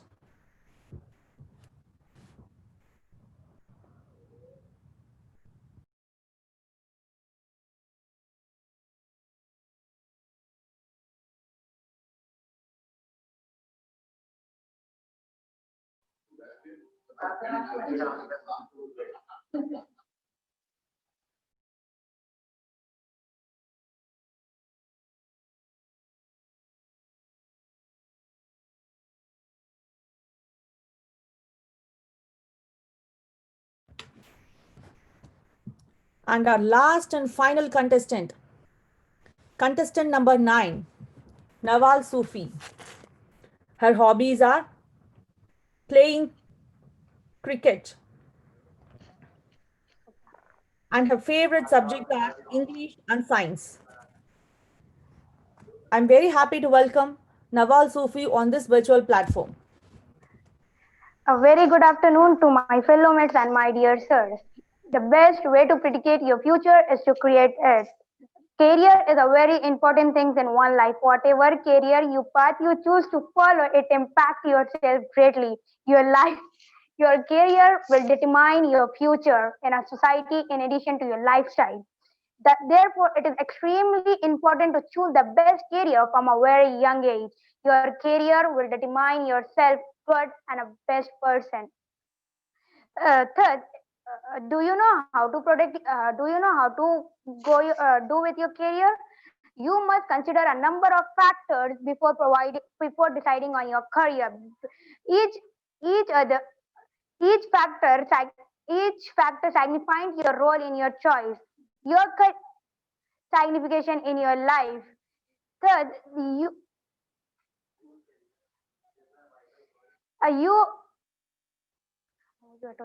your career will determine yourself. For someone who intends to dance, she will be a dancer. But for someone intends to dance will be surely become a doctor, but its intents will always be in a dance. Thus, it is ensured that you are capable to perform well in your category. Thus, it will come from your interest of itself.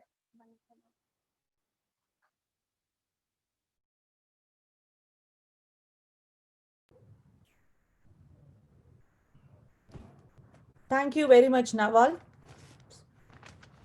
Now let us maintain 2 minutes silence for the judges to finalize their ballot.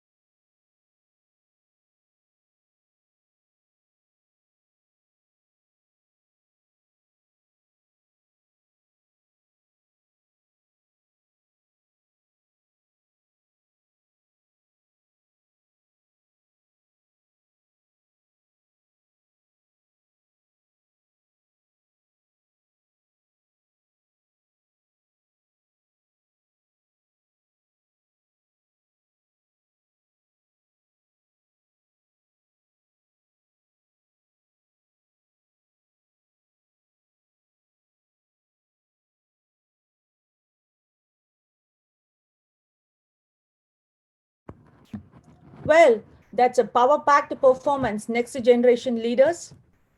It was a great learning for me listening to such a wonderful dimensions related to a career selection perspective. Out and out, rich value addition from the next generation leaders.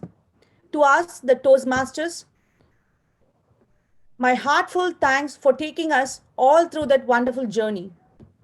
With that note, I once again thank the Division D leadership for giving me this great opportunity to be a part of this learning evening. Thank you very much. And over to you, Master of Ceremonies. Thank you so much for conducting such an eventful contest, Toastmaster Malani Karthikeyan. It was inspiring contest and that helped all of us to think out of the box. Thank you for the show. Well done. Dear eminent audience and guests, it is time to enjoy a very short quiz contest. It is not going to be the contest in which we are going to ask you, okay, who is the first president of America? What is the capital of Australia? No, you're not doing it. It will be a different quiz contest that is going to be engaging and eventful at the same time. And to conduct the quiz contest, we have our very own youth leader Divya Sridhar. She is currently pursuing her grade 8 at Al Hussan International School, Jubail. Her ambition is to become an entrepreneur. She is passionate about table tennis and learning new things. And her favorite subjects are mathematics and chemistry. And her favorite destination is UAE.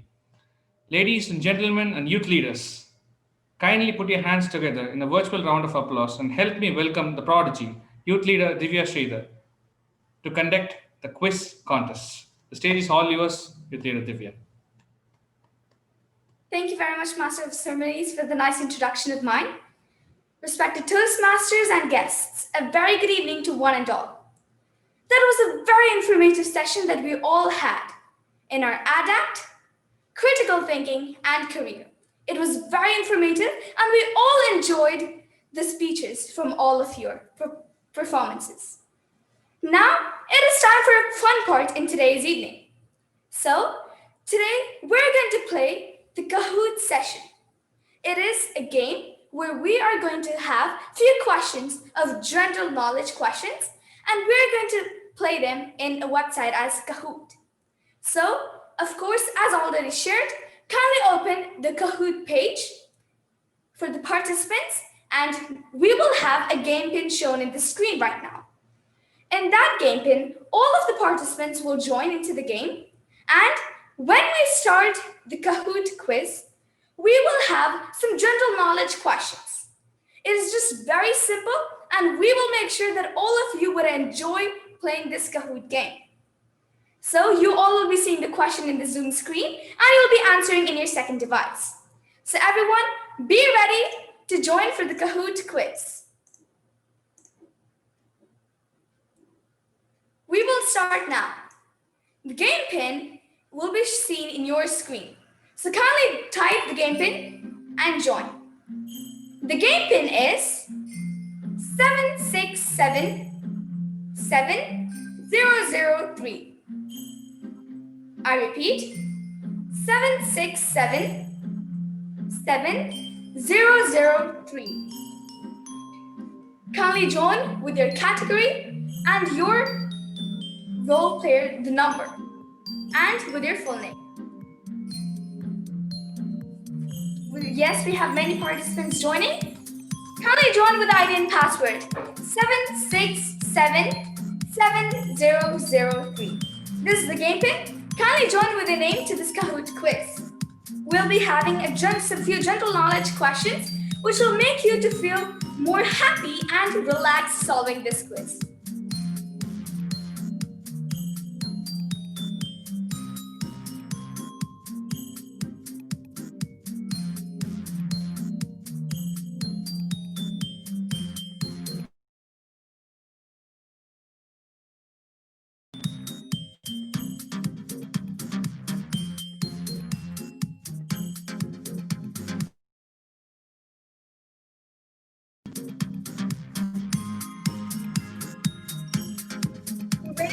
more of your participants join?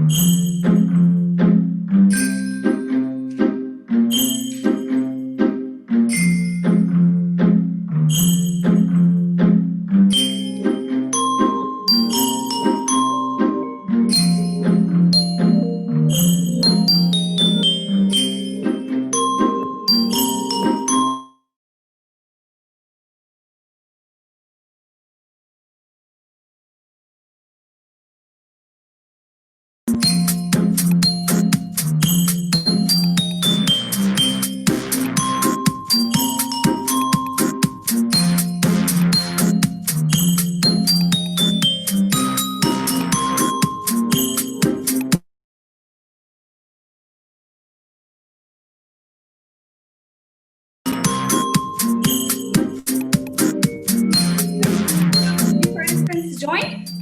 After everyone joins, we will start with the Kahoot quiz. Everyone, be ready for the Kahoot quiz, and we will be starting in a few minutes after all participants join. Once again, I'll repeat the game pin. It is 7677003. Kindly join with this game pin to the Kahoot quiz. We'll be having around 10 general knowledge questions. And after each question, we'll be having a scoreboard, which will be showing the top 5 position placeholders. And you can see how all the participants are playing, and you can also see their points as well. The Kahoot game is based on 2 parts, speed and accuracy. So, everyone, please make sure that you are answering all the questions correctly, and also make sure that you are answering them as correctly as possible and as fast as possible, because both of them count, the speed and the accuracy. So kindly click it in your second device as fast as possible, so that you can make sure that at least your name comes in the scoreboard after each question. At the end of the 10th question, we'll be having a podium. It'll be showing the top 5 placeholders. And then you all will be very happy to look at the scoreboard, since it'll be very competitive and all the players will be giving their level best. So make sure that you also give the same. Please click your answers correctly and as soon as possible to come in the top 5 positions.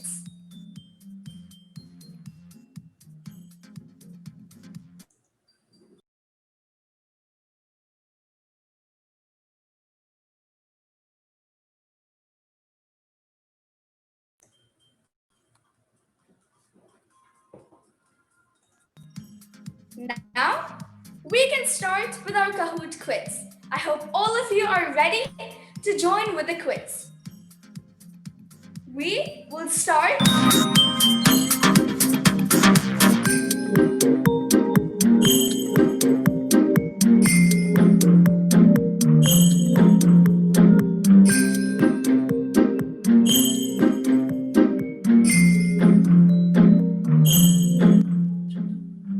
We will start in 30 more seconds, so all participants, please start with the game pin 7677003. We'll start in the next 30 seconds for the Kahoot quiz. It's the general knowledge quiz. So we can test how much knowledge you're having generally. Now, let us log the quiz and let us start with the Kahoot quiz.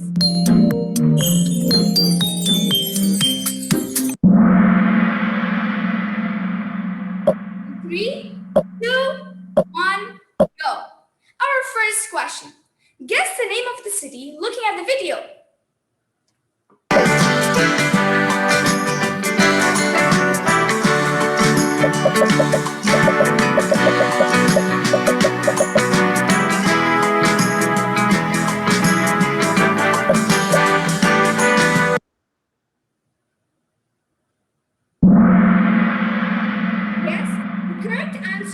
London. As shown in the picture, there were two photos, and you can find which country was that. Was it Rome or London? And the correct answer was London. We had 18 correct answers. Great job, everyone. Now, as I said, let us move on to the scoreboard. After each question, we will be having the top 5 placeholders. Let us look at the scoreboard for this question. Congratulations to the top 5 winners. First is Abu Bakr, second is Mirsa, third is Devashri, fourth is Anamasrar, and fifth is Ananya Binu. Congratulations to all top 5 placeholders. Great going, everyone. Keep going with the same speed. Now, let us move on to our second question. Name the vegetable by solving the puzzle.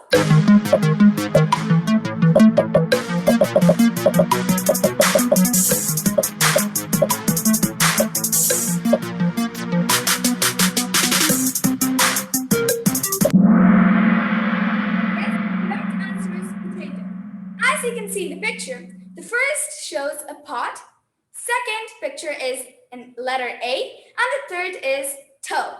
So you can just jumble up all these 3 words and frame it as potato. Now, let us move on to the scoreboard for the second question. There's only shift with the third position, and all top 5 winners remain the same. Great going, everyone. Now, let us move on to our third question. True or false? Goa is the smallest state in India.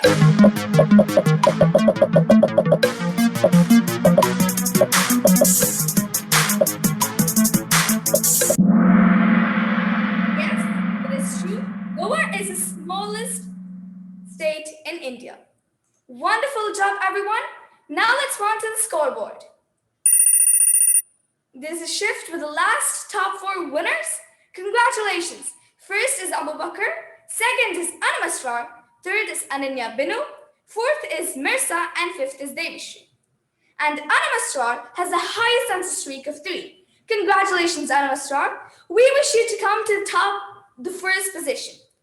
Great going, everyone. There are still few more placeholders who are there below the top 5 positions. So everyone, don't lose hope. If you start working now, you might definitely come to the podium after the last question. So keep working hard to get the correct answer. You should always be focused on the speed and accuracy. With that note, let us move on to our next question. The fourth one. What is the most widely spoken language in the world?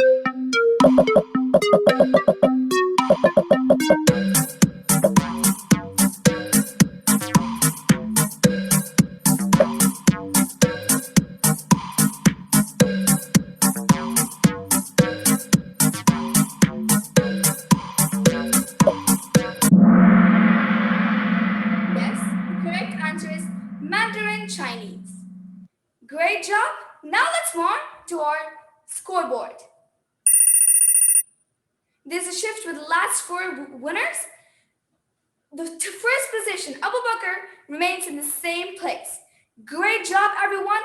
Keep going with the same speed so that you can make sure that you can come to the top 5 positions. And up 12 places, Ganesh has the highest climber, which means that about 12 placeholders, he has come above. Great job, wonderful performance, incredible, great going. And now let's move on to our next question. The 5th question, who is the founder of Microsoft?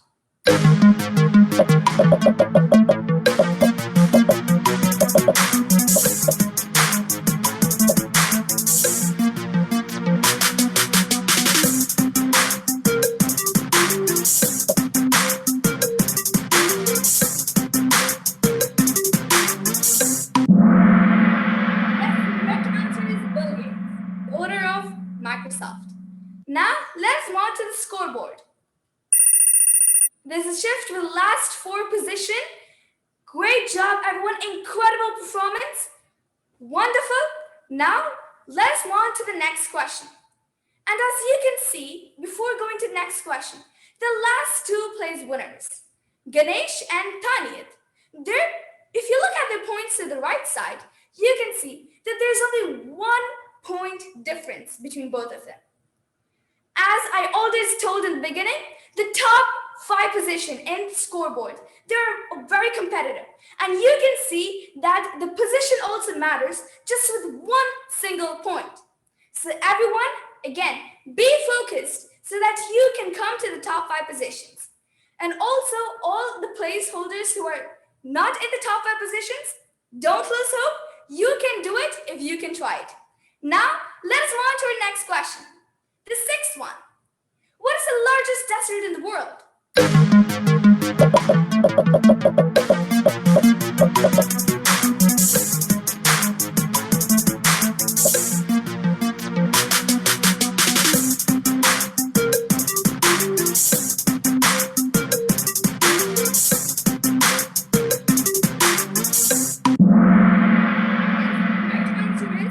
Sahara Desert. It is the largest desert in the world. Now, let us move on to the scoreboard to look at the top 5 position winners. There's a shift with the last 4 winners, and the first position, Abu Bakr, remains in the same place. Great job. We wish Abu Bakr to stand in the same position throughout the quiz. Wonderful, everyone. And Abu Bakr has a high answer streak of 6. Congratulations. Now, it is time for us to move to our 7th question. What song is being played in the audio clip?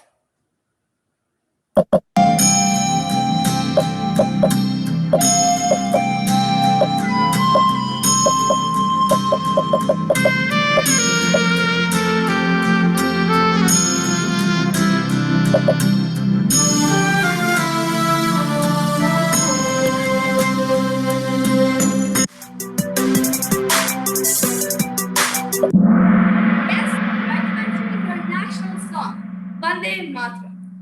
Wonderful, everyone. Now let's move on to our scoreboard. Just the last 2 position winners have been shuffled.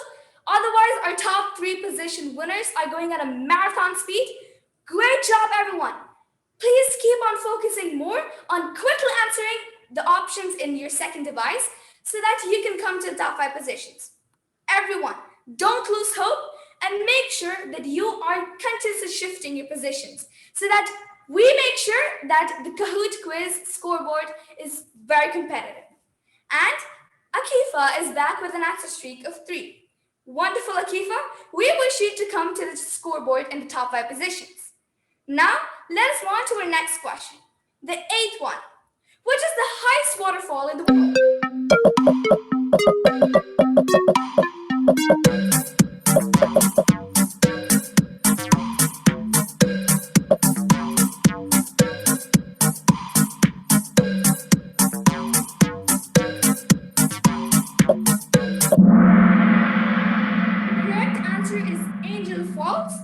No problem. Everyone, keep the same spirit so that you can come to the podium as well. Now let's look at the scoreboard for this quiz session. Yes, there is again a shift for the last 4 winners. And again, Abu Bakr is standing in the same position. The first place is Abu Bakr, second is Ganesh, third is Tanit, fourth is Akifa, and fifth is Ananya Binu. Wonderful. Tough round. 7th place lost their answer streak 3. Everyone, focus more on make sure that your answers are correct. Now let's move on to our 9th question. Everyone, stay focused. Which is the smallest continent?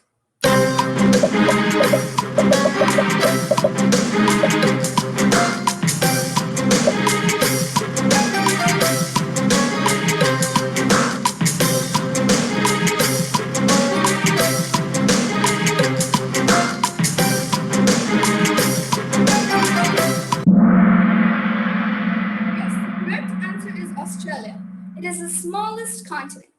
Now let's look at the top 5 position winners.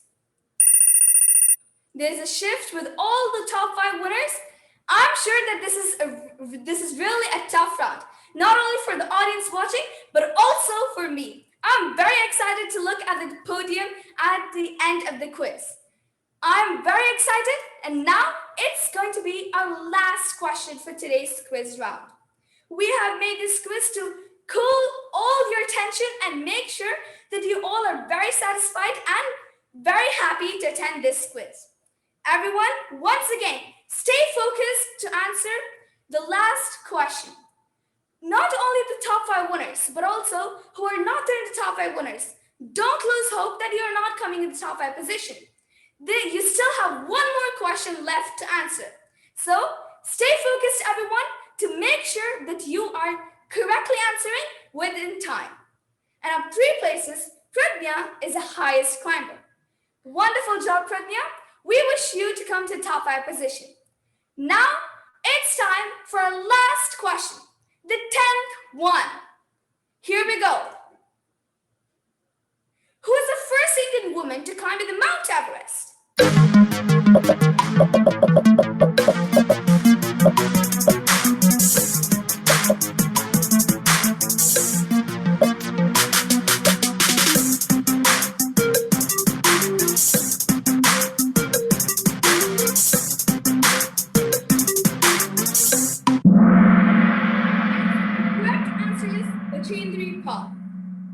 Wonderful, everyone. I hope you all were very happy and enjoyed all the general knowledge questions to test your knowledge. Now it is time for the most awaited part of the Kahoot session, the podium. This will show you the top 5 winners of today's quiz. First, you will see the 3rd place holder, next the 2nd place, and the winner for today's Kahoot quiz. At the bottom, you can see the 4th position and the 5th position. So we are all ready to move on to our podium. And here we go. In 3, 2, 1, and go. The 3rd position goes Deontay. Congratulations. 2nd position. And the winner is Deontay.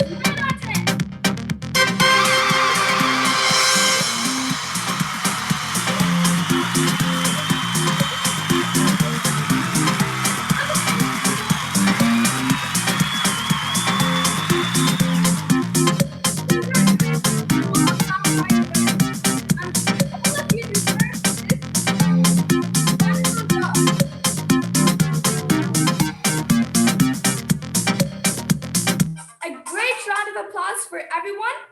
Wonderful performance. I hope all of you enjoyed today's Kahoot quiz. I'm sure it will be very satisfied and you might be very happy to solve this set of questions as a general knowledge quiz. Wonderful, everyone.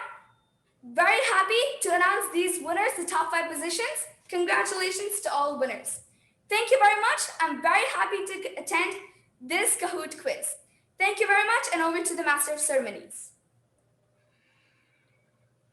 It would take at least 2 to 3 minutes to calm myself down with the kind of quiz that you have and all the energy, the intensity with which you spoke, and it was fantabulous. I have only one word in English. It is supercalifragilisticexpialidocious. Awesome. Thank you so much, Youth Leader Divya, for conducting such a fun-filled quiz session. Your questions were different and the entire experience was different. For all of us out here, this is the first time I'm even hearing about the Kahoot quiz. Thank you so much, right from the bottom of our hearts. Thank you so much for the show. Well done. Thank you. And before I hand over the lectern back to our Vice Chair, Toastmaster Dr. Manjula, I would like to thank our Division D leaders for giving me such a wonderful opportunity to be the Master of Ceremonies for such a wonderful event. Just to give you an insight, our Chairman, Toastmaster Bala, Vice Chair, Madam Toastmaster Manjula, Division D Director, DTM Kodiswaran Sir, PQD, DTM Muralikrishnan, they toiled day in and day out. We never knew when they slept, when they ate, and if at all they did.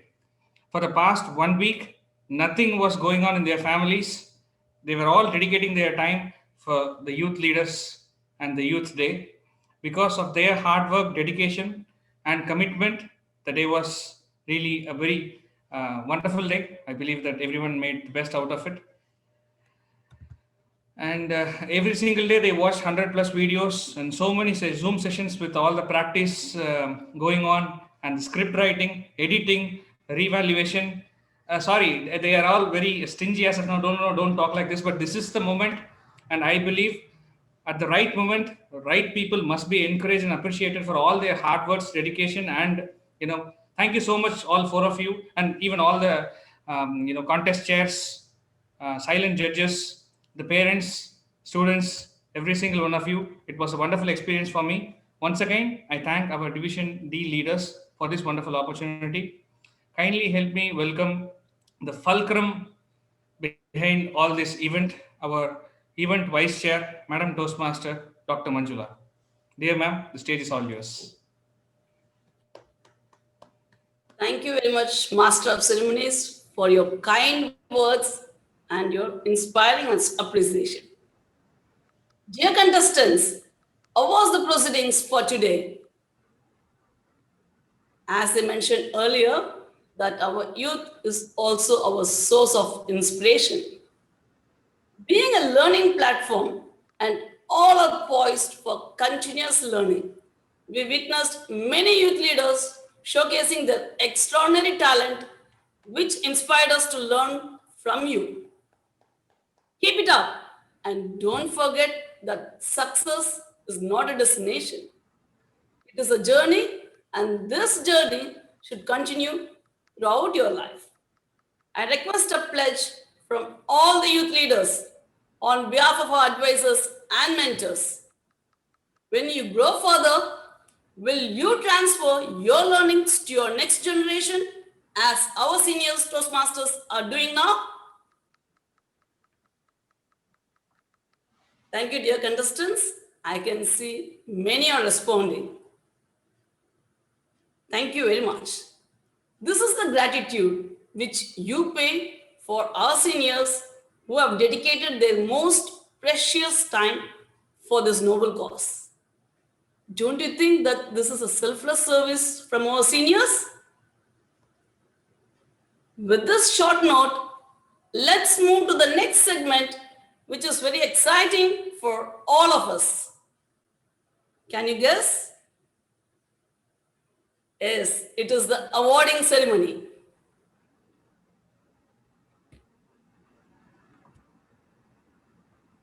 Dear contestants, moving on now for appreciation for all our contestants. Here we go to have the participation certificate for all our participants.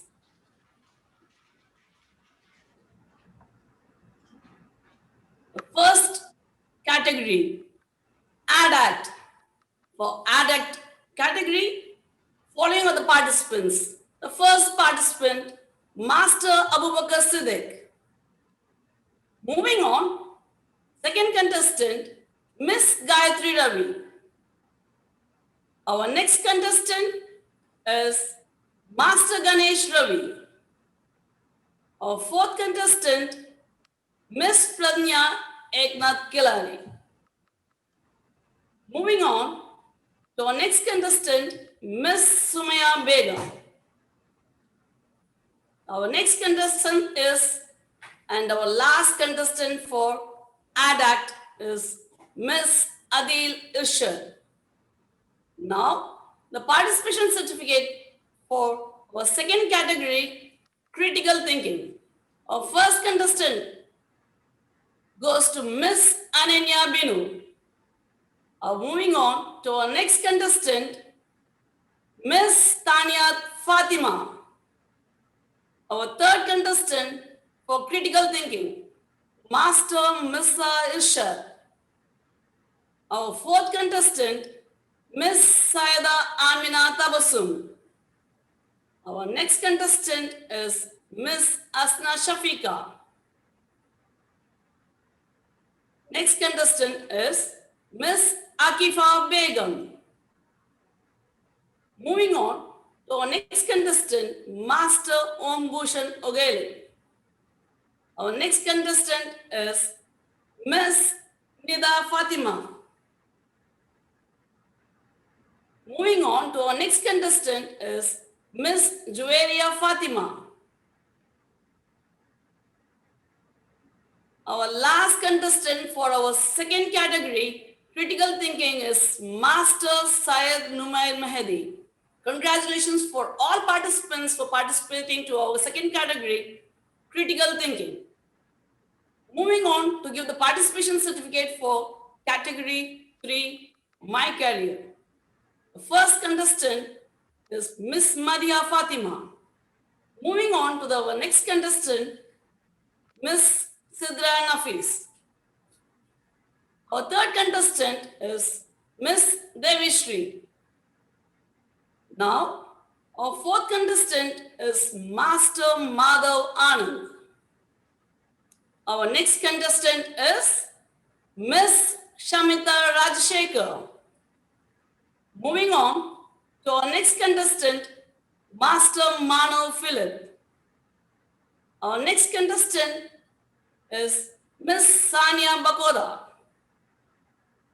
Moving on to our next contestant, Miss Anam Astar.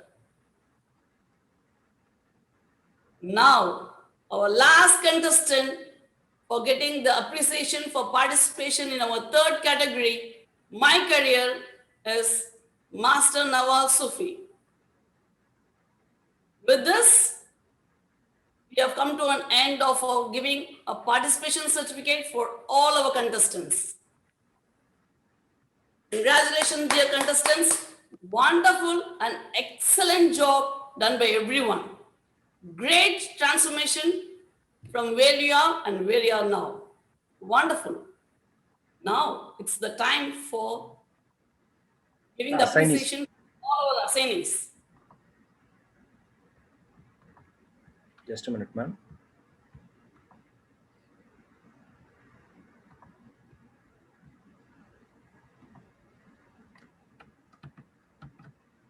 After the assignees, dear contestants, can you guess what it is?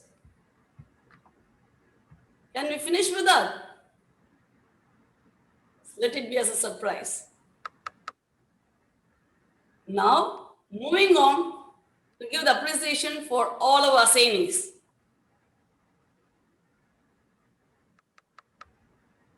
Our Zoom master, youth leader, Josben Xavier. Congratulations, great job and great support.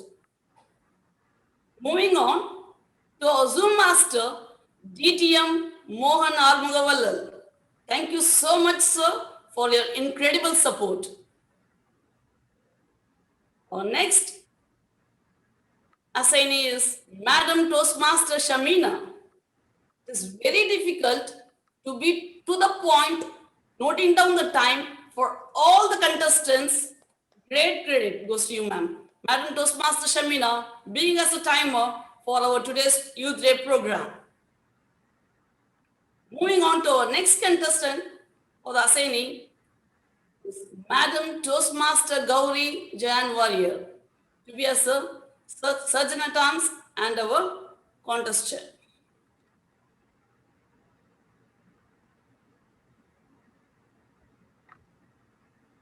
Now, we should appreciate our next contest chair for critical thinking, youth leader Gisha Sridhar. Now, our career contest chair, thank you so much, ma'am, for your great support, Madam Toastmaster Malini Karthikeyan. And now, you must have enjoyed the interesting Kahoot quiz session compared by our contest chair, youth leader Divya Sridhar.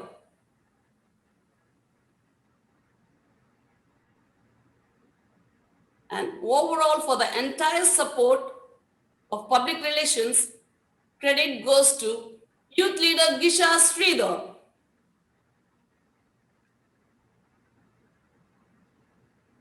Along with that, equal credit goes to public relations for today's program for Youth Day.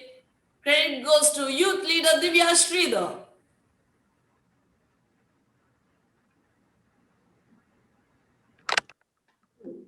The entire program under one-man army. Can you guess? Yes, it is our Master of Ceremonies, Toastmaster Arvind Seduraman. Great job, sir. Excellent, wonderful, excellent program you have organized from the beginning till the end.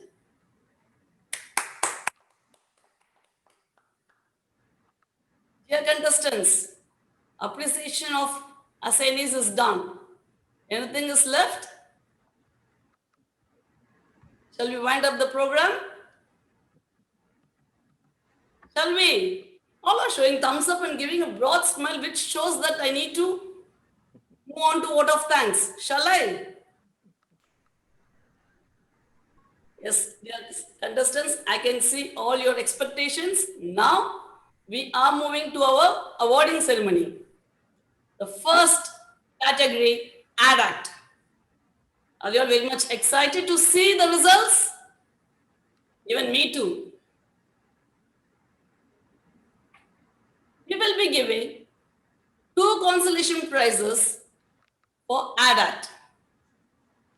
The first consolation prize for the first category, ADACT, goes to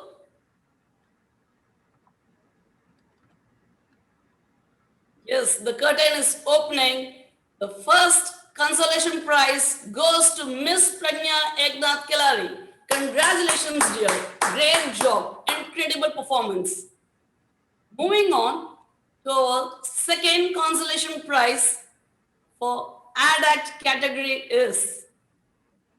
Any guesses?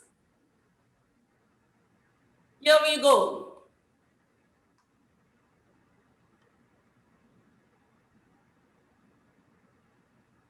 Yes, the consolation prize, second one, goes to Master Ganesh Ravi for ADACT category. Now, let us move on to our third prize winner for ADACT. It goes to ADACT contest third place, Miss Gayatri Ravi. Congratulations, wonderful performance. Now, moving on to ADACT second place winner goes to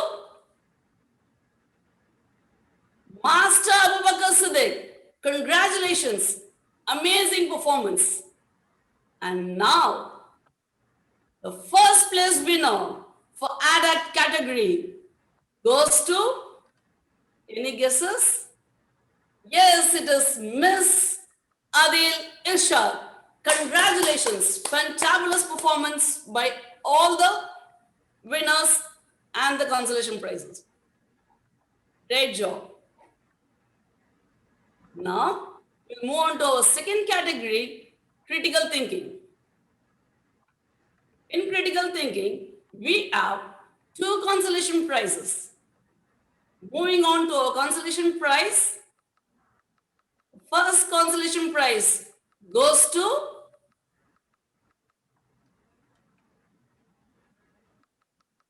Miss Tanya Fatima. Congratulations, great job. And now, moving on to our second consolation prize for second category, critical thinking, goes to Miss Ananya Binu. Congratulations, great job by 2 consolation prize winners. Dear contestants, now we are moving to third place winner for second category, critical thinking, goes to, any guesses? It is Master Azam Al-Furdi. Congratulations and wonderful performance. Now, moving on to our second place winner for category 2, critical thinking, goes to Master Om Bhushan Ogale. Great job and extraordinary delivery. Congratulations. And now, the first place winner for category 2, critical thinking, goes to, any guess? Miss Asna Shafika. Great job. Fantabulous performance by all winners and consolation prize winners. Great job, dear contestants. Now we will move on to our category 3, My Career. In My Career category, we have 2 consolation prizes. Now moving on to our consolation first prize winner for category 3, My Career. The consolation prize goes to, any guesses? Yes, it is Master Manav Philip. Congratulations and great job. Moving on to our consolation prize of second place for the consolation prize goes to Miss Sidra Nafis. Great job. Congratulations for both the consolation prize winners.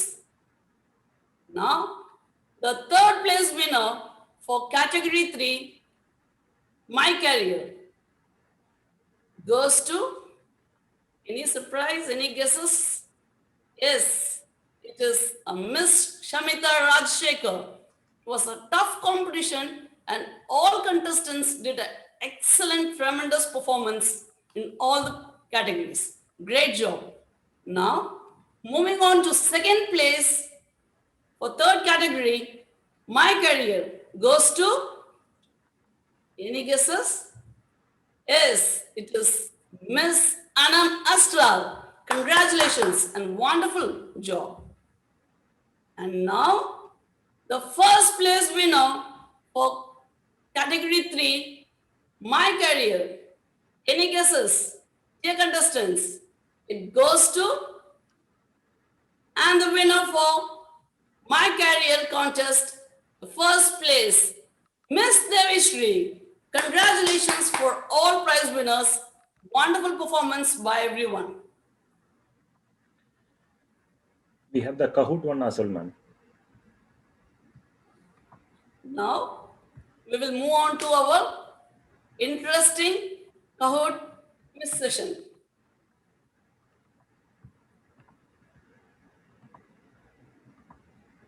Let us now see the results for Kahoot quiz session.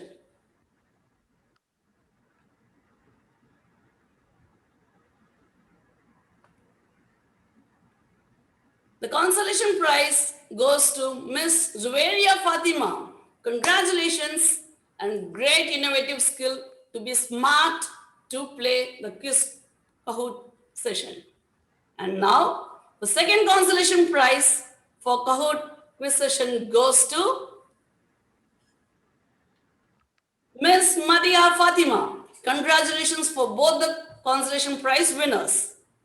Moving on to our third place for Kahoot quiz session goes to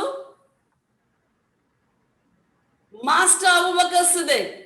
Wonderful. Great job, Master Abubakar Siddiq.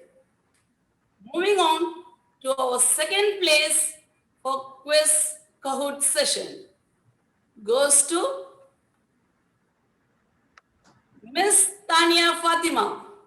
Incredible and pointed towards your work. Wonderful performance. And now, the first place winner for Kahoot quiz session goes to very smart, focused with the work, is Master Ganesh Ravi. Congratulations for all the winners. Wonderful job. Great performance by everyone. Dear youth leaders, every one of you who have participated in this program is a winner. You all agree? Let's learn from whatever we earned here and get the guidance from mentors and see that you outperform yourself in your next opportunity. This is the best way to compare and measure your performance. You are a role model for yourself. So compare you with yourself and see where you were in the beginning and where you are now. If you see that you have improved, I'm sure then you are definitely a winner. With this short note, I once again thank all the tall leaders of this Division D who gave me this wonderful opportunity to be as the vice chair for this program and hand over the proceedings to the event chair, Toastmaster Bala. Thank you, Fulcrum, Madam Toastmaster, Manjula Sridhar ma'am, for taking us from the beginning till the end, if I have to put it that way. Thank you, ma'am. And a heartfelt gratitude to all the participants who have been there from 2 o'clock till 8:30. For the Indian kids, the kids who are from India, it's almost 11 in the night. It speaks a lot about the commitment which they have brought into the whole segment. Thanks a lot. Where do I start from? The entries. The entries were overwhelming, and that is where it all started off with. And as I rightly said, the students throughout the mentoring session, the session where they were getting their feedbacks from the eminent leaders across the board, they were committed, and that is where the success is relying upon. To start off with, my thanking note, a special regards to Chief Guest, Distinguished Toastmaster Peerinayagam sir, for getting the ball started to roll in a great way. Thank you, sir. With the same breath, I would like to thank Mr. Balakumaran Murthy for taking his precious time among the challenging situation to be amongst us. Thank you, sir. Not to forget the interesting session brought in today by Professor Samuel Johnson, sir. It was a great value addition. Thank you, sir. Last but not the least, Toastmaster Shyam, sir, a great friend, a mentor, who brought in great of passion and energy into the whole spectrum. Thank you, sir, for being great value addition to the evening. And the assignees, what do I say about them? From the beginning till the end, toiling last night, morning, week before, that's been a great lesson to me, especially the Zoom master and the timer and all the other contestants, and including the master of ceremonies. They were precise and professional. Thank you. Without you, this would have never been a possible situation. And a special regards to our club president, Jubail Tamil Toastmasters Club, who have been a pillar of support from every instance, supporting and encouraging each and every one of us to make this show a grand success. Thanks to our club president as well. And at the same breath, the Division D leaders who brought in a great dimension and a great education to us, and especially me, being part of this whole session as an event chair. With all gratitude, I welcome Distinguished Toastmaster and our Division D Director, Kotishwaran sir, to have his closing remarks. Over to you, sir. Thank you. Thank you, Toastmaster Bala, this wonderful moment. Dear friends, we know that you are as Toastmaster Bala talked about, in India, it's almost 11 o'clock. Just give me 2 more minutes. Please bear with me. Officially, I would like to recognize 3 of dignitaries who joined today. One is formally, I need to recognize our Division D Conference Chair, DTM Arumugavallan. Even though we have seen him like a webmaster, Zoom master, wherever he goes on, he's there. But he's also accepted a very, very eminent role to conduct a Division D conference. So I need to formally recognize him. I missed in the beginning. So DTM Morgan Arumugavallan, thank you very much for your presence. And also from Dammam, DTM Johnson Samuel, he is a constant supporter of Division D. Thank you, sir, being with us. We can be able to see the message in the chat box also. And one of our youth leader who has become a Toastmaster today, and he is flourishing in India, Toastmaster Nitin Balaji. And also I appreciate your all the Division E, whatever the events, we can see Toastmaster Nitin Balaji. Thank you very much for your presence and support. This is, I would like to officially recognize. And now, contest chair and event chair and vice chair, they recognize everybody. How can I miss them actually? Their tireless work, sleepless work, dedication, hard work and commitment. It's not 1 day or 2 day job. It's almost a 60 days sleepless work. If you are seeing today, do you believe how many participants were on virtual stage? Almost 40 speakers were on board today. Do you think that also seamless integration? I never ever seen this. Could have been the record-breaking time management today. So you can see the wonderful events that happened today. And also the commitment, if you see the presenters, especially like Toastmaster Shyam, from the starting, he still is sitting maybe 11 o'clock at Mumbai. You know? See, this is what they are having the affection towards us, especially to the youth. So there, that's what, dear youth leaders, that's what we say. If you have seen the performance, it's a matter of 2-3 hours meeting. But if you have seen this journey, that's why we say that we measure it in 2 angles. One is tangible benefits. That's what we have seen this. We got a certificates, awards. That's one part. There's intangible benefits on the process, what is happening around. The practice sessions, the preparations, coordinations, getting it the well-known professors like entrepreneurs. They see the commitment of the entrepreneurs. As Shyam told, he's traveling, he wants to talk to you. That's where they are considering you are the future. See, this is the commitment from the Toastmasters. As our Vice Chair rightly pointed out, can you carry this message to the next generation? That's you need to grow, and also you need to allow others to grow. That's a message today. So thanks is the very, very simple word for these 2 tall leaders, our contest chair Toastmaster Bala and Vice Chair Toastmaster Dr. Manjula. But please accept a small certificate as a token of appreciation from Division D. And also on behalf of PQD DTM Murali, he's on travel today. That's why he couldn't be able to join. This is our Vice Chair, Madam Toastmaster Dr. Manjula Sridhar. You are a great supporter for the youth as well as for Division D.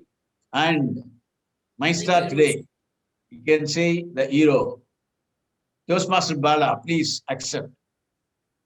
You made this, you both of you made this dream come to reality.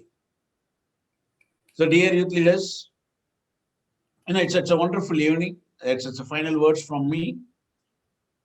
I would like to appreciate, I'm a chief guest, DTM Perry, and also the presenters, Mr. Bala Murugan and Professor Samuel and our Toastmaster Shyam, and all the assignees, wonderful assignees, starting from MOC, contest chair, Sergeant Arms, and the timer. So wonderful job, seamless integration. Not even we have the technical challenges. I never felt any kind of challenges we had today. Even the way the transition, virtual transition is amazing. The timer, everything has been synchronized. It's a complete package of performance. With respect to timing, I would like to officially adjourn the meeting, but after that we can share your views because considering the timing, it's a marvelous event. I cannot say anything beyond a division director. The only one word is satisfaction is also comes from sacrifice. This is a true example of sacrifice of our leaders, which made the youth beyond Toastmasters. You touched upon futures of few youths today. Thank you very much. I officially adjourn. We can discuss a lot here. Thank you very much. Have a nice weekend.